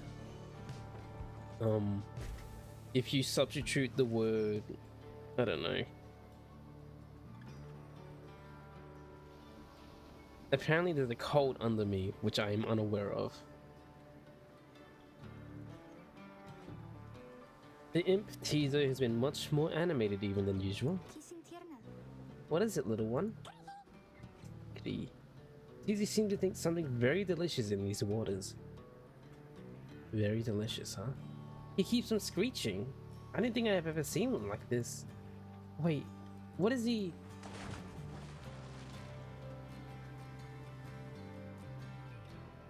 Just then, T2 dives into the water and vanishes into the depths. Roy likes to pretend he doesn't know about the code. Okay, that one's false. So that means it's funny.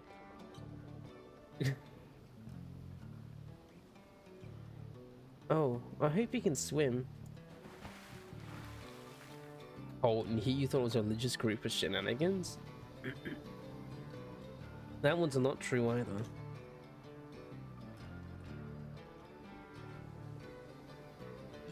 He can, but he appears crestfallen when he finally returns, his claws empty. He is very disappointed that whatever he attempted to catch eluded him. May begins to sub uncontrollably. The two revel in each other's misery for a time. Oh, great. Lost hope for one.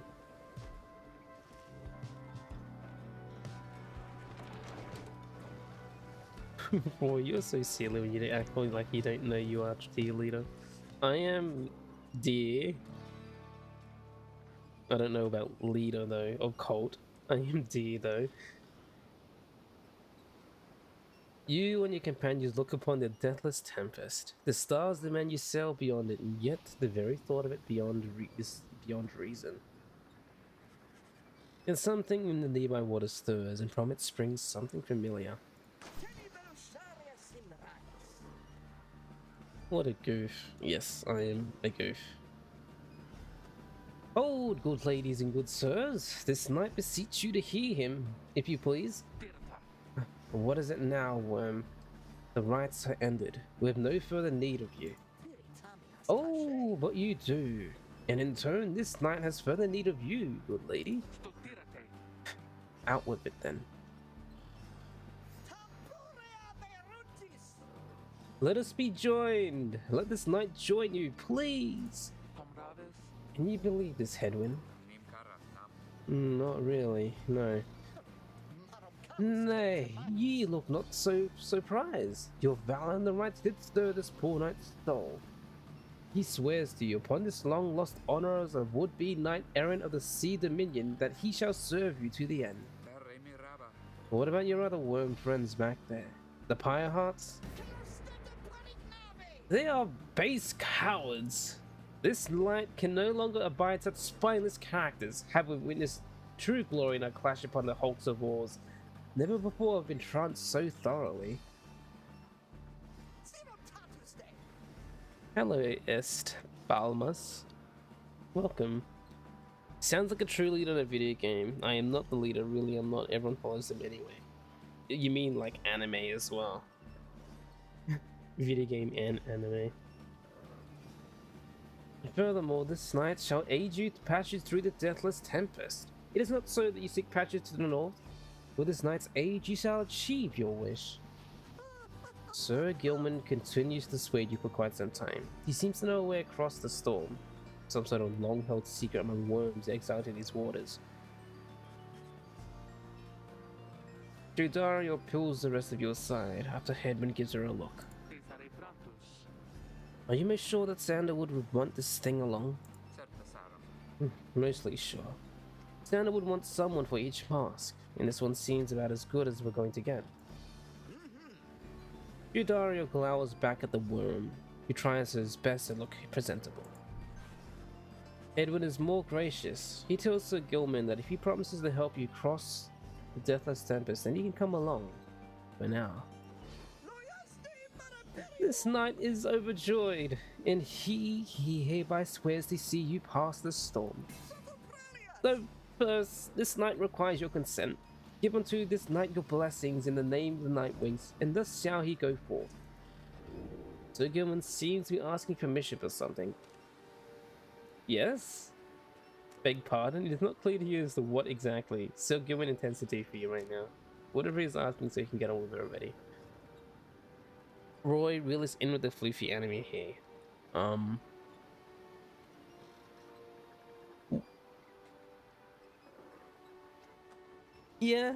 Yeah. My model, I guess my VTuber model is captivating for some. And I do... Well, my IRL hair is currently a mess.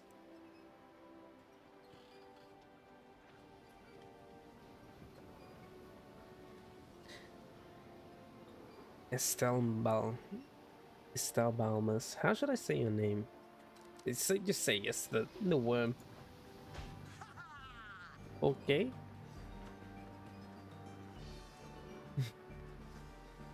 Oh, okay. As you begin to say something in response, Sir Gilman cries out in triumph. He vanishes into the depths, yet though through this close encounter with him, you cling to some sense of where he's going and what he intends to do. Sir Gilman's determined to help you cross the Deathless Tempest. Help see his mission through. Right. Huh. You're sipping on your water trying to stay hydrated.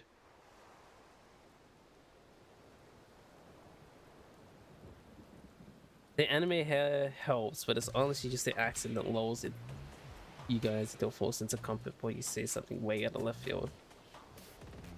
Yeah, I guess also because I'm Australian. The Australian accent. Determined to prove himself to you in the night wind, Sir Gilman emerges somewhere in the outer reaches of the seas of Solace and calls out, Master Reader, if you can hear this knight, then he implores you now, lend him your guidance. This knight's objective ought to be not far east of here. It's a smooth voice in the accent. I believe half of that. I do like my voice now, but I don't believe it's smooth. I've heard smooth voices, and mine is not like that. Today we shall bring peace to the embroiled sea. Know, however, that among this knight's brethren, the actions we are about to take are highly forbidden. But they are highly just. Thus, Sir Gilman set forth to call the storm that rages to the north. Remember when someone disagrees with you in Stubby stream, you kick their shins. Hey, but I did say that I like my voice. Oh, not at all. Flash. Oh, this is a very interesting liver.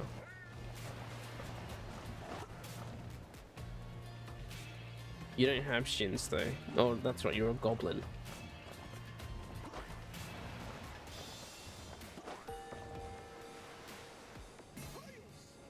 It was also called Daddies by everybody for days. Right.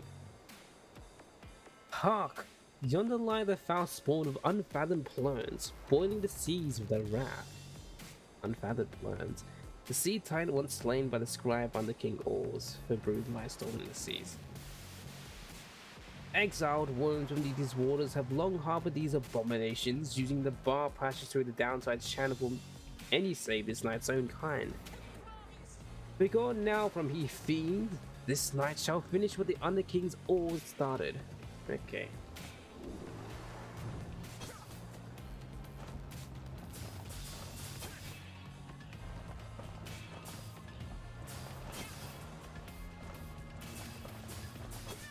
Flash. You wouldn't call me daddy though. Well, Squishy would, actually. I wouldn't.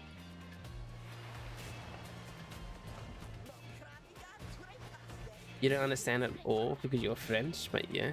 Oh. How did you find me? Were you watching, were you part of, Ricky's raid? S. Balmas? Hold it right there, you traitor slug. How dare you turn your back on this knight? To your superior? Superior by rank no longer, for we no longer serve the Commonwealth. Last this night checked, you have no sway over this night. And what have you done to the spawn? Have you no honor left at all?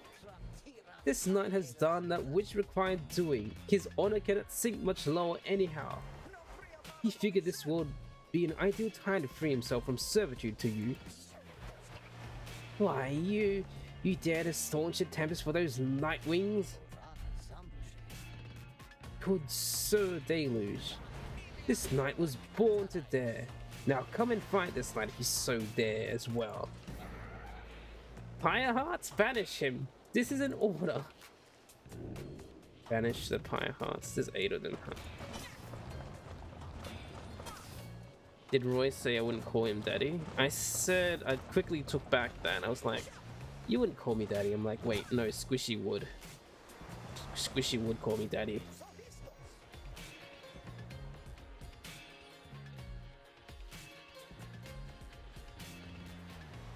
What now, Sir Deluge? Shall you not face this knight yourself and leave the dirty work into your charges? Fine, Gilman. You wish to stand against your commander then? Have it your way. Sir Marsh, Lady Seagrass, to me, banish now this troublemaker. Sir Marsh, it's Lady Seagrass. Are you saying that you can call me daddy? I mean, I can't stop you from whatever you type.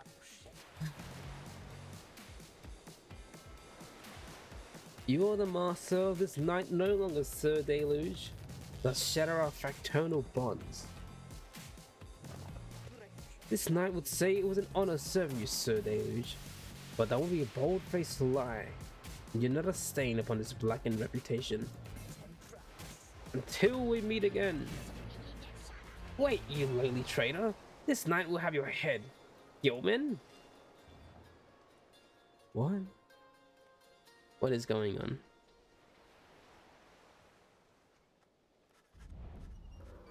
Huh? What?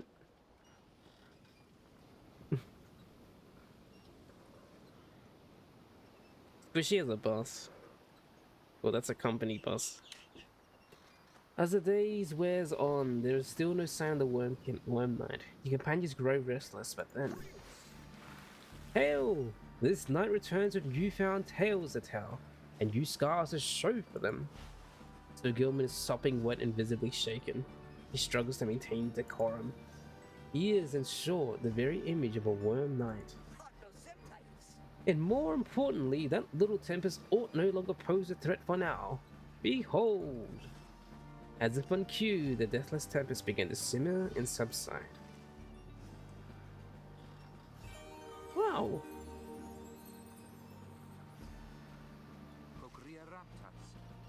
Would you look at that? He really did it. Of course this knight did it. Now, if it would be alright with you, this knight could really use some shut-eye. The worm knight then collapsed in exhaustion. You and Hedwin help him up. A deal is a deal, Sir Gilman. Welcome to the Night Wings. Huzzah! Sir Gilman joined the party.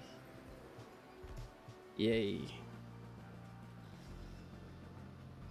Alright, onwards to the Deathless Tempest. You got a Jeep or lift kit, boy. Can chase you off the road. You haven't your car. Why did I say car authorization?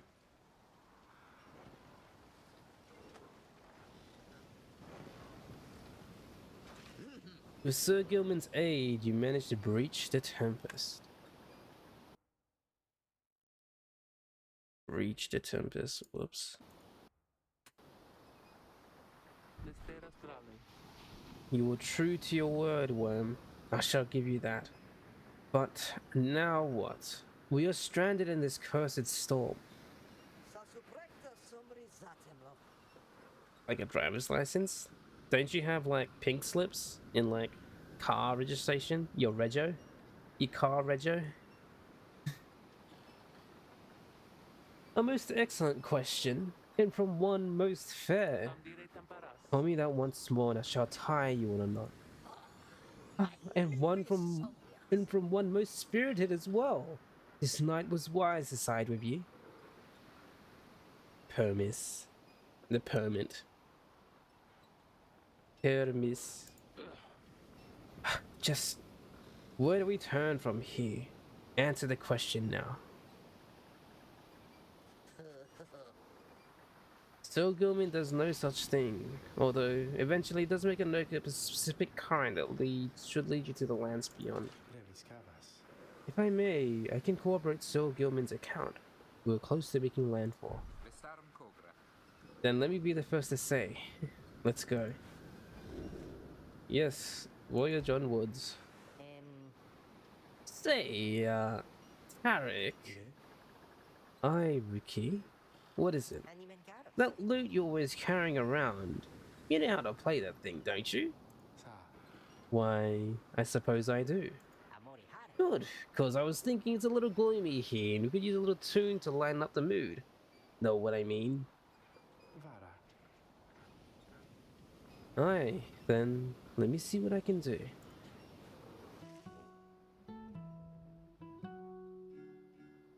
Before the salt and roiling sea, the moon Thank you for- Okay, well, onward to the Black Basin. the valley ran with sorrowful tears and filled the waters high. The This will be long. morning over the brine relies a leaden sky. The stars all hide away from the chill until the evening rise. Oh,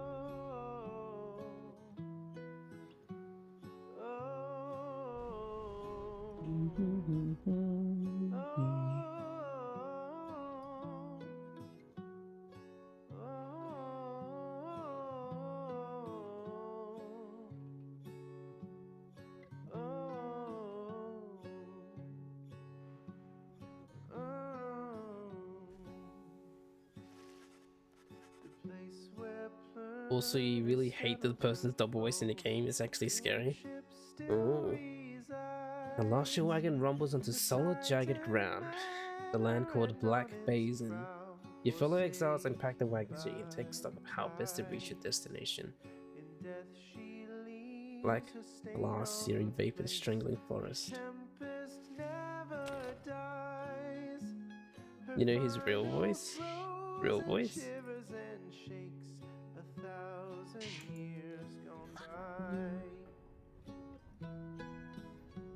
The double voice. He seems to have something on his mind, Sir Gilman. You approach Sir Gilman, who must have just finished practicing his fencing maneuvers. He regards you with his single eye. Hail, Master Reader! This knight is determined to train harder, having joined the famous Nightwings. He shall ensure that this triumvirate continues to live up to its most feared reputation. This is such an honor, and this knight has a great deal of honor to regain. Having fled the Pyre hearts, this knight fully expects now to conduct the rites in a most honorable fashion, to the finest letter of the law described within the books. You don't? The double voice to you just sounds like a demon. Oh, you're talking about the big hulking person with the horns? Some triumvirates this knight has met, and perchance mentioned by name. They are inclined to bend the rules a bit, sometimes a lot, and to prevail by any means they can. But this is wrong. The exile who refuses to obey the rules as they were written by the Under King Ors and his 7 friends deserve neither his honor nor his freedom. Thusly does this knight have confidence the Master Reader shall resist any temptations to conduct the rites in any underhanded fashion. Now then, this knight must undergo a thorough cleansing, having trained unto the point of foulness. So please excuse him, Master Reader. He slithers off, humming some sort of chivalrous tune. Funny that you say that. It sounds like a demon. That's because they are a demon.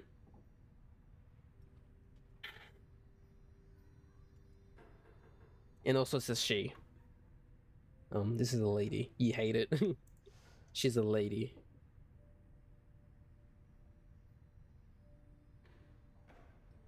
They just delivered 2 boxes of Dunkin' Donuts to you and they just told you to eat them. Yeah, she is a demon. What kind of donuts do you got? Still Gilman's crest. Official certificate of knighthood, the Commonwealth of the Sword of Worm Knights. You wish you could, ain't no way you're heating $1.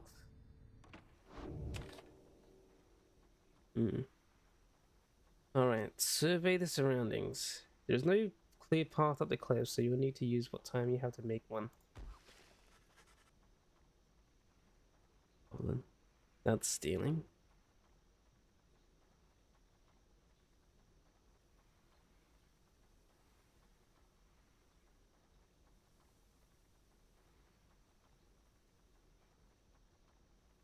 Why'd they give you 2 boxes of Dunkin' Donuts? Did you order them?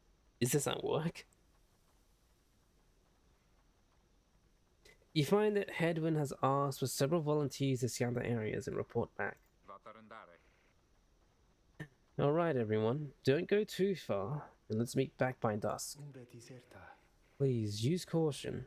The exiles dwelling in these lands are, well, rather territorial.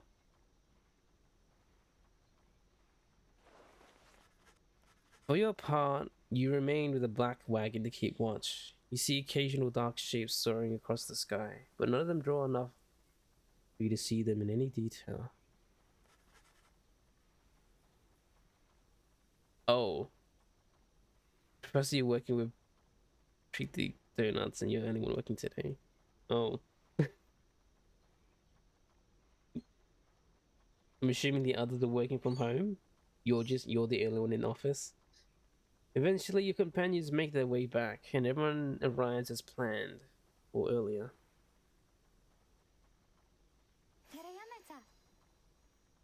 Hi everyone, I'm back. I've come back.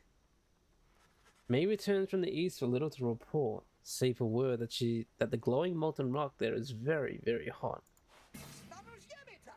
This knight yet lives, although he has little else to report. The newest member of the group, Sir Gilman, returned from the northern pass, visibly shaken. He appears to have discovered an intense fear of heights. Tizo wonders why any species of fish live in the pools or rocks nearby. Yeah, I called her May. I didn't call her Bay.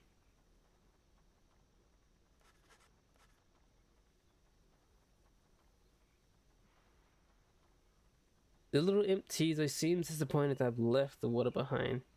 You called her Zay?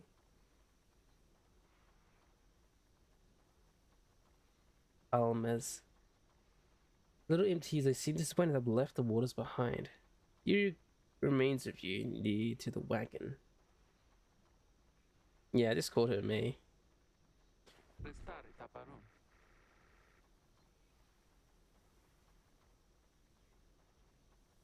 There is a western pass that seems traversable. If we travel by the light of dawn, the shadows and the crags may well cover our advance against whoever may be watching. Begging your pardon, I do not wish to contradict your strategy, madam. Though, in my experience, we shall not remain hidden for long during the climb towards the nest at Trieste. That's too far for you. According to the stars, the next rite shall be commenced here. The exiled harp matriarchs lived in a solitude among these very cliffs. The exiles, the high-winged remnants. You may not have love for them. You may have no love for them inherently, but they have no such qualms with me. For now, and maybe to negotiate safe passage. The lasting surviving faction of the winged harps, ancient enemies of the Commonwealth. They are as coarse as their feathers, they hold themselves superior. Negotiate with them? Then Hedwin steps in as a lone minstrel bows and backs away. Hey, let's not decide on this just yet. We're not going anywhere right now. Not much we can agree on. We'll decide how best to go ahead coming morning. But now let's take the rest of the afternoon and get our bearings. Jadario glares at the sky as everyone else disperses. You have the rest of the day to practice your occasions.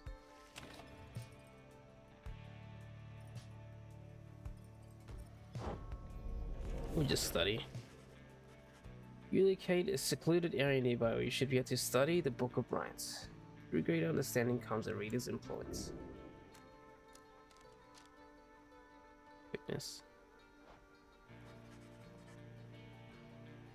Concentrate your knowledge on 8 scribes and how together they compose the Book of Rites among their many feats. Inspiration comes to you in a flash. Whether from the book or from within you, you cannot tell. Celerity.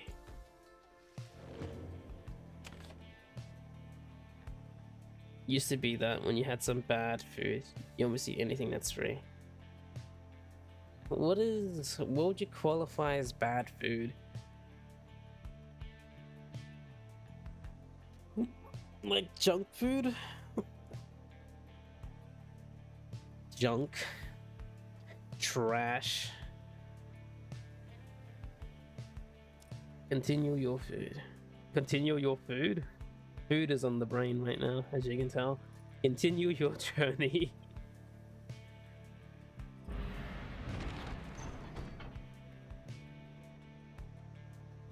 Oh.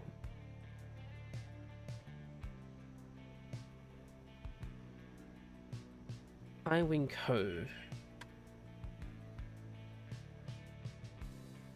The high road to the Nesta Trieste is patrolled by the Commonwealth's ancient enemies.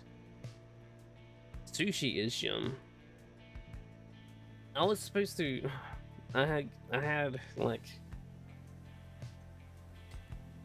was like sushi. My mom bought sushi, apparently. And she bought like 2 packs. One for my younger brother and one for me. And she told my younger brother to like leave one for me, but he ate both. So I didn't get to eat any sushi. When I woke up. Low road to the Nesta Trieste passes through razor sharp sands. Dario wishes to avoid the hearts but stay in the low ground. Shame on me, Sante. Why shame on me? Why are you shaming me? I can have all your sushi then. Dario, yeah, we'll go this way.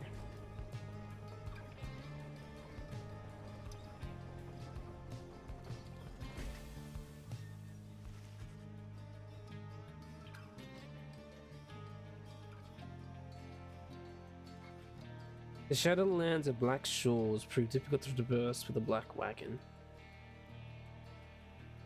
You're gonna make some enchiladas? The low road to the Nesta Trieste passes through razor-sharp sands. Oh, that sounds wonderful. Enchiladas does sound nice. I never had an enchilada. Thank you for the follow, Esther.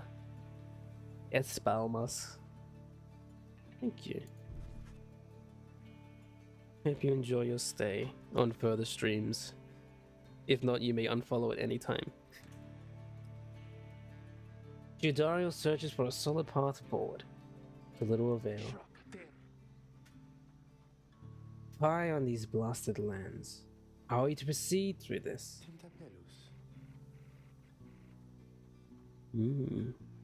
Perhaps I may be of some assistance. This place is not so unfamiliar to me, nor its hidden denizens. Please remain with the others until I return, madam. I shall not be long. The minstrel disappears into cliffs before Dario can protest. In the meantime, you and she continue to keep watch, sensing unseen eyes. The last time one disappeared on us, we searched for him for days. That one. But this time, he soon returns. I've secured safe passage through the Nesta Trieste. We may proceed. Secured safe passage with whom exactly? Just then a winged woman dives from the sky. She looks Dario up and down and then she soars away without a word. The lone minstrel says nothing more either.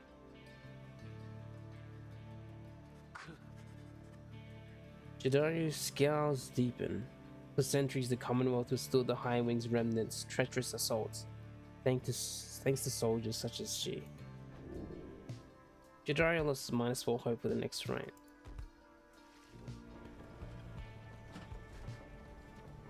Huh. Is that a unicorn? At last you arrived at the nest of Trieste, where the next rite is soon to commence. You cannot shake the feeling that unseen eyes watch your wagon's ascent and remain watching now.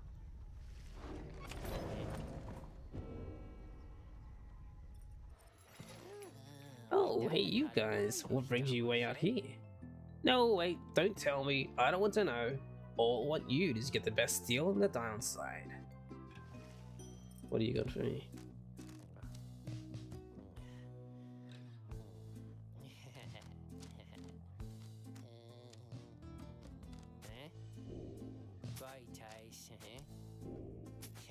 Okay, just exit. Must be a unlucky day here. Or I don't know what, Dad. Okay. Let's see.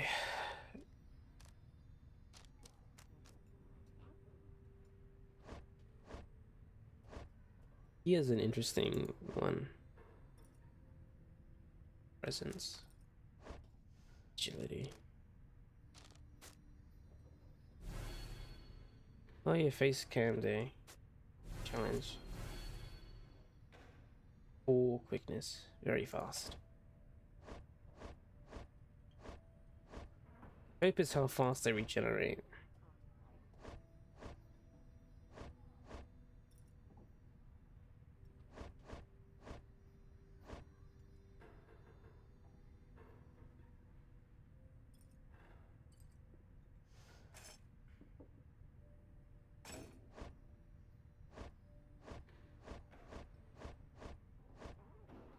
Exiles have enlightenment twice as quickly. Well, that inspiration. Oh.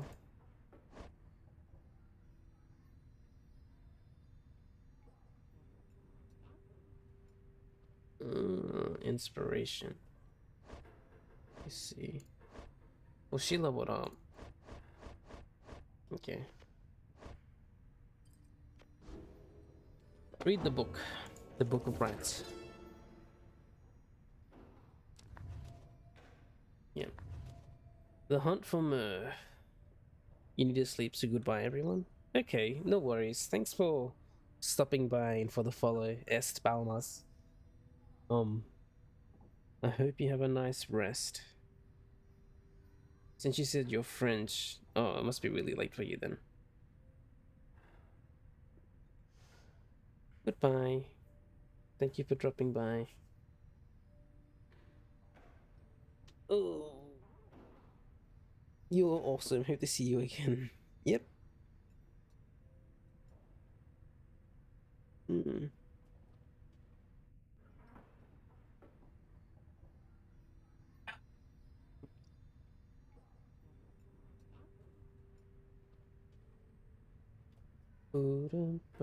Anyways, in the words of Galathanian, Galathanian, the Master General. My Emperor lay there, bleeding and alone, stranded in a bitter land beyond the river. With fleeting consciousness, he understood the folly of his quest, and the folly of his rule over his country. Thus did he await the last embrace. It was the imp Aoub that nursed him back to health, and warned him often of the dangers he would have to face.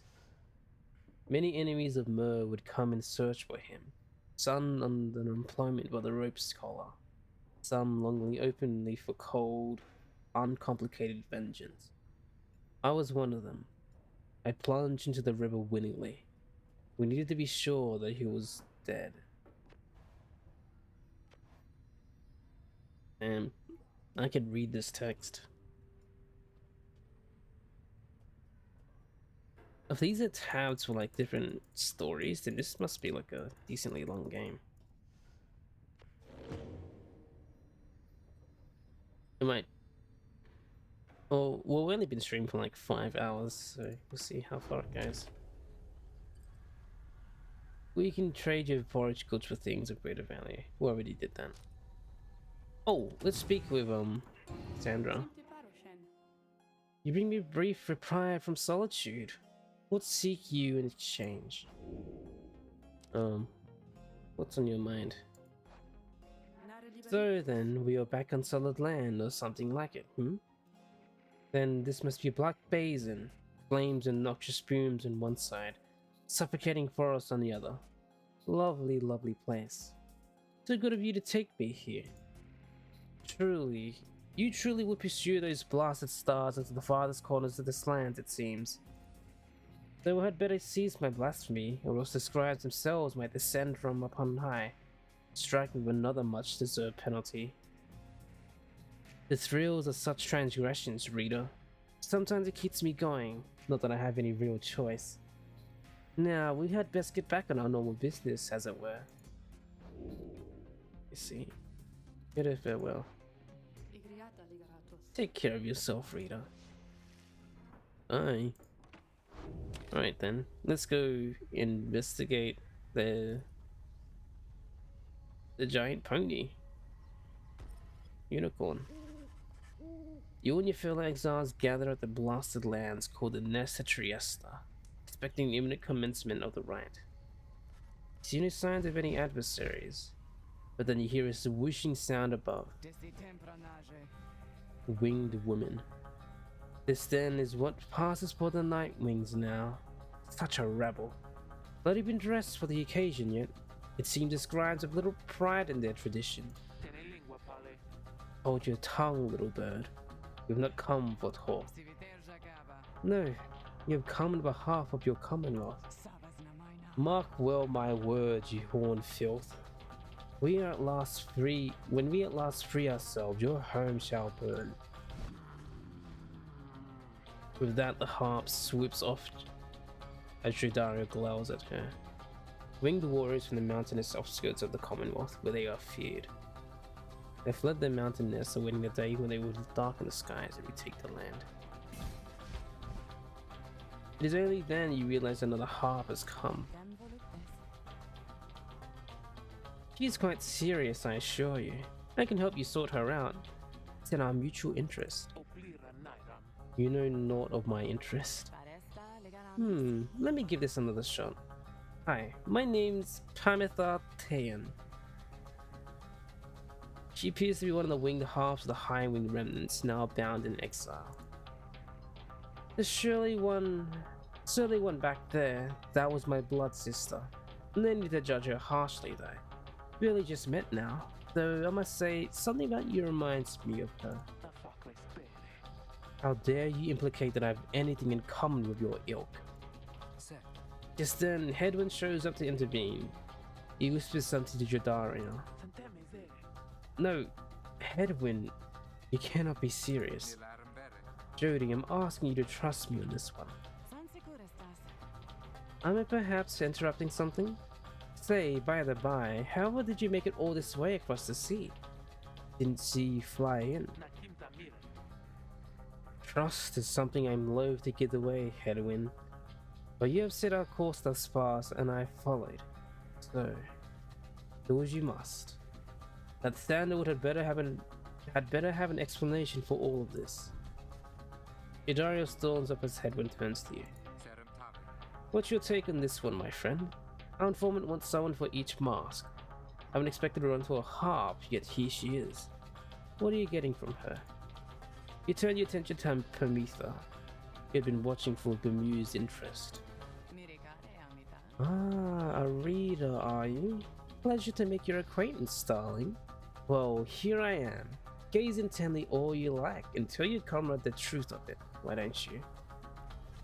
You sense she is conflicted about something, though you do not know what. You also sense that her motives here and now are earnest. Edwin wants to know your initial impression of Pyre. She seems alright. Express your reservations, admit you do not know.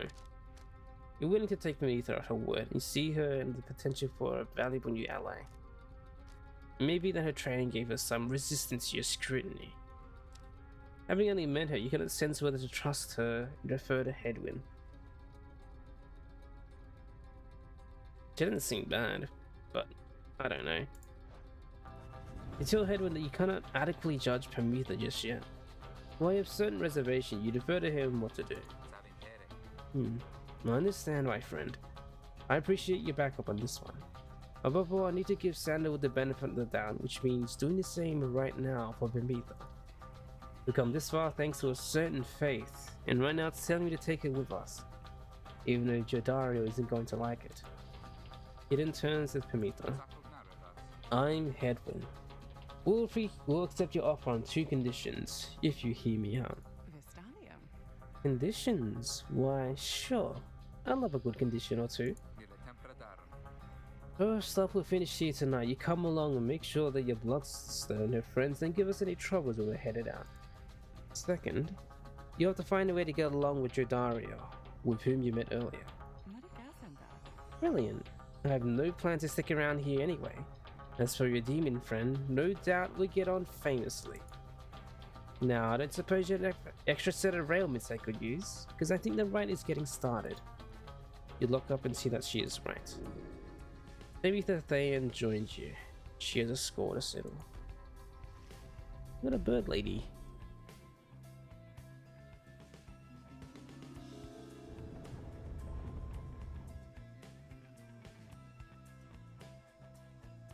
Each of the different races that downside has distinct abilities when conducting the rites. I've noticed. I thought for sure the stars would have eluded you by now.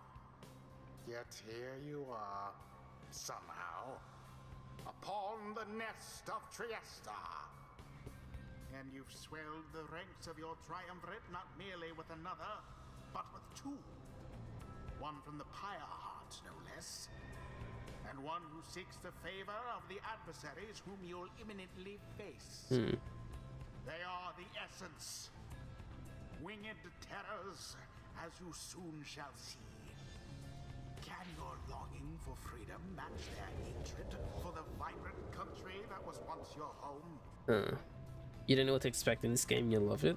It's very interesting. Apparently this has a branching story, depending on the choices you make. So I don't know what the go in the gist is. I'm just going through it. Like, apparently if you lose, you still continue the story. A branching story like other games. This one seems like it's choices. So if you lose a riot or like a battle, the story continues still or something.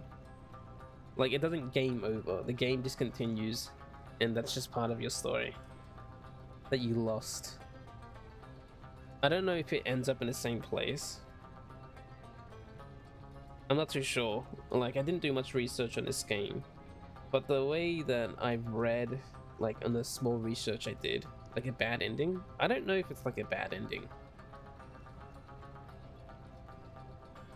I don't know if there's good or bad or true. I think it's like, I have no idea. But obviously the game seems to be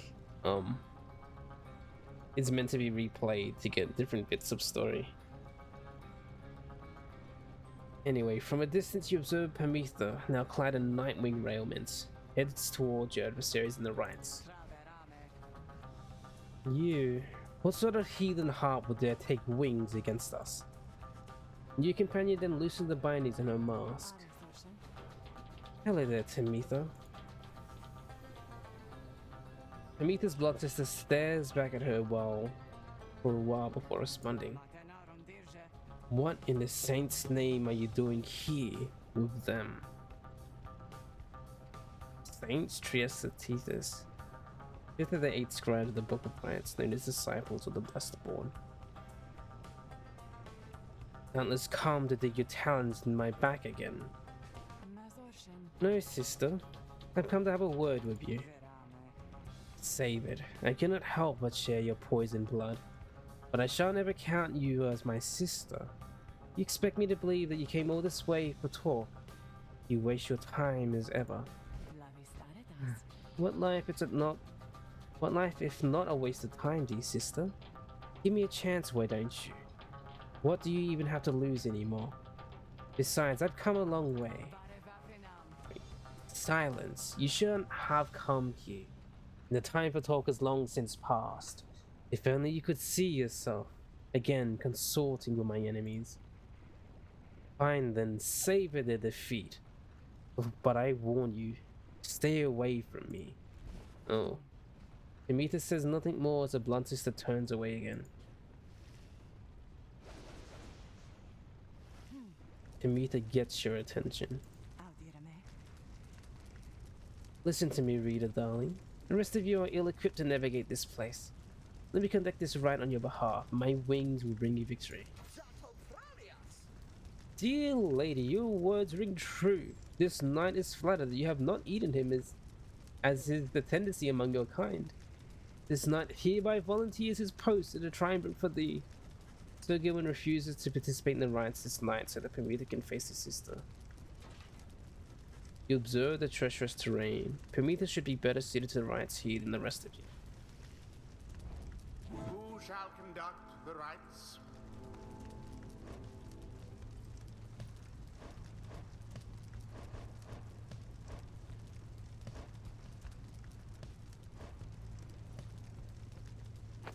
We'll keep that on him. Reluctant, chivalrous. Well, everyone's reluctant.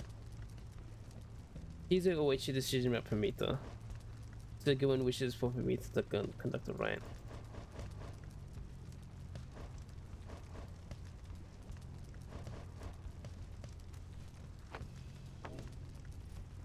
Right, Pyre. Parmitha. Parmitha. Why, I thought you never asked there, darling. I accept.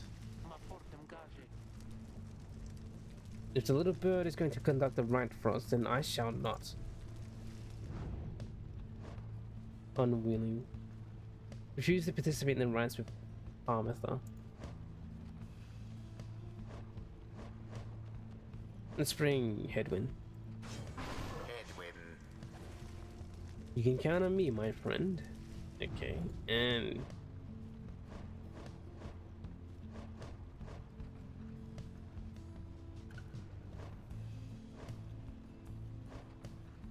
bring the go.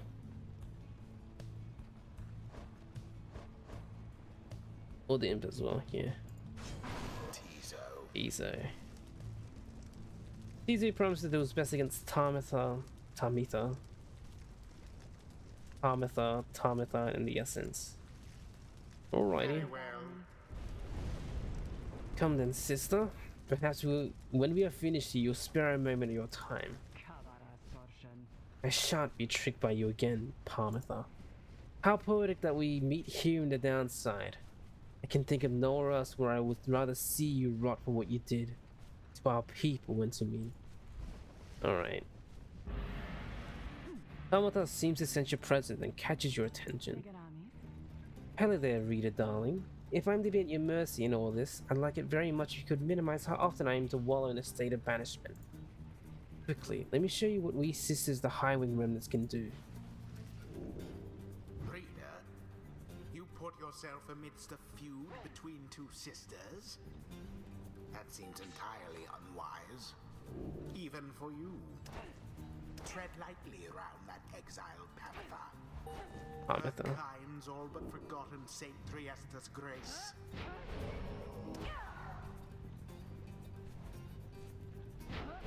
That can't be banished.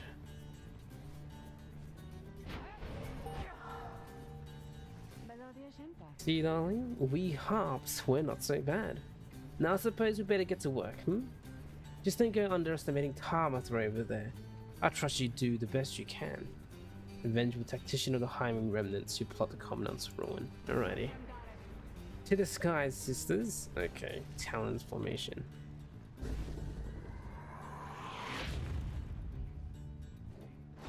The orb is up.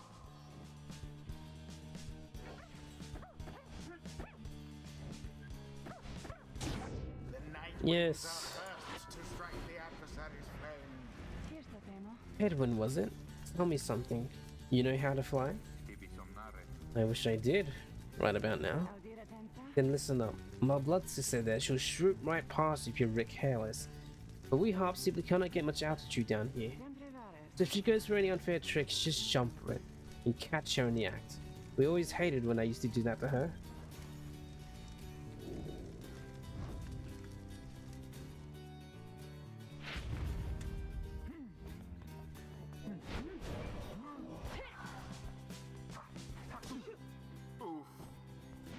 Ooh.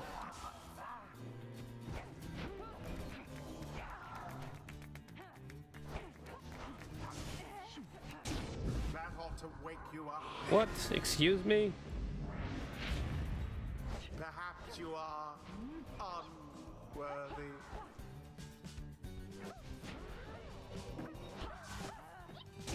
Resplendent. Okay. Do you believe you can prevail in this? Ferocity unbridled. Here we go. Wind doused the adversary's flames. A banishment.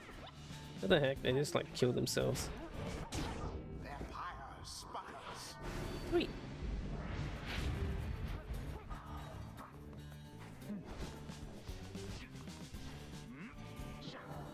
Yeet. Oh. Banishment.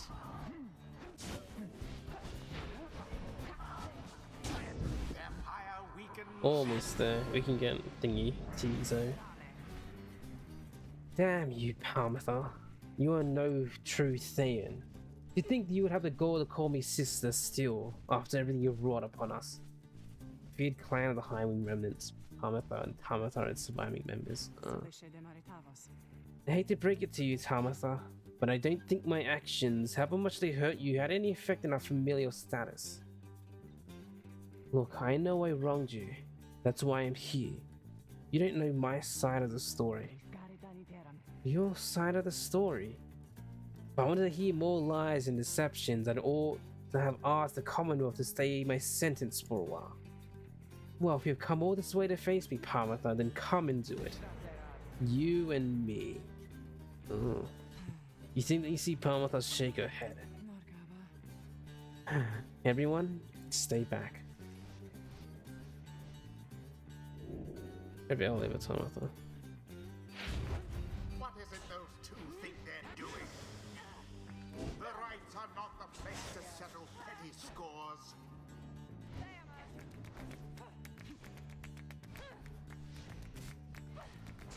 So Tabitha's the better sister then. Let us continue in the customary way. Oh dear. Tamitha thrusts herself into the searing flame. No.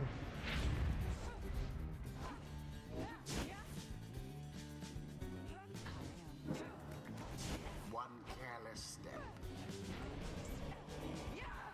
There we go. It is done. Jeez, that was You know close. who prevail.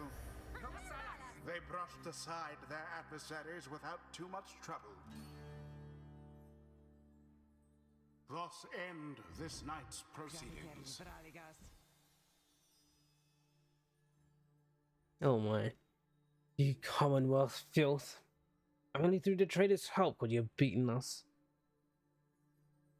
Squishy, you're making that face.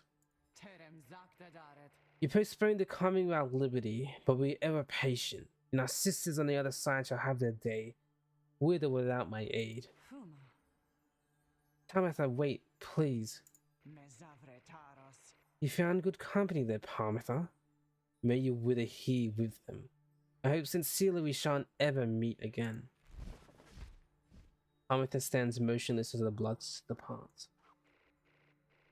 Hey, she's gone. The rest of us are headed back. What about you? Sure, I don't see why not. The 8 scribes bless us with their ways. Alright. Okay. Alright, Squishy. Alright. Bang Chao. Bang Chao.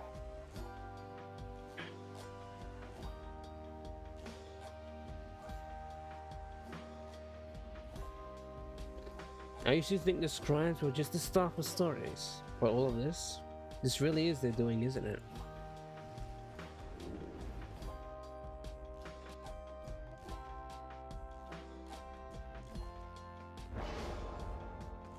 Witness the rites firsthand and be inspired.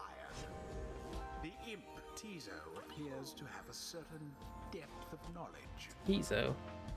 Tizo just had a flash of inspiration at his role in the rites and as part of the Nightwings.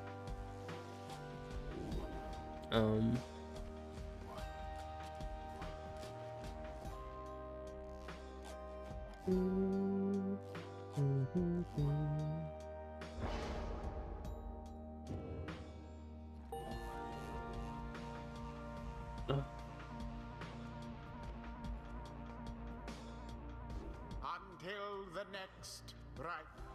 Yay. Jeez. In the rights, press W to block airborne or series attempt to jump, flutter, or whatever.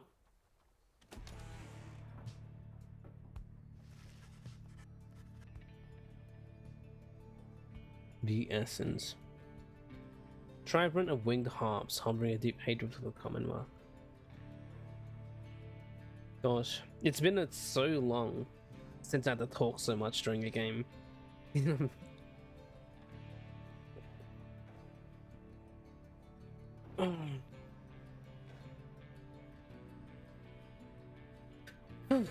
Anyway, after vanquishing the essence with Uploom, you and the others return to your wagon to consider your next move and how best to interrogate Pamitha into the group. Interrogate, integrate. Agras temporale. Don't worry, I won't be standing any longer than it takes. I like my air fresh so I can sleep up on the roof. I trust the rites will cause my path and Tamitha's to cross again before long. You're walking with us for now, Pamitha. Trust is what got us here. Isn't that right, Ricky? But Ricky doesn't seem to hear the question. He's been rather quiet since first encountering a new guest. Pamitha shoots him one of her smiles. He stammers something about having to check the wagon wheel again. Huh? He runs off. During this discussion, the minstrel pulls you aside. Rita, I ask a moment of your time outside. There's somewhere may ask we go here in Black Basin, Rita. By your leave, of course, and provided that the stars allow it. Would you look upon them for us, please? Seek now my destination.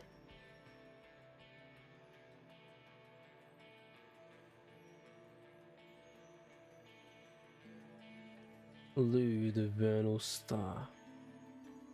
The vernal star burns bright over the densest woods in Black Basin.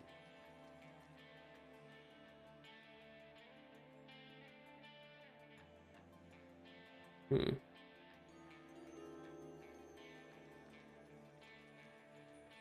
go. A tree.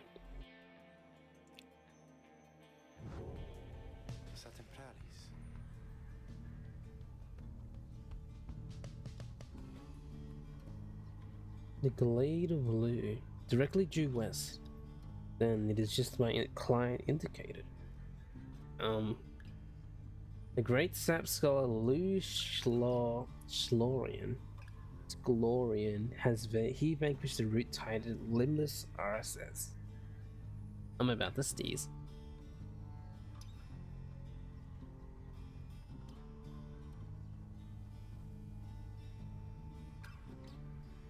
And it's going away. This client of yours, our informant, Thunderwood, he entrusted us with this wagon, this quest. Why? What does he want from us? You may ask him yourself. He awaits us somewhere in the waking woods due west. How do we find him? He shall find us. You gotta remember to turn the mic off when you sneeze. I always mute myself whenever I sneeze though, or do a big sneeze. When I'm not preoccupied. Like holding controller, doing something. It seems you're soon to finally meet Sandalwood. At dawn, you shout across a single narrow path leading west, where he supposedly awaits.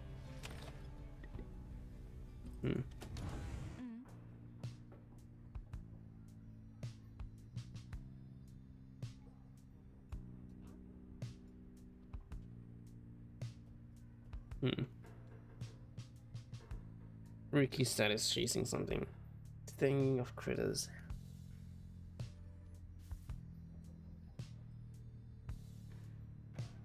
Staring the distance, playing cards with me.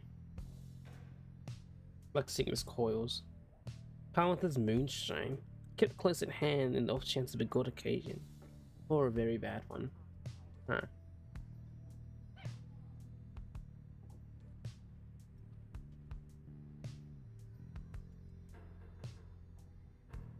Right. Speak to her. You approach Palanthur, who's kept to herself since she joined your small band. She was an outcast of the winged, iron winged remnants, the Commonwealth's hated enemies. You sense she is unaware of you as she preens her flight feathers, but then she speaks up before you can do the same.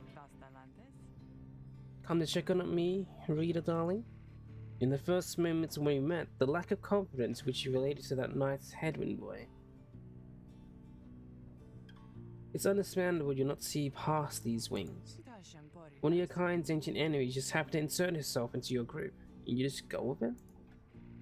However, I assure you that my motives here are plain. You'll see.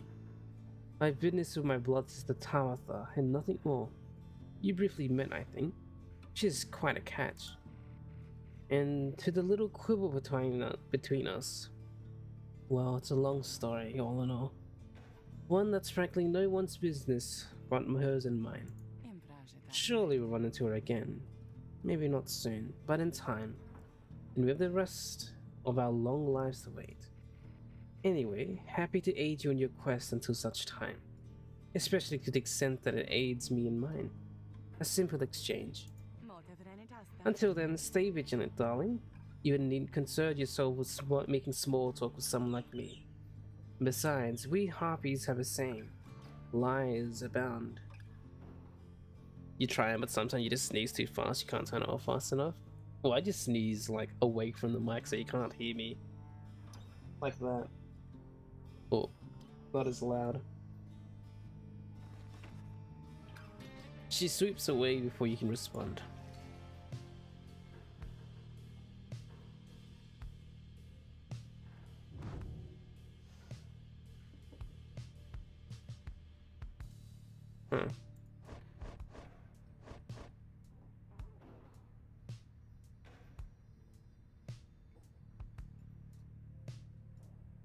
Talon. When I...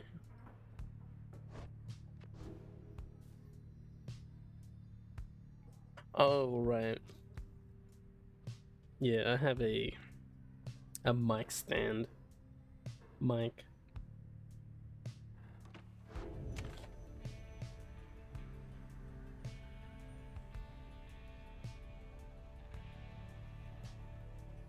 Alright, continue my journey.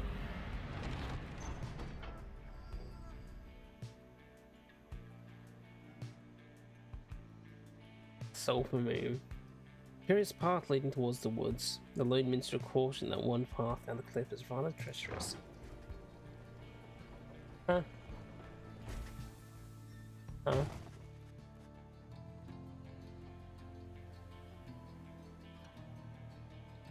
The wagon has hit a snag, descending the black crags.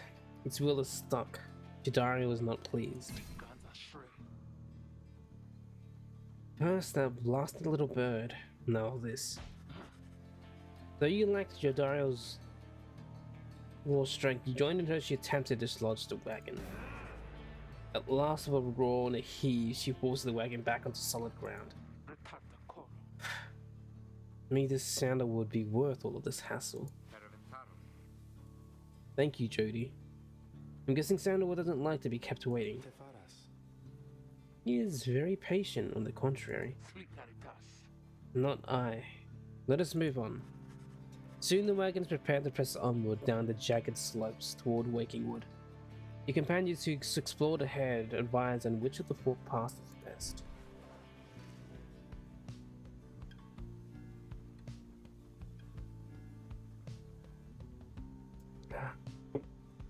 Talisman, Lamberg, Black Frags.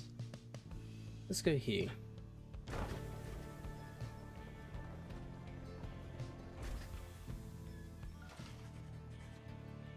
Mr. Gilman is relieved at the decision to take the flatter of the two paths and the Black Crags, but nonetheless seems rather shaken by the steep trip down.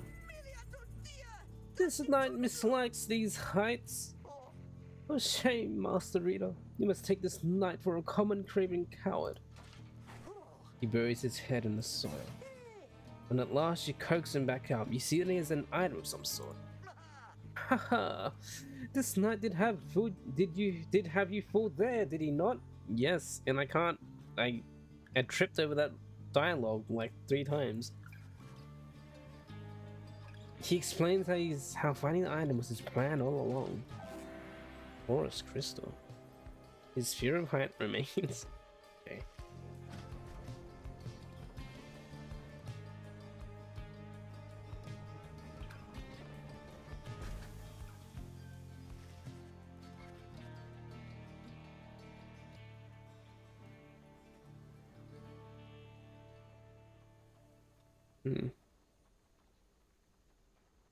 Very tempted to take a nap. Is it nap time? I mean, you would have taken a nap earlier, I think, right?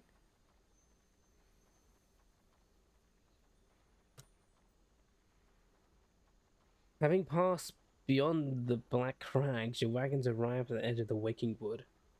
It is here that Sandalwood is to be expecting you. However, most puzzling. You ought to have met us here. I'm hiccuping. Are you getting so sleepy? No. You said he would find us himself. Aye.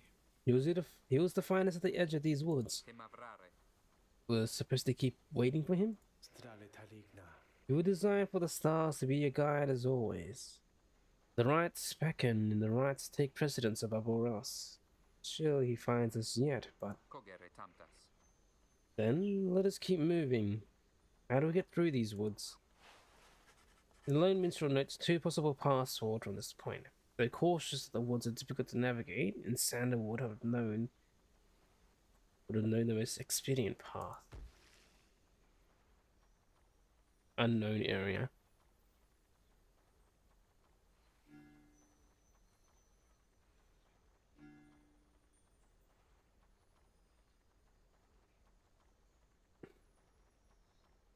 You've been drinking more than usual these last few weeks. Do you think your FC is trying to make you drunk? This is talking about Final Fantasy 14. Free Company is FC. It's basically like a guild, a player-run guild.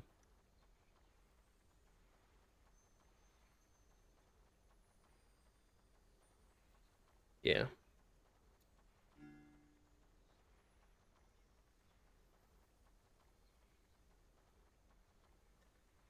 Oh, okay. Yeah, and this plays 14. Squishy, you must have been. I think Stubby and Squishy must have been so confused when Niz popped by on New Year's into the voice chat and said that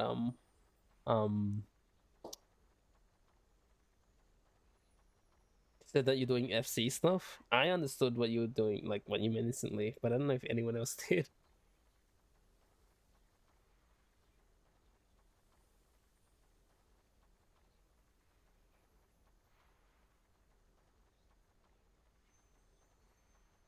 Yeah, I play 14 sometimes as well, Goblin King.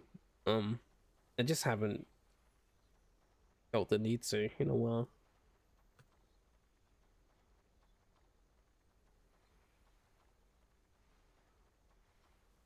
Crystal server.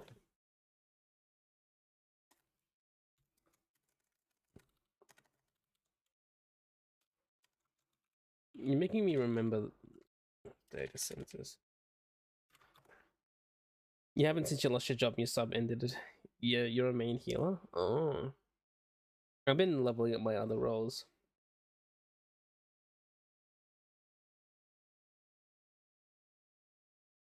Oh, didn't they add a new...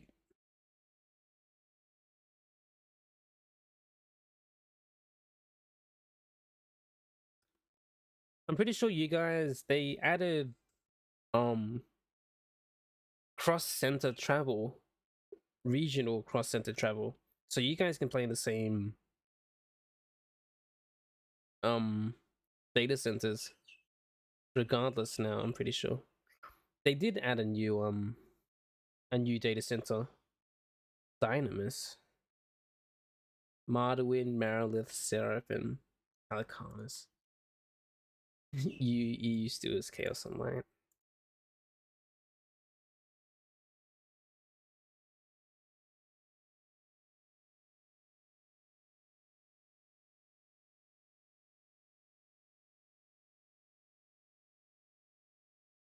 Yeah. I used to play on EU, then I moved to when the Australian Centre, the Oceanic, when it came out. I should play 14 on stream. I just don't have a subscription on it because I wasn't doing the main quest, and I was like, And also I've been like preoccupied just playing these games now. 14's really fun though.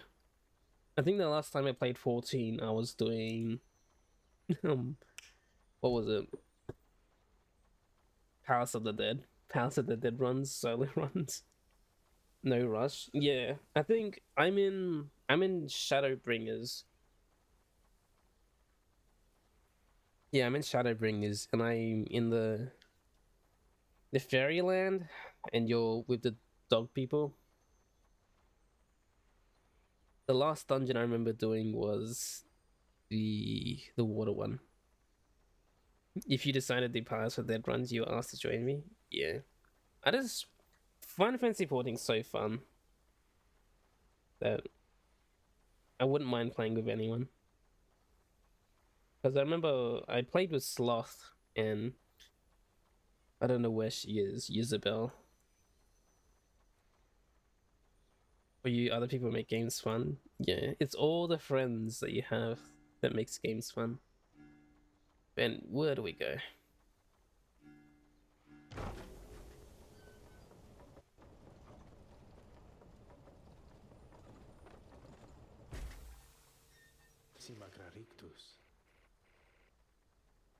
You've been trying to complete the Rabanster raid. Your highest solo casted run was floor 82. I haven't been that far. I got to 50 solo, and that was about it. Oh yeah, and I've been trying to do the Alliance raid for that one too. Rabanasta, the Final Fantasy Tactics 12, the Evilized one. And no one does it on that's the one that I haven't done yet as well. But the player population isn't there for it. Especially at the times that I'm I'm waking now. There's no way.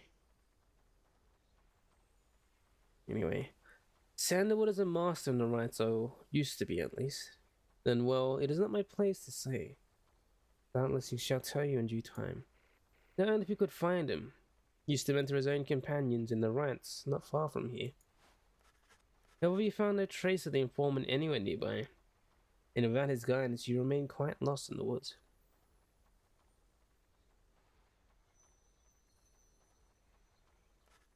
The woods seem to have encroached. There's no path forward, while neither the path leading back what appears to have matched the route you took to this point.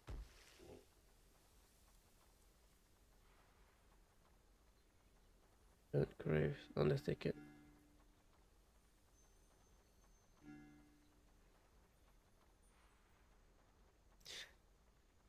I think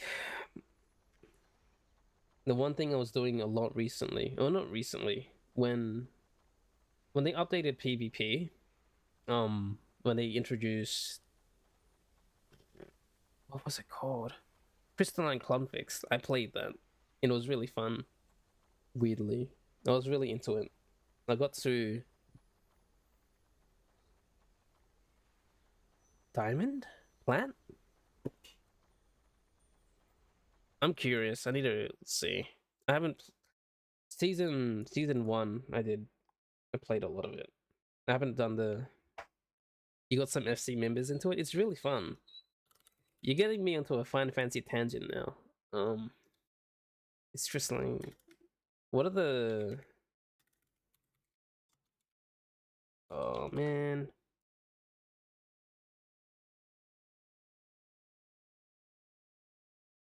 Season 2 ended 2 days ago. Oh.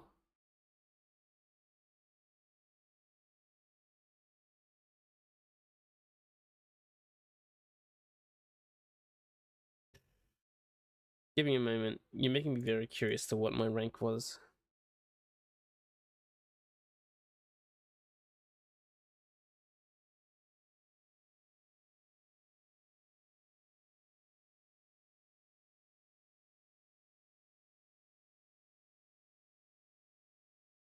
You missed out on the mount? There was a mount? Wait, which mount? Was there a mount in season 2? Oh man, I missed it. I bloody missed it. Wait, season 4 now.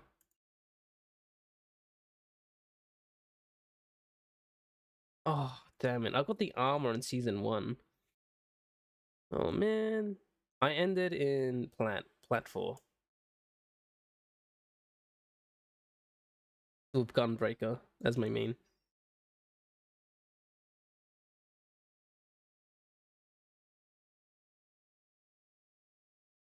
So I say I did pretty good. Considering everyone was saying that Gunbreaker was the worst PvP class in the game. I was like, I'm gonna prove everyone wrong and just play Gunbreaker and Crystalline Conflict. And I got the plat.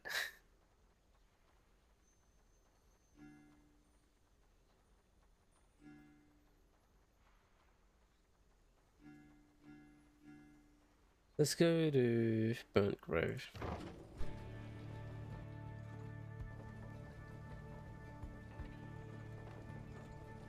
Oh gosh, I remember climbing with Gunbreaker in season 1 Crystalline Conflict. I don't know how it is now.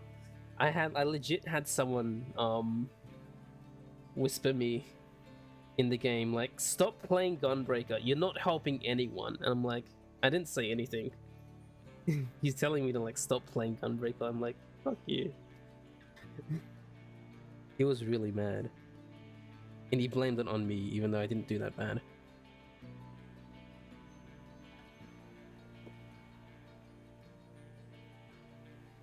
Yeah, I believe I was like the only Gunbreaker for like a while. And then when they updated it, they did like buffs. They did like a balance change, and I saw like another Gunbreaker as well. It's such a versatile class, if you know what you're doing. Anyway. The woods are so disorienting at this point that you decided to break the camp and survey the surroundings for any clues. Perhaps later there shall be time to pursue your vocations. Shift through the ashes. Scribe trial. Alright. Why, hello my lovely Rena. What might I do for you? What is on your mind? Let me ask you something, lovely Rita. Have you an idea for how long I've been imprisoned here? Sendra's asking you to guess the duration of this exile. A year? Sendra appears useful. It appears rather useful. Surely incarnation couldn't have been that long. Incarceration. Perhaps Sandra has been trapped within the Beyond the Crystal for a long time already. Sandra could have been in prison for much longer than her appearance suggests. Maybe guessing it in a certain number may decently raise Sandra's spirits a bit.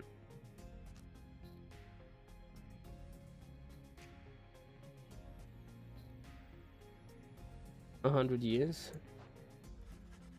Yes, that Sandra could have been in her current state of exile for the span of an entire century. She smirks at this.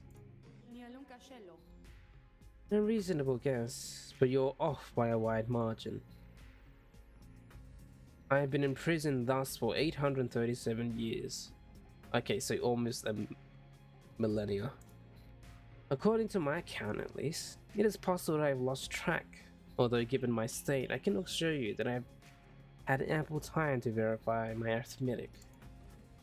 arithmetic. She goes silent for a time. Let me give you some advice. If you decide to kill the Emperor, make sure you achieve what you set out to do. Oh, that's what she is in prison for. I expected my own death, regardless of the outcome of my task.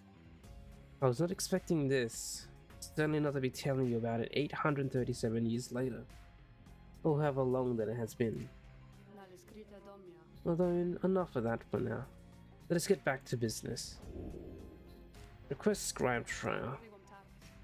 You need but ask, my reader, and you need but indicate who it is to be my student.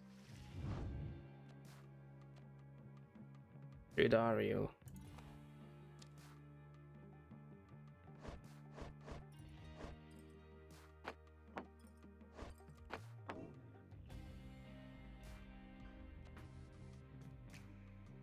Let's go. Young Sandra administered one of the special trials for Dario. That's surly demon, isn't it? She could stand to lighten up, though I fear that is not the secret that I can teach. But let us bring her forth regardless. Soon, Dario appears in the heat of summons. What is the meaning of this, reader?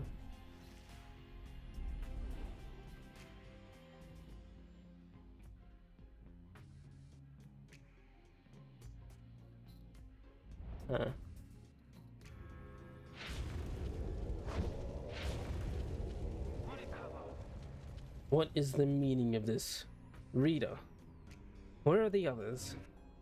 The apparition Sandra appears and loosens her mask. She is an apparition from the age of Emperor Solium Mur, who pursued him in his exile. Welcome to my humble home, demon. You are good at taking orders, no? State your purpose quickly, Wraith. My purpose is to put you to the test. You may be fierce in the behold, but you're old and slow. Your weakness perhaps outweighs your strength. Though I sorely wish to see you and your lovely reader prove me wrong. Old, she says. Very well then, reader. Let us show her whether she is right.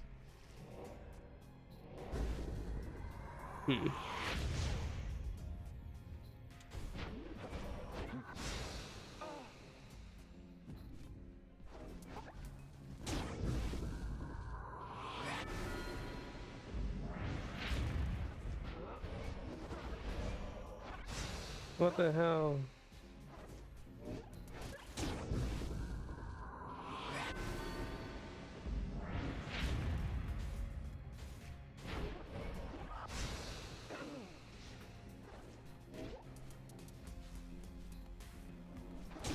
Oh my gosh, they're getting wrecked.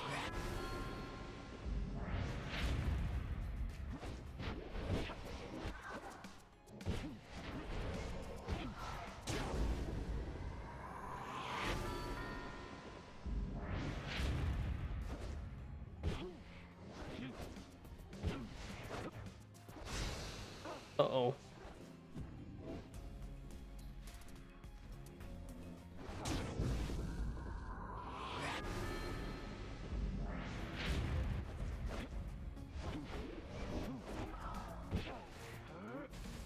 Oh wait, not spacebar. Shift. I'm gonna lose.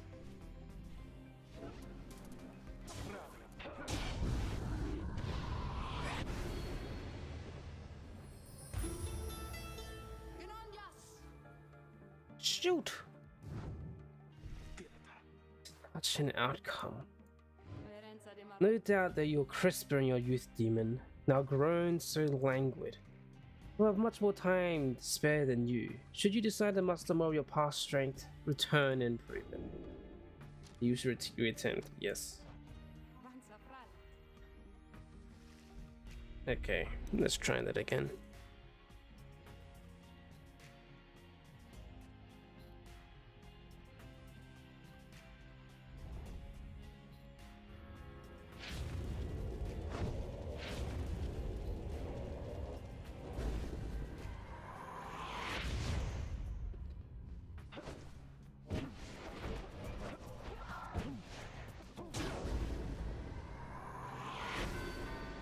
All right.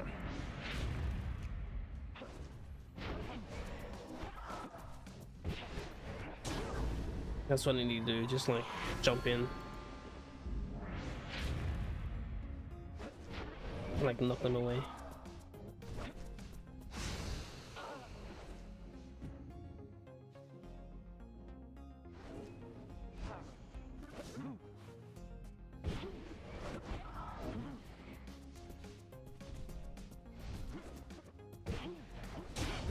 There we go.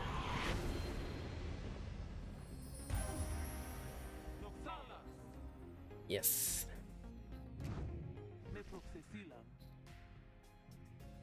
Are you satisfied now, Wraith? I am not a satisfying demon. However, your performance was sufficient. You passed my test. Thus, congratulations are in order to you and to your lovely reader. Now, farewell.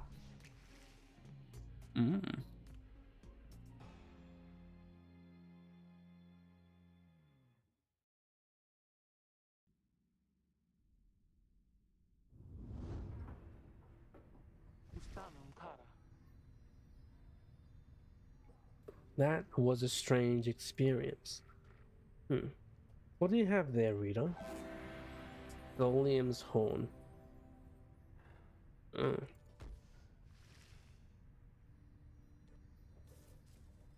Chuck that on her.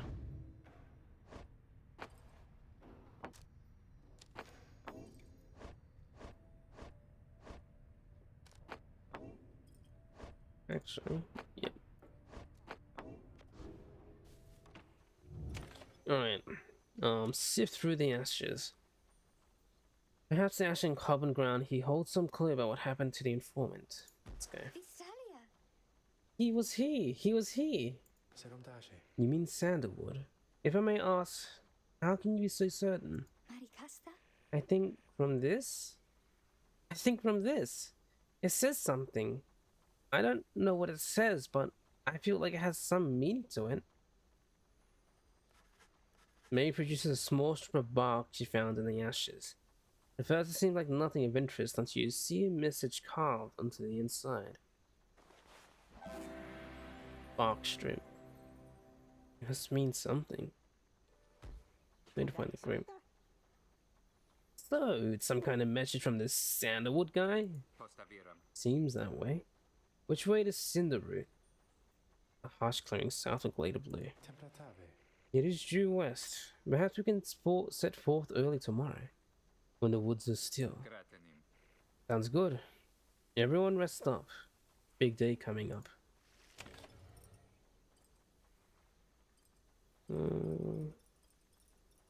Study in private. Yes.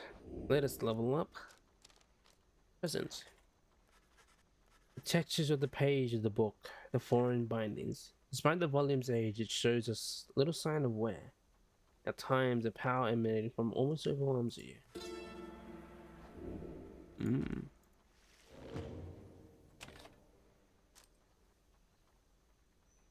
Continue journey.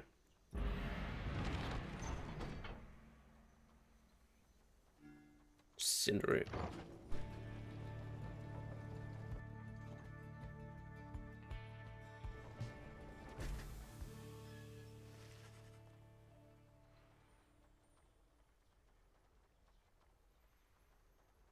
You arrive at the outskirts of Cinderroot, but once again the informant Sandalwood is nowhere to be found. You sense the hope of your companions waning as you search through the area yields nothing. And something startles a little imp Tiso. Tiso seems to be crying out in surprise. He has spotted something. or someone. A tall figure strides forward from the trees, making a sound like laughter. The imp charges towards him and leaps right into the figure's arms. They embrace.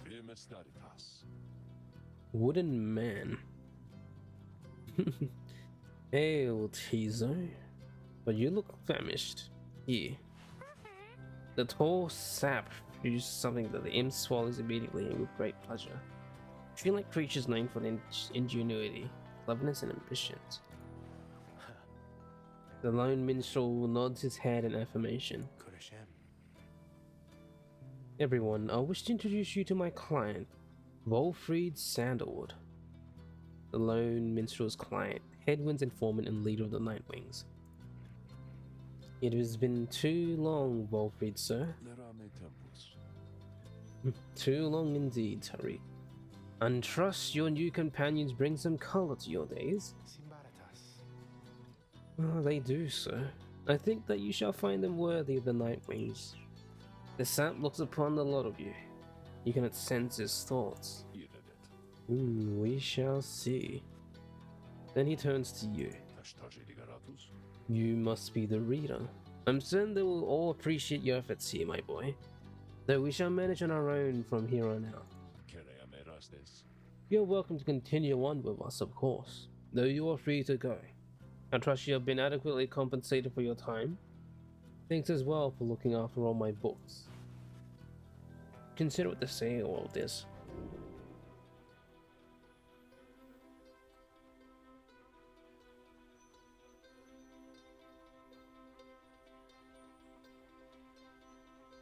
Volfried intends to relieve my duties to the group. You've been assured your freedom. You categorically refuse to be cast aside so easily. The leader of the Nightwings on return. You can tell when you're no longer wanted. This cannot be happening. To have come this far only to be brushed aside by some strange sap.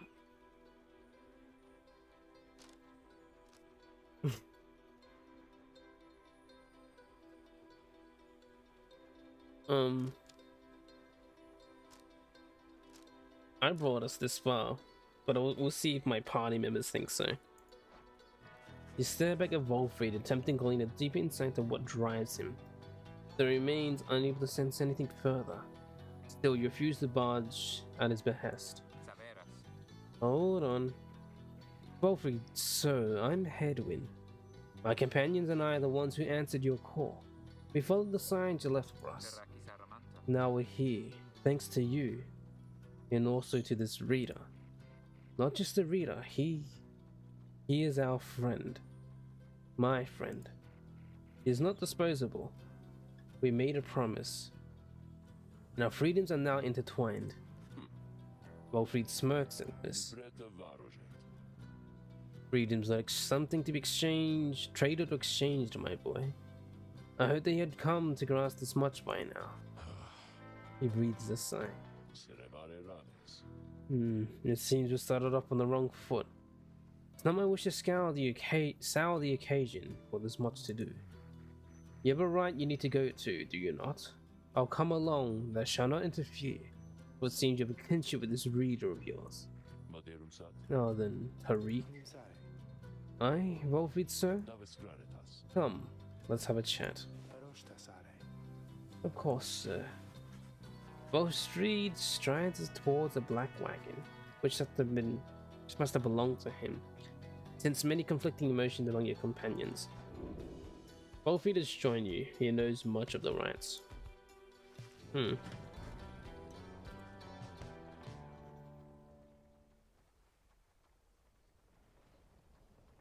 about to close and head back home. If I'm still on when you get home, I'll tune in again. It's been nearly 6 hours. I should still be going. So yeah. Alright, have a safe drive home, Niz.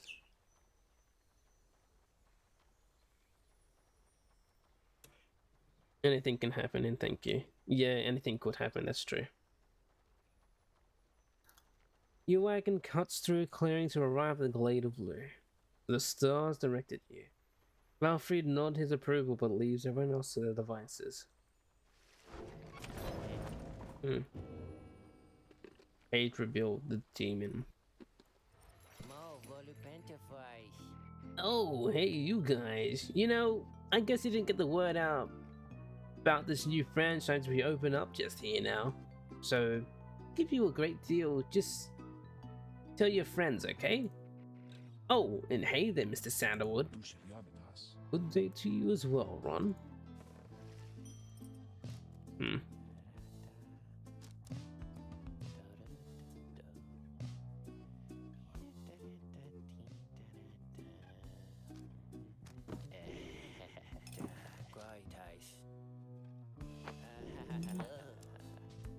Right.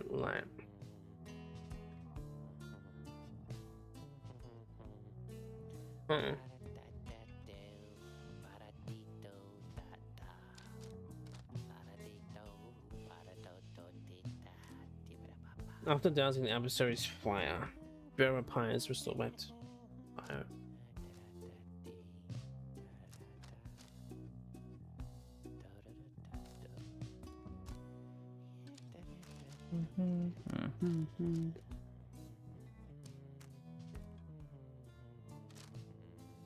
The bearer gains 2 hope.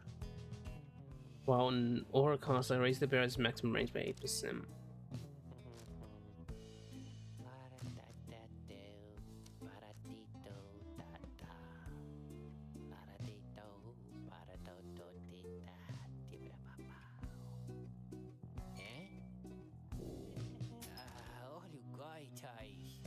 Alrighty.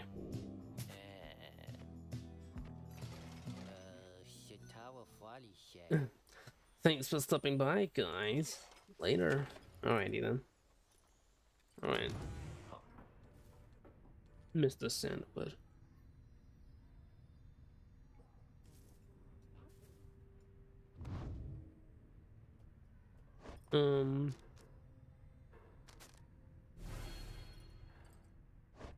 Give that to... An ancient manuscript that chronicles the legends of the downside and the mystic path to freedom. Here's a pipe. Sure, we'll speak with him.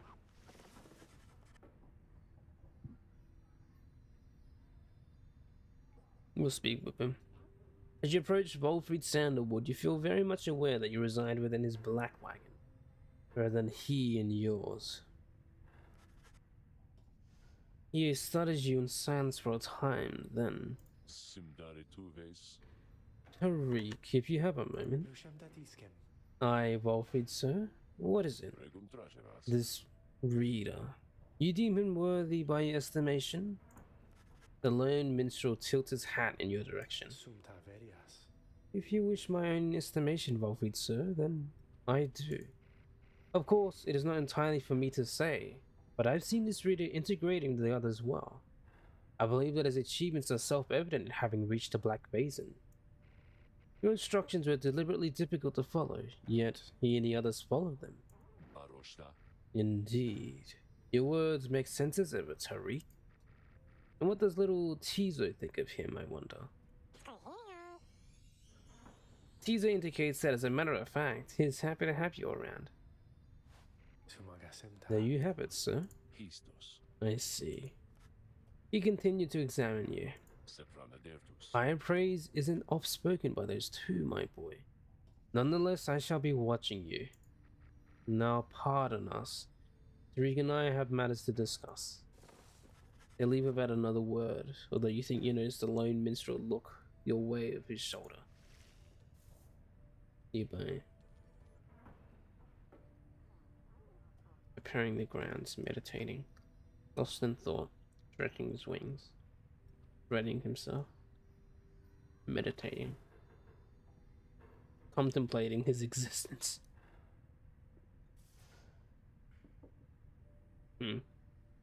Alright, read the book. The Demon. Yeah. In the words of Galathanium, the Master General. Emperor Mur. Scarcely could I recognize him when I last found him. a hostile animal, horns sprouted from his head, a bestial mirror of his blackened reputation. And I, a man who conquered countries, feared any emperor that in such a way I'd never known. Feared my emperor, any. My charge had been to slay this man, but when I discovered him, he was already fighting for his life. The little imp who proved of little help against the Sisters of the Ark, whose entire lives are culminating in this instant. I was unable to watch. My heart ached with such pity for the man, and for the love I felt for him when I had served him, that I sprang to his defense.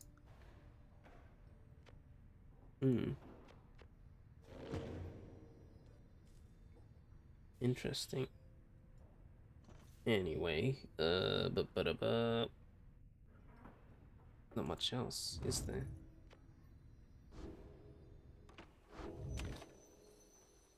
Nope. Commence the rite.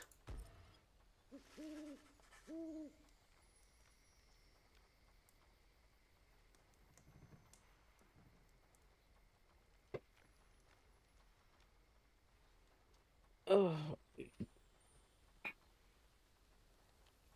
You and your fellow exiles arrived at the sacred site called the Glade of Lu, and now look to the stars and the skies to signal the beginning of the next flight.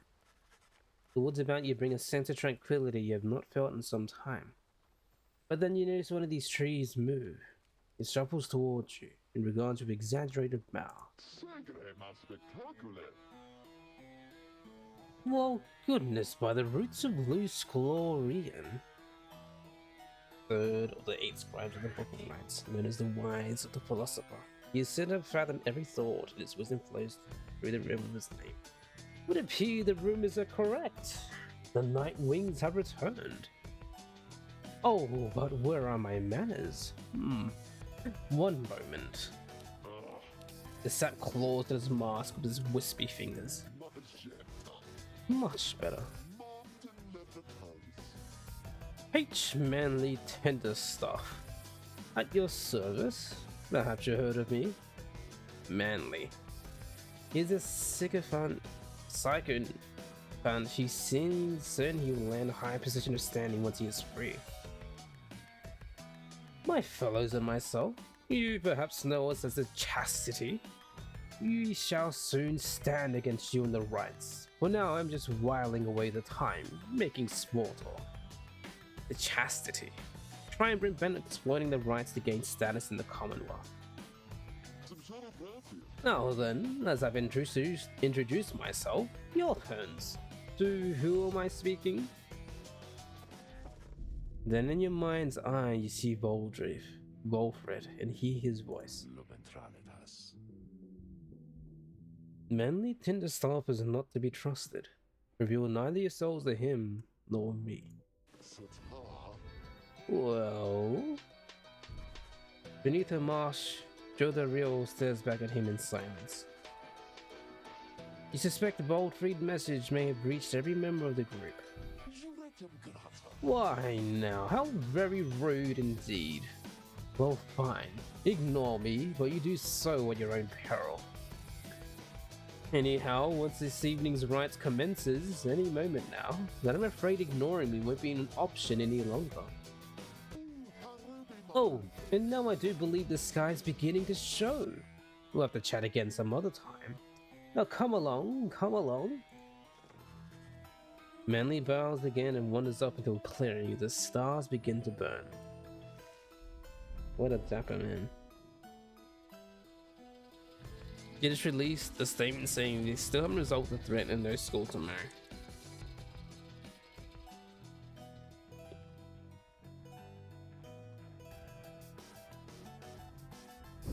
Once again, the stars align themselves before you, reader. And here now at the Glade of Liu, I have to say, you've come so very far. But there are those, such as your adversaries called the Chastity, who have toiled for this too. They know that with their freedom comes great opportunity. It could be yours instead. Please show the chastity that the Nightwings are superior. Chastity.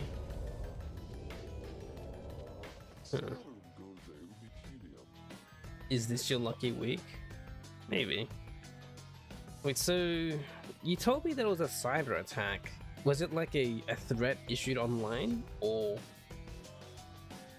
But when you mention cyber attack, like, does that mean because cyber attack is like, oh, their like computers or their electronical devices got like hacked or something? I don't know.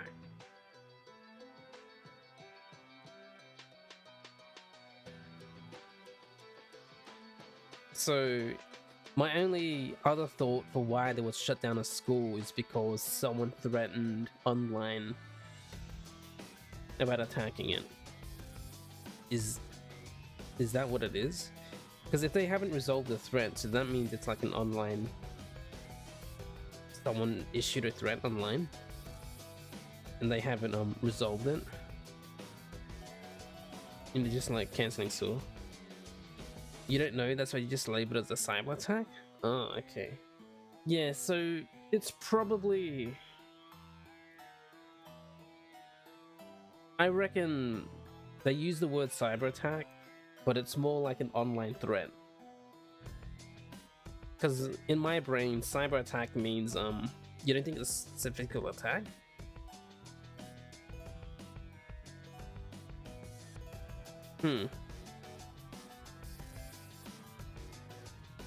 But why would... Well, I was gonna say, why would anyone want to hack like a school? But I wouldn't know because I'm not crazy. People are weird and they will do anything. So, okay. Anyway. Interesting. Squishy, no school.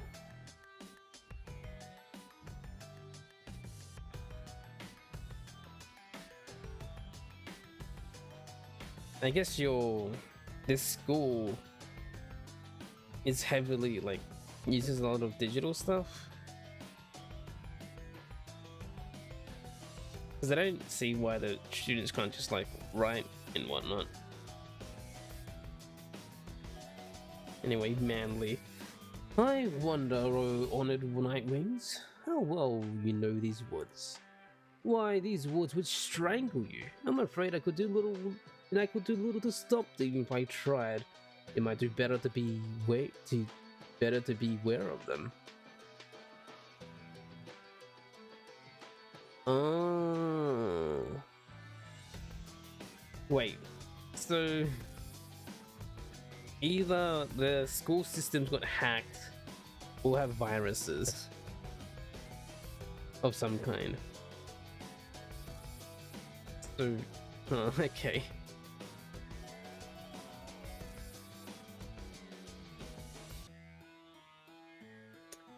But yeah, that's understandable, because obviously school systems have a lot of information, like addresses of every of students and whatnot.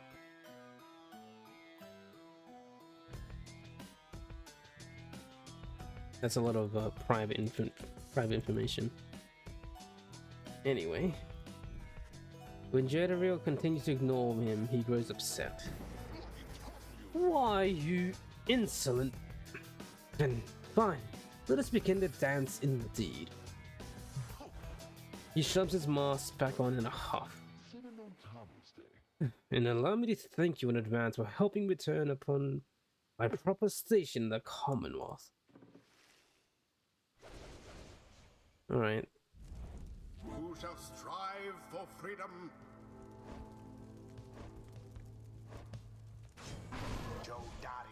Joe Dariel.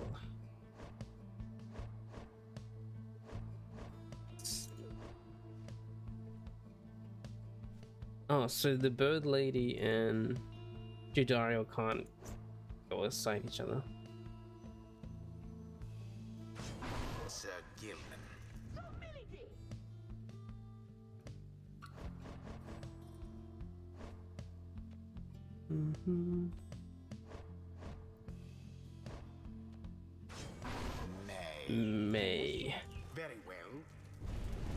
Bay.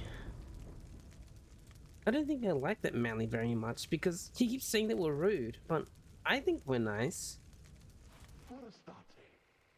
Are you quite ready, finally, oh Nightwings? May all those masks of yours ensure no harm should come to any of your lovely countenances. Countenances. Now come along, come along. Let's give the stars a show. What the hell?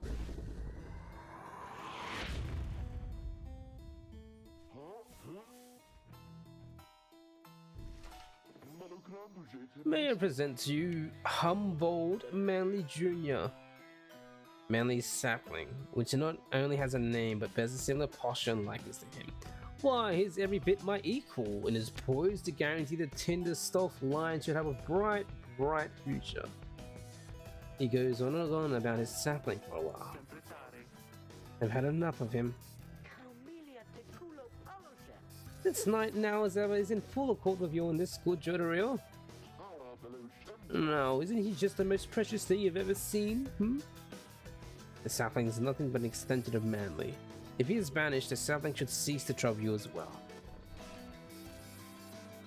Manly and his offspring hold no small degree of influence within the Commonwealth, reader.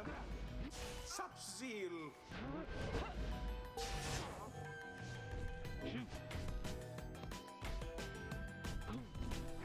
Oh, why'd I do that? The Nightwings are the first to strike. Oh, what's this? It seems the woods themselves are closing up in our little sortie. Oh, do be careful now. These grasping roots and vines, they may not hold you in such high esteem as I. Oh.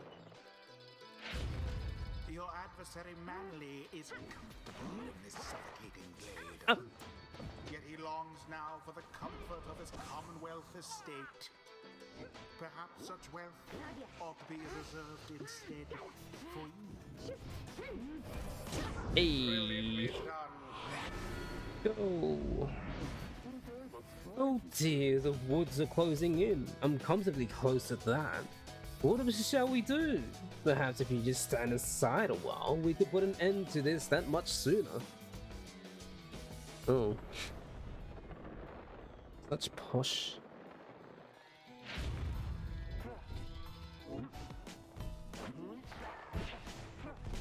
Oh.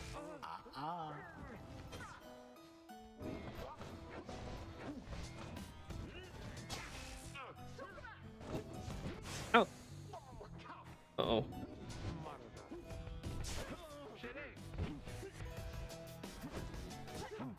Uh-oh. You have it. Dunk. Oh.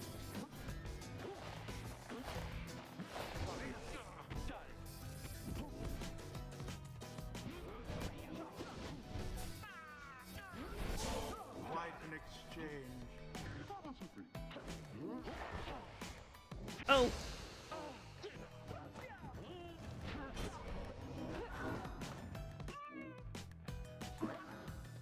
Pathetic. Go. Ouch. Yes.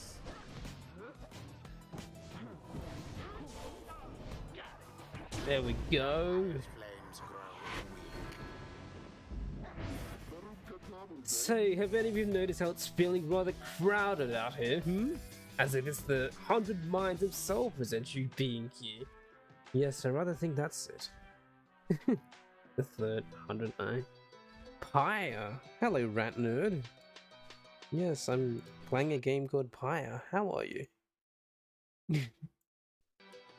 Yes, I rather think that's it. So cease with all your scurrying about with that damned orb and let me handle this. How are you, rat nerd?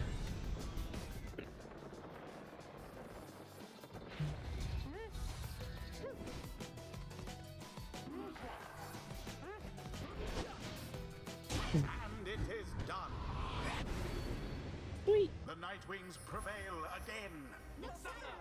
Their hapless adversaries stood no chance. You're good? Just a fan of Pyre?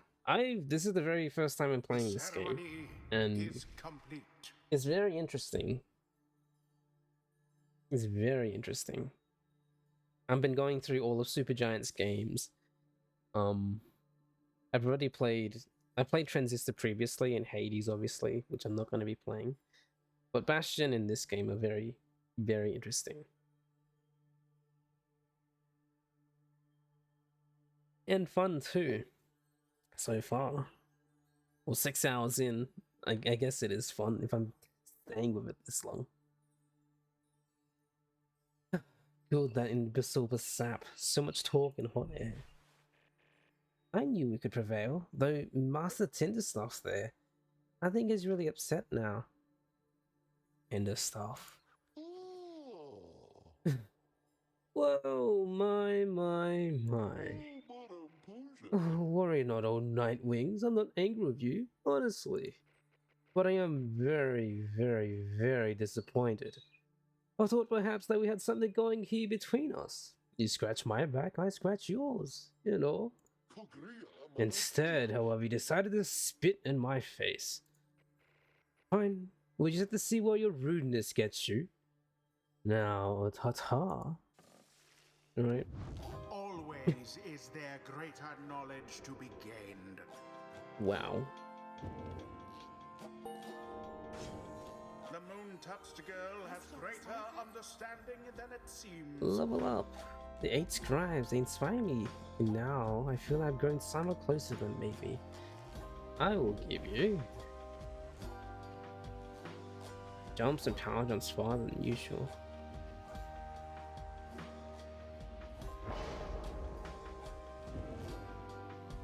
Oh, sprint. Desperate for honor, this Sir Gilman may yet learn something. The great wisdom clouds over this knight's entire consciousness. Cool. So what have you got? Sir Gilman and allies are banished, so in turn instantly. Once per round, when it's saluting his adversaries, Sir Gilman freezes or exiles for 3 seconds. They haven't taught me this, like, salute thing yet. Sir Gilman and allies are banished. He moves faster than usual and temporarily has infinite stamina. After banishing adversaries, Sir Gilman deals an additional 10 glory to his adversary's pyre.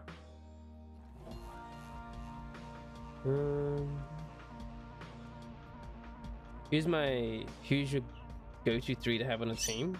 Oh, I don't really have a main 3. I've been like trying to evenly play between them, but I do happen to be playing a lot of Mei, and I think she's the main one I've been using for now. I don't know what her actual name is. I called her Mei in this game.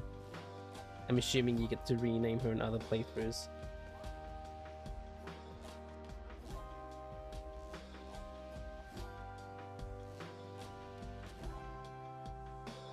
Greater Cleave.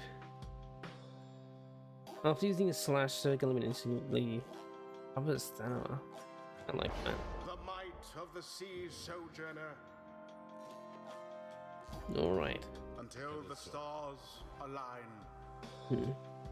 And that was well done, my boy. I'm beginning to see why your companions vouch for you. Don't let it go to your head, of course. I see. Onwards.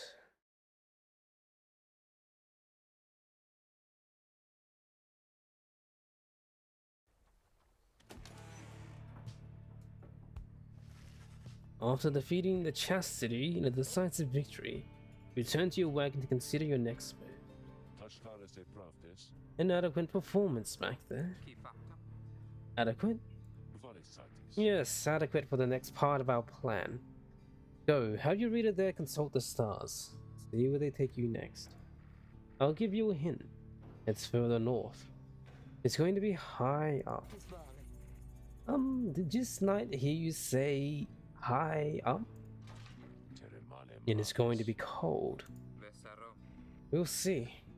Come on, my friend. Let's have a look outside then. That plan Volfried mentioned. I just want you to know, I don't know what he means. We're here because we're going to be free again. We won't be living as our days as exiles. That's the only plan as far as I'm concerned. But there's always a catch, right? We'll see what Volfried has to say. Anyway, I'll leave it to you. No matter what, we're getting closer, thanks to you. Once more you look towards the heavens. We just keep going north. Oh, I see the giant star. Aqueath, star of the Songfisher. Those born around are well cultured and influenced. Well cultured, huh? Yeah. Is there any more around here? Not really, no. Oh, this one. No, I've already seen that one. Solium, the gold star. Wait, Solium Myrrh. The golden star shines bright over the highest mountains all the downside.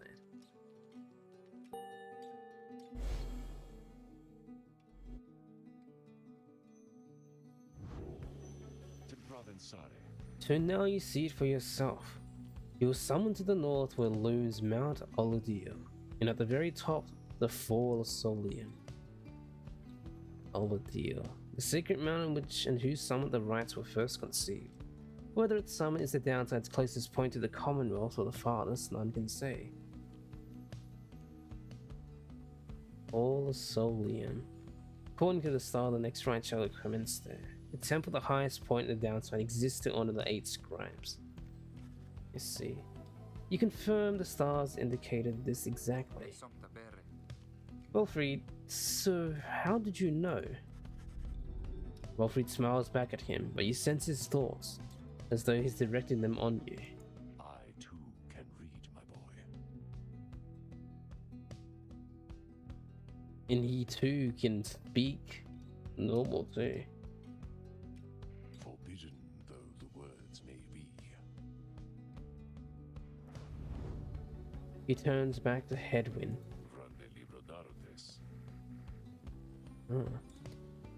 Your reader's skills, while rare, are not unique. But as I said, I let him do the job. I see that you have something special going on here, which benefits the plan. Oh, which is why he wanted to evict me. Because like, oh, we don't need you no more. Even though you're the reader. What plan? I thought this was about our freedom. Oh, fear not, my boy. It is indeed. Plenty of time to tell you all about it on the way. For now, however, you look like you can use some rest. And for that matter, so can I.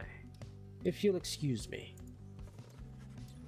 You sent your companions exhausted from their recent travels. Given the road ahead, you agree it would be best to take the night to recover as much as possible. Oof. Does Sandra have anything to say? Nope. I'm good. Continue my journey.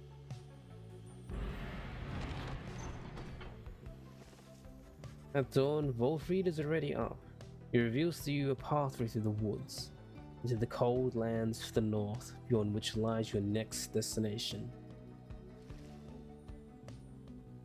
Galarian's shores. Volfried revealed this to be the one path through the woods into the north. Well, let's go.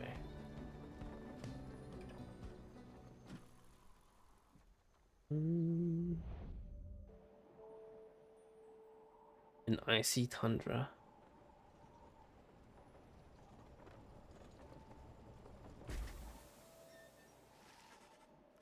You clear the woods at last and arrive at lands grown cold in the shadow of Mount Aladio. You have to make it all the way to the top. In a moment of respite, Volfried calls everyone together to discuss matters pertaining to the rites and the plan to which he alluded.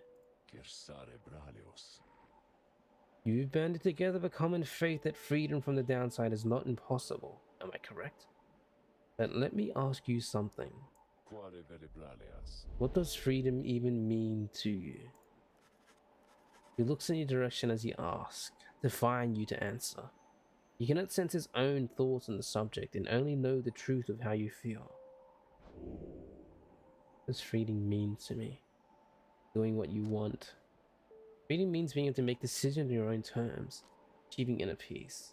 Freedom means having a clear conscience and a clear, careful heart. Having no master. Freedom means answering to no one's will other than your own. Going where you please. Freedom means being able to go where the heart yearns without restriction and without fear.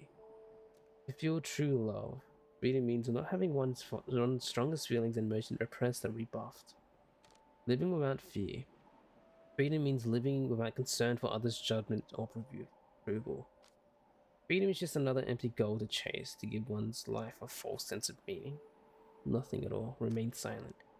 Freedom means not being forced in responding to such questions. I mean, with all of these answers, technically, the characters could do right now. They're already free. Freedom means not being forced and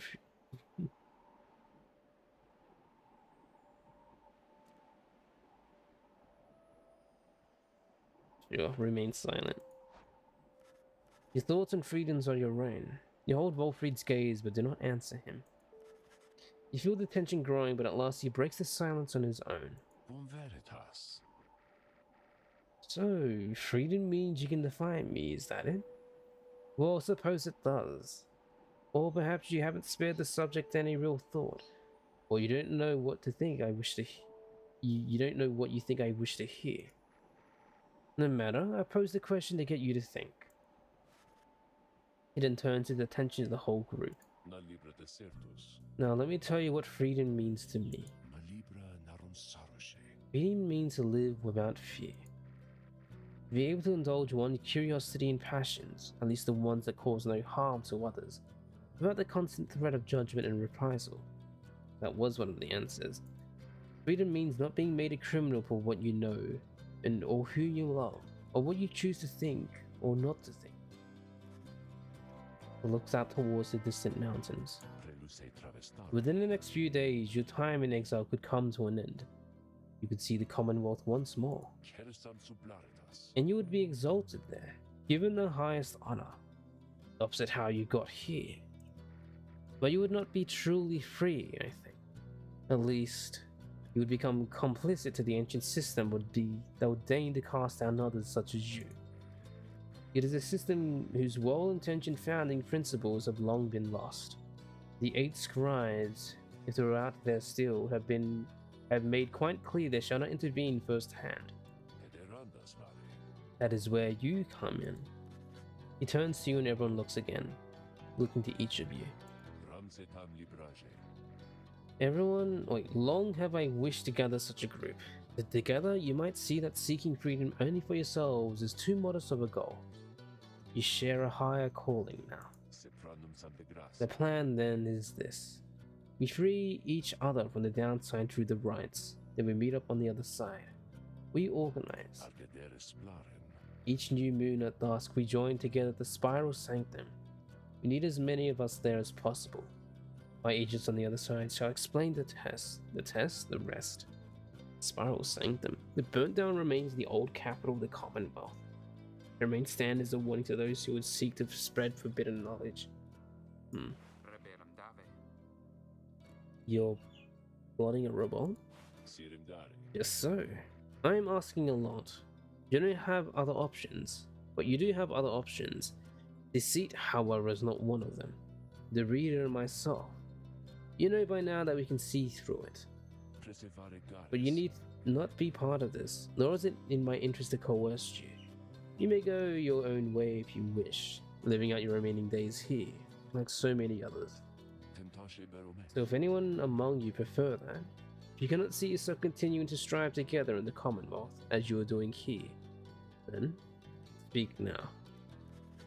Wolfried pauses for a time, examining each member of the group. No one stirs. Iradet. Very good.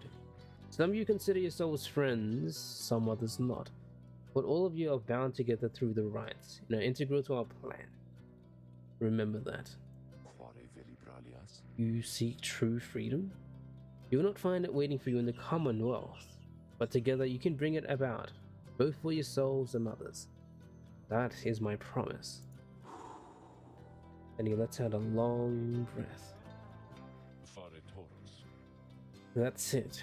I ask you all to think on this, and let's reconvene along our journey to the summit. Wolfried turns toward the mountains, leaving me to consider what he said, and plot the wagon's northward path.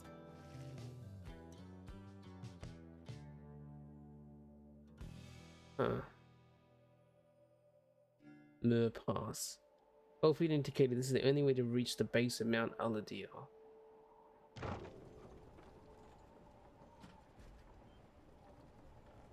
I see. What are these? Pensarus de Menturis. Beyond lies Mount Aladir.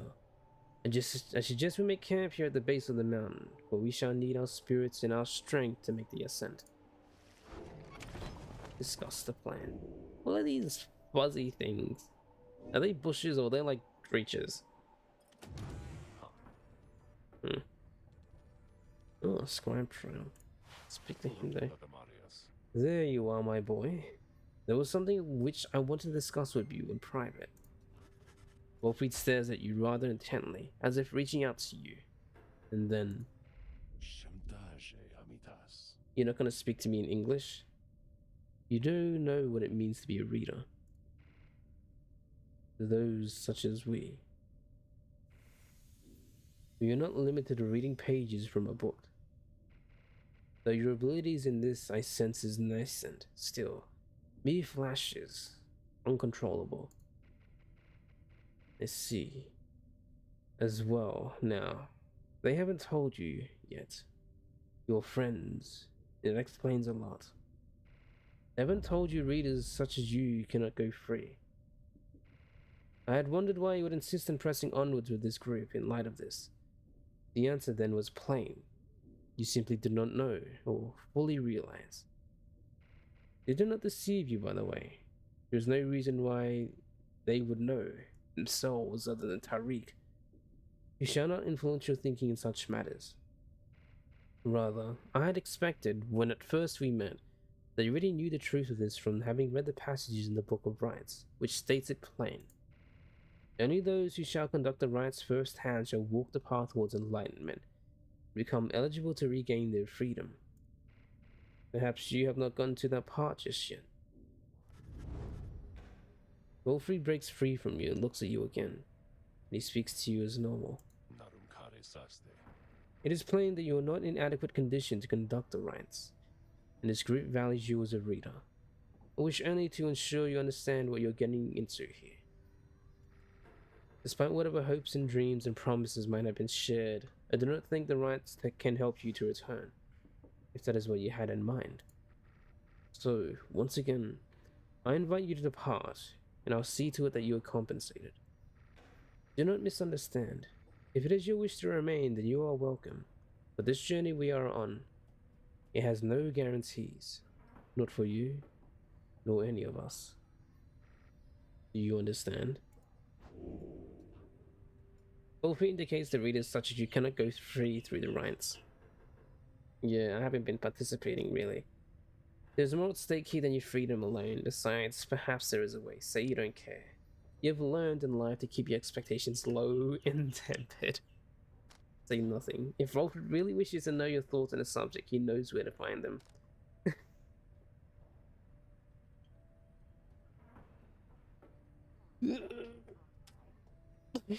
Say you don't care. You learned in life to keep your expectation low and tempered. Sure. The warning is of little consequence to you.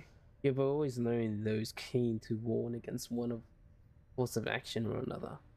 None of it sways you, and as ever, you shall forge your path. Very well. A lack of concern is fine with me, although I do not share your outlook, as long as yours is not lack of understanding. Know that we have much at stake here in this anyway. Much more than just a shot at going back into the Commonwealth, which cast us down here to begin with. You went to sleep and woke up. It's not 9:30 p.m.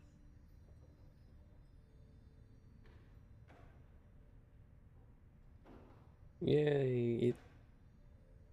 It's not 9:30 p.m. Welcome back, Bionic. How was your sleep? It sounds like you intend to stick around.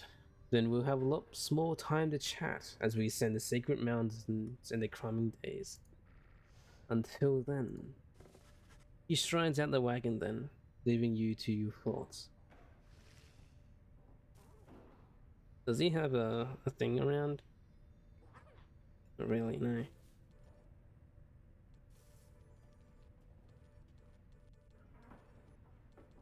Surprisingly well for being under 6.5 hours. Oh, 6 is like the minimum you need.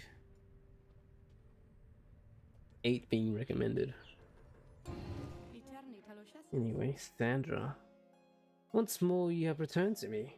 What is it, Rita? What is on your mind? How very kind of you to visit me again like this. Oh, lovely Rita. For I was just standing about in the blackness of this void, thinking, it would be most pleasant if something were to happen for a change. There was a long period of time that this incarceration of mine failed utterly to do anything but bring me peace of mind. Not much of a punishment.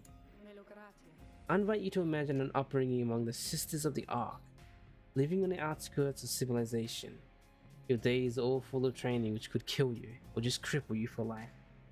An ancient band of killers trained almost from birth to carry out their missions without fail. All the sisters needed was a name and a sum of 500 soul. Huh. How do you suppose I lost my sight? Through glorious battles with the scribes? Or in a careless sparing session with my master? Oh, she blind. I didn't even realize. Ah, but I've not forgotten enough just yet. In any case, at first I woke on the prospect of not having to struggle every moment to survive. But in less than 2 centuries, why, I started to grow terribly bored. It did not help at all that the Nightwings of the early days were the stodgiest lot you could have imagined, and obsessed with obeying the book as strictly as they could. Some of them started to remind me of myself, I think, when I was young. Such idiots, a lot of them. But what was I saying, lovely reader? I shall not bore you further with such matters. I would have bored myself to death back then, if only I could die. Like so many other things, I think mortality is something oft taken for granted, until it is taken away. So, given your mortality, let's say that we get back to business here. Yeah, scribe trial. It is the least I can do in exchange for your company. You need but point me to the one you have in mind. Oh, Tizo. You asked Sandra to administer one of her special trials for Tizo. I don't think I remember something of that imp. He certainly stood out from all of his ilk, although that really is not saying much. Well, let us bring him forth. Tizo soon appears in heed of the summons. Tizo seems prepared for whatever lies ahead.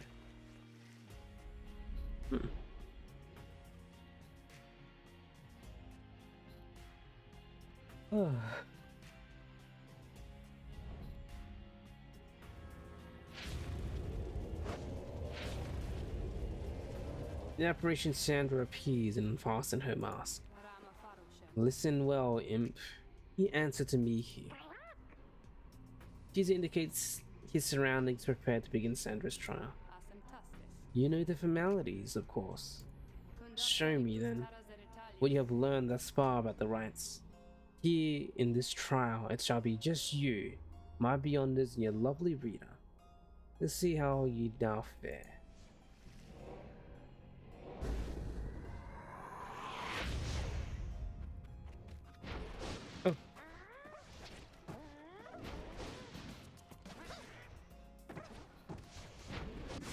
No, no, no, no, no, no, no, no, no, no, no. Uh-oh. Oh.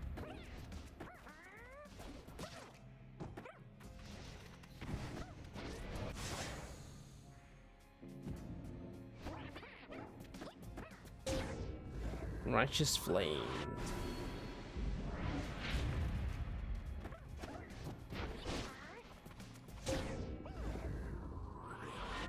Wait. Uh-oh.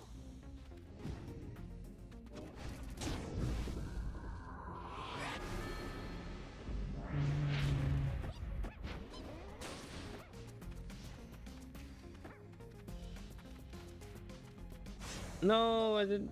Shoot. I just need to do it 2 more times.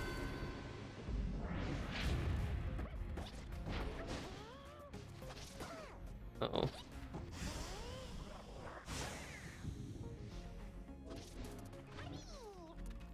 What the? My aura. My aura disappeared.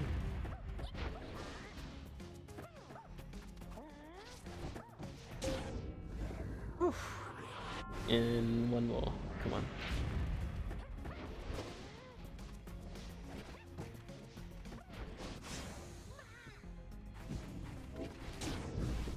Oh man, there's not much I can do with no stamina. Okay, I got one more.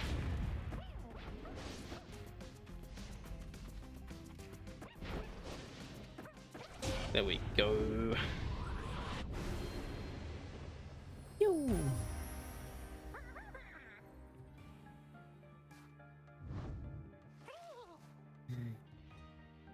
These are excited to have completed Sandra's challenge and awaits her approval. A worthwhile effort, Im. Your performance was sufficient and you passed my test. Your predecessors may well have approved.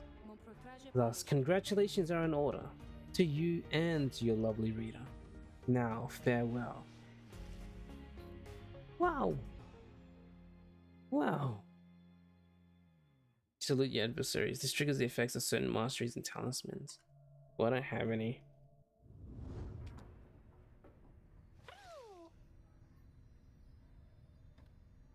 Kitty. Caesar is happy to be back and wonders what it is that Sandra granted me. You take a look at the new artifact in your possession. Oob's wings. Caesar's flutter and zip abilities cost less stamina than usual. Oh my.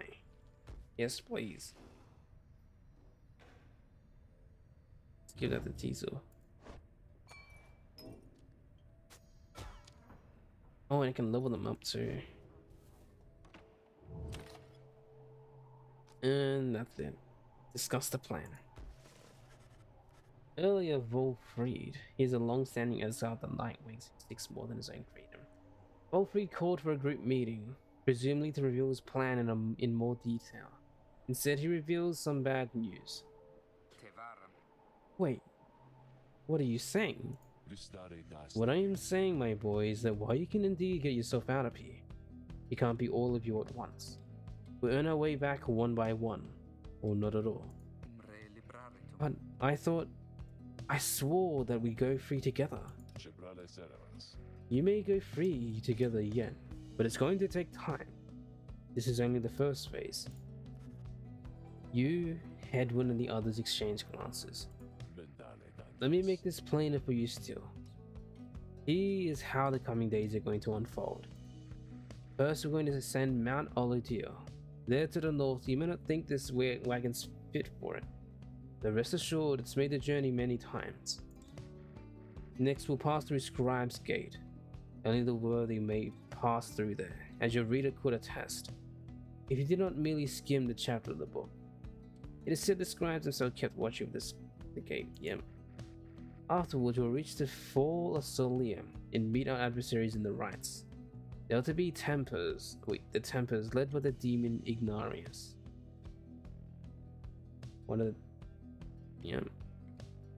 A mighty triumvirate who has been the closest rivals of the Nightwing. Notorious demon leader of one of the most feared triumvirates in the rites. You'll know him when you see him. Both you and they shall choose someone from your respective ranks. Then once one of the triumvirate prevails, there's someone to be whisked home to the Commonwealth. Whisked home to the Commonwealth? Precisely. Once returned, our somebody is taken in and clothed and fully pardoned. The Commonwealth know about all of this? The same Commonwealth that say a sentence in exiles forever, and freedom from the downside is impossible? Lorigas entrave. Many of these details described themselves used to be kept secret. Former exiles and leaders of the Commonwealth alike have good incentive to protect those secrets well. So then, that's it? We climb the mountain, someone goes back and everyone else stays? For most of those participating in the rites, yes, that's it. But I like your connotation, and indeed for us, that isn't it at all. If one of us returns, it shall be a step along our path. However, let's let that stir for now. Gather your strength. We'll talk again on our way up. Wolfried leaves the rest of the group to consider what he said. You don't have time for your vacations. Oh, just read the book. You find a quiet corner in the back weapon grounds. Welcome to read the book.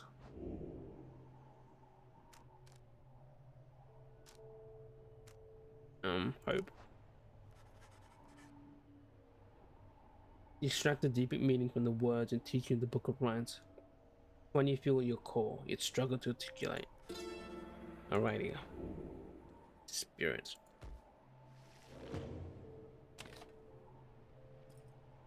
Continue my journey. Mount Alodiel. Alodiel.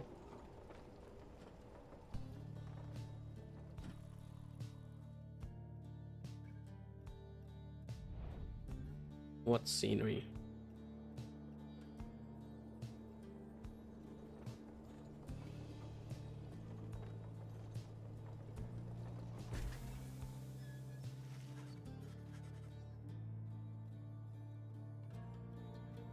Here before you lies Mount Olodiel, stretching far beyond your line of sight. Somewhere upon this mountain lies the only place from which you can escape the downside. Your companions gather around before Wolfried, who stands tall as ever. Whether from the cold air, the subject now at hand, you sense a tension in the air. Now then, you'll have many questions, no? I've done a lot of talking, so go on, ask away. Yes, I have done a lot of talking. Let me drink some water.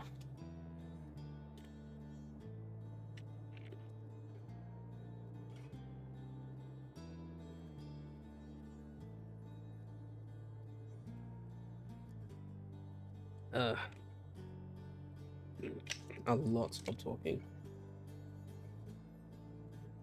Oh,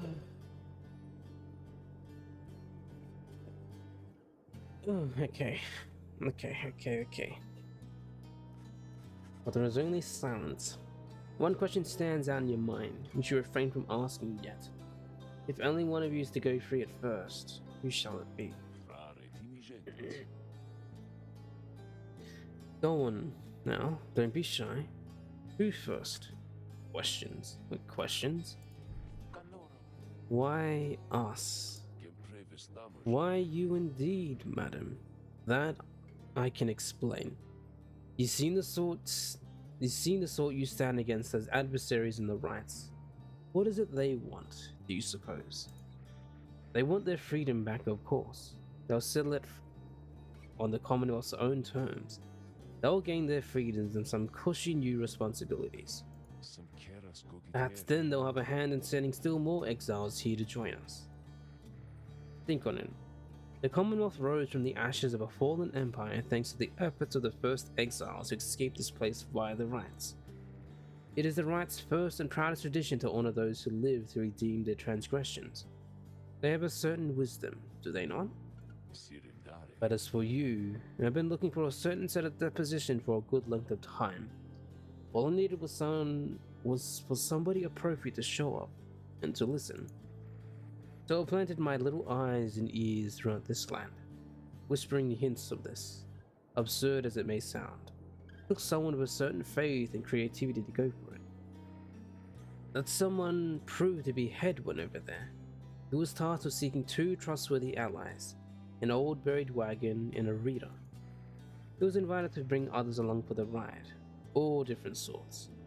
Gather enough help and he and his friends could go free. Long story, but you know much of the rest. So then, why you? There's every reason to believe you're not the sort to play right back into the Commonwealth's old hand. The rights, as you have seen, are quite exclusive. You're imposters in this little party. You could be the ones to break it up. You shall be among them. Now then, more question. Your head is beginning to spin. You can excuse yourself or keep listening. Soon you have another right to conduct. Best to focus on matters at hand. Your fellow exile's freedom seems to hinge on Valkyrie's plan. You ought to consider its every word. Yep. This is important, even though I'm getting lightheaded and constantly reading.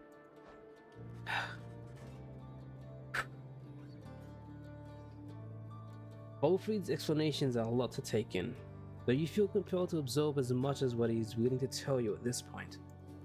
He prompts for further questions from Jodario. Raises her voice again. Hold, you mistook my meaning.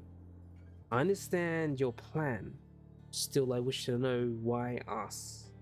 Why are we, among all others, chosen for this liberation rite? On the blooded moon at the fall of Solium, in exile from the prevailing triumvirate shall go free. Ah, I see. Well, but that is simple, really, madam. You are chosen, you are qualified, I should say, because as the expression goes, 'tis what the scribes ordain. Though in this case, the expression is quite literally true. When the eight created the rites, each one of them anointed certain other exiles to participate on their behalf. Exiles who showed some promise of redemption. When the triumvirates they formed stood the test of time, replenishing their numbers as the individuals moved on or passed on. You met them as they are today. The accusers, the withdrawn, and so on. Lendl the liar. Triumvirate that conducted many liberation rites in the past, but seldom prevailed.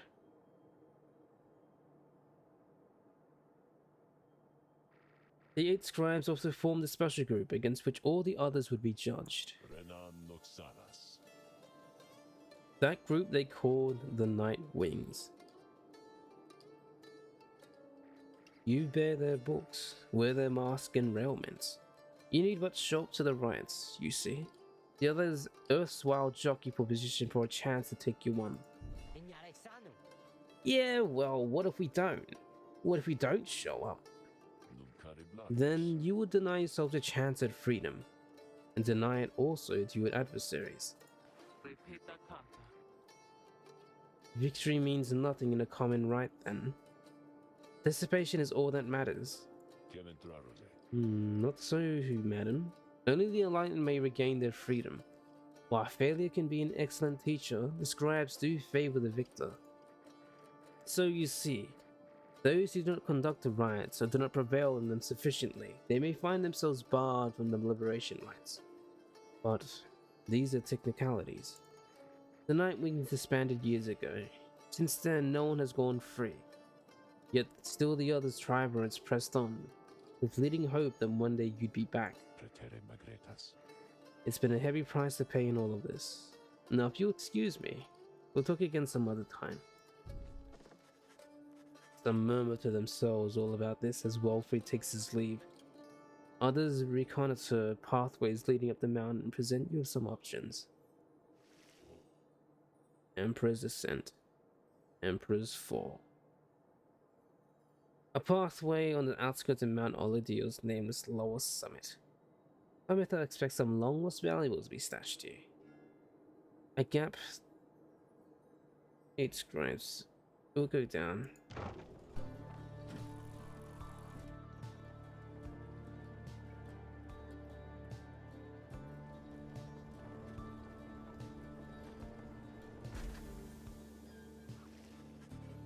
He joined Parmithla on a brief expedition to find anything of value dropped by those who tried to scale the mountain, but did not succeed.